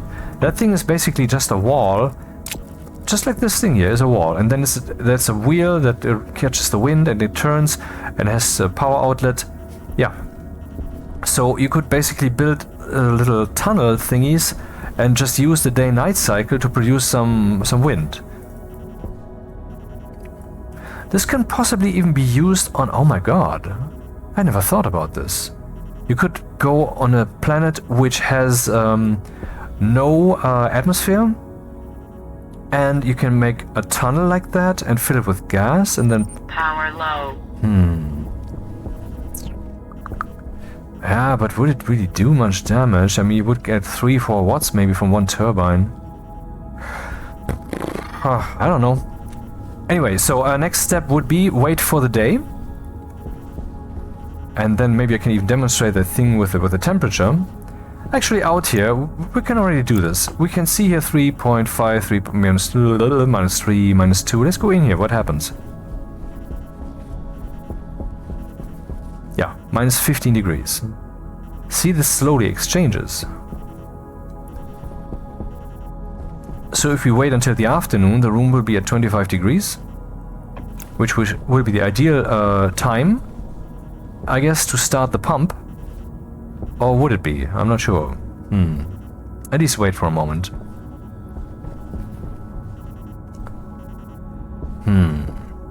Yeah, it's actually not good that I put it up like this, because if I want to turn that off, then I would... depends on where I am.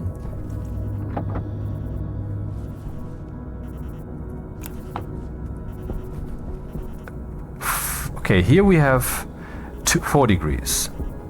4 degrees. 4 degrees. 0 degrees. So 3 degrees or 2 degrees here. That is due to the gas exchange with the room. And here's warmer. Isn't that cool, this simulation? This realism of it? I just wish you could experience it more intensely, like things, everything turning slightly bluish if you're personally cold, or reddish or purplish if it's way too hot. Okay, we have plus degrees. That should be enough. Now let's pump in the air.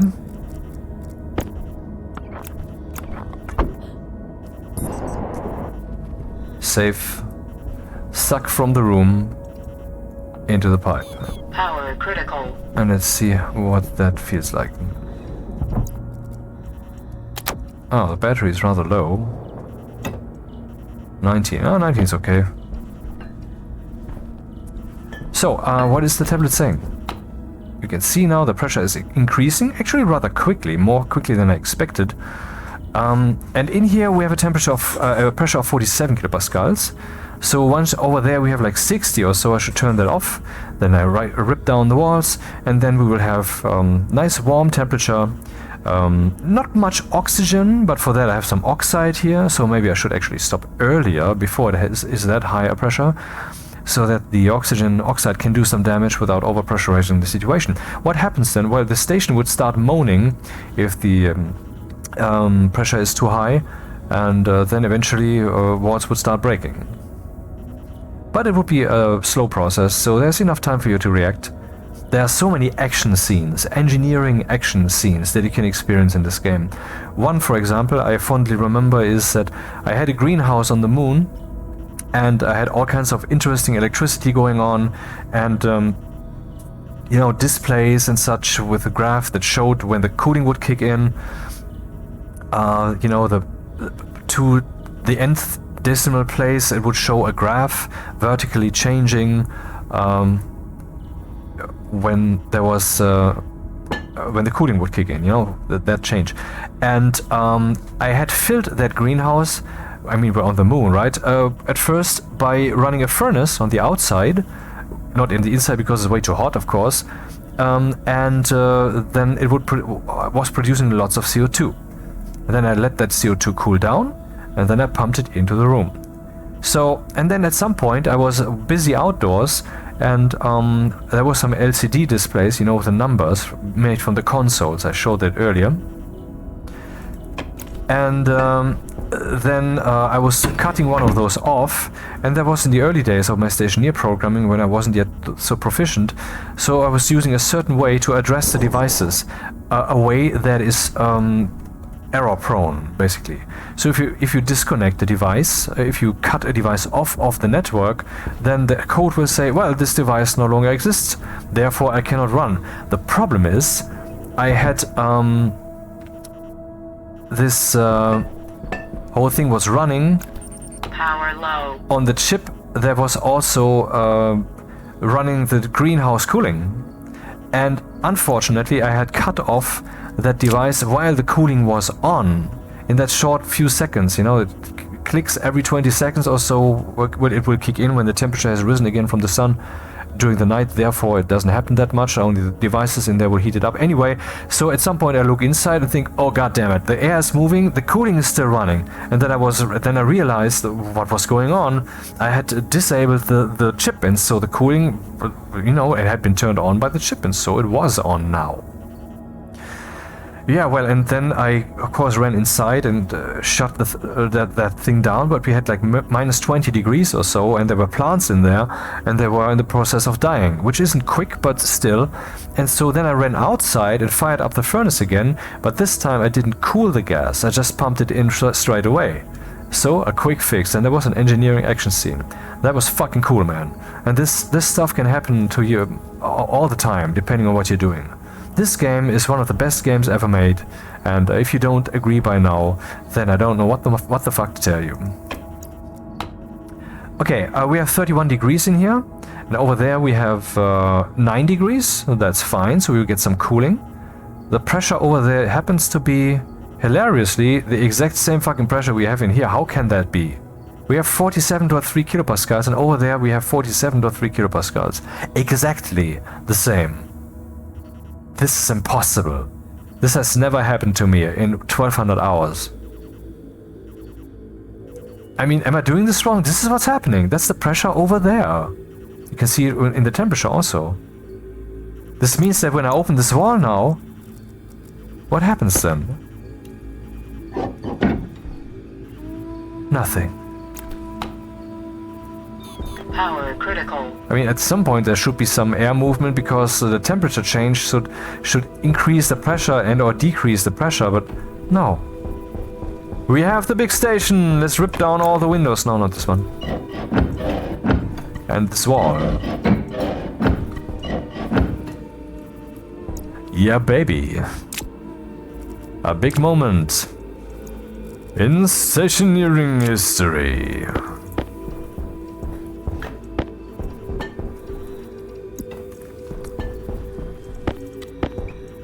No, yes. Crowbar? No, I need the, that thing, yep.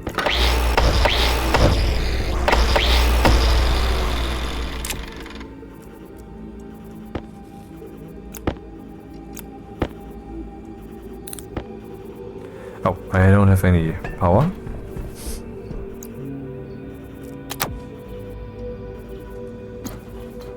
Okay, I need to burn some coal.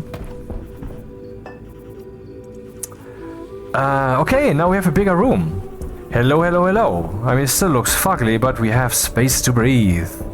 So, where will I put the electronics printer? The most essential one is, of course, the arc furnace, the auto lathe. But otherwise, the most essential one is the electronics printer and the pipe bender. And since the pipe bender is now opposite, I will just choose to turn my flashlight on and place the electronics printer right next to it. Let's see, we have here, okay, that's the pipe bender. It will not produce, no, it might produce pipes actually. That's what the name says also. Let's place it here then.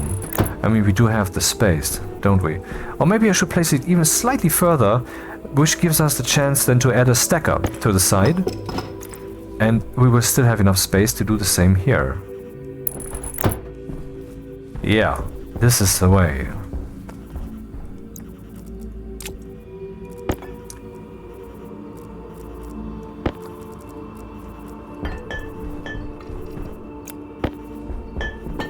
Do I have cables? Yeah, not enough.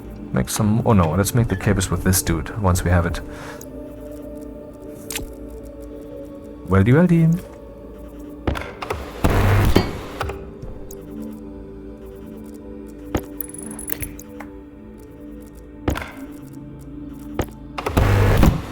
See how fast it is once you know what you're doing.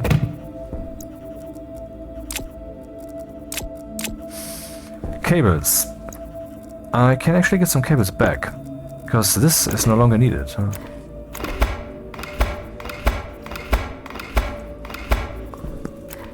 Yeah, it also plays the sound even if the action of cutting it off hasn't really finished. Yeah, that's because the sound has some kind of... it isn't instant, it lasts for some time, and so it's being played while the progress bar is already going. Okay, electronics printer, what do we want to make? Lights? Nah, let's not start with those. I'm not sure what I wanted to make. Cables, maybe. Let's make some cables. See how fast this is. Cables. Bip bop. That's how fast this guy makes cables. And I also want to make the cable analyzer.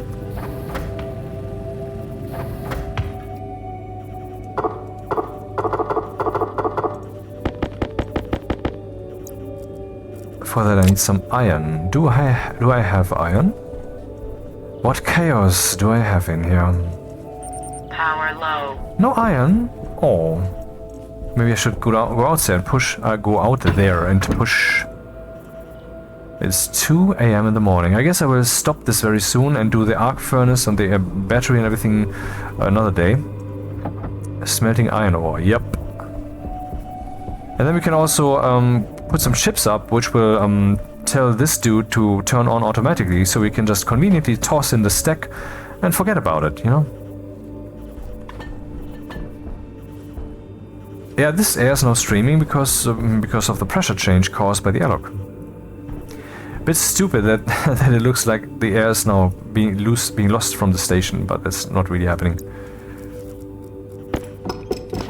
Yeah, careful not to do this, just with the crowbar, just like the crowbar that can be kind of fatal.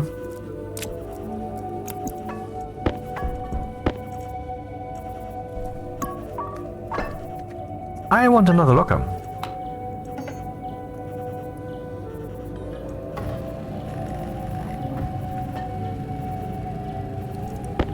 Speaking of iron,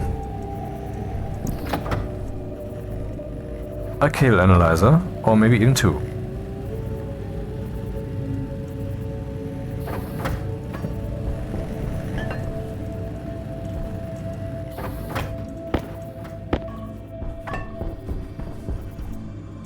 Where shall it be? Of course, the tool manufactory will be here, with which we can make a tool belt, a mining belt, a backpack, for example, mining backpack, which can hold a lot of stuff. I guess I have to drink some. This is a window.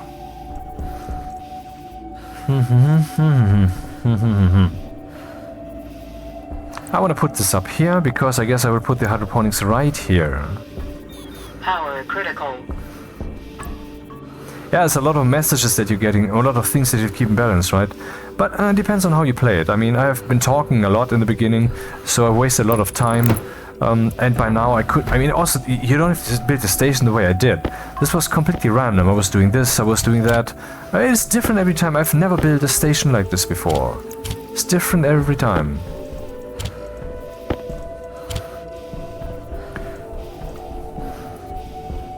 Okay, let's get some of this. And even though I would stop the video in a few seconds, I would still change the fucking music. I didn't even realize that. Well, and the mind is busy, the mind is busy. Water bottle is empty, water bottle is full. My own water bottle is still... Oh, the helmet is closed, man. Oxygen low. Oh, what's happening?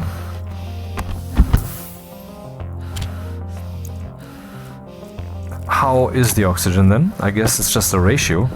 The pressure is 48 kilopascals. We have O2 29%. So if I would have like 20 kilopascals and everything would be oxygen, that would be sufficient. But that's not what we have. But what we do have is this. Cools down the station and gives us oxygen. Let's see if that's enough. Ah yes, alrighty, we can breathe now.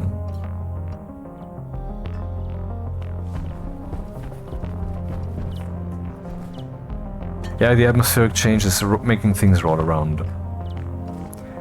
In its grave, laughing, whatever. So cable analyzer, what's this thing good for then? For example, to analyze cables, and that's the only reason.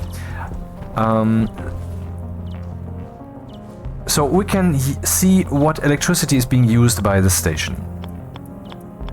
Okay. We can see here actual 5 watts, so that's what we're currently using. My assumption is that's the battery charger. Caution. It's not. Okay, right, the battery charger was part of the airlock. Where are we using 5 watts right now?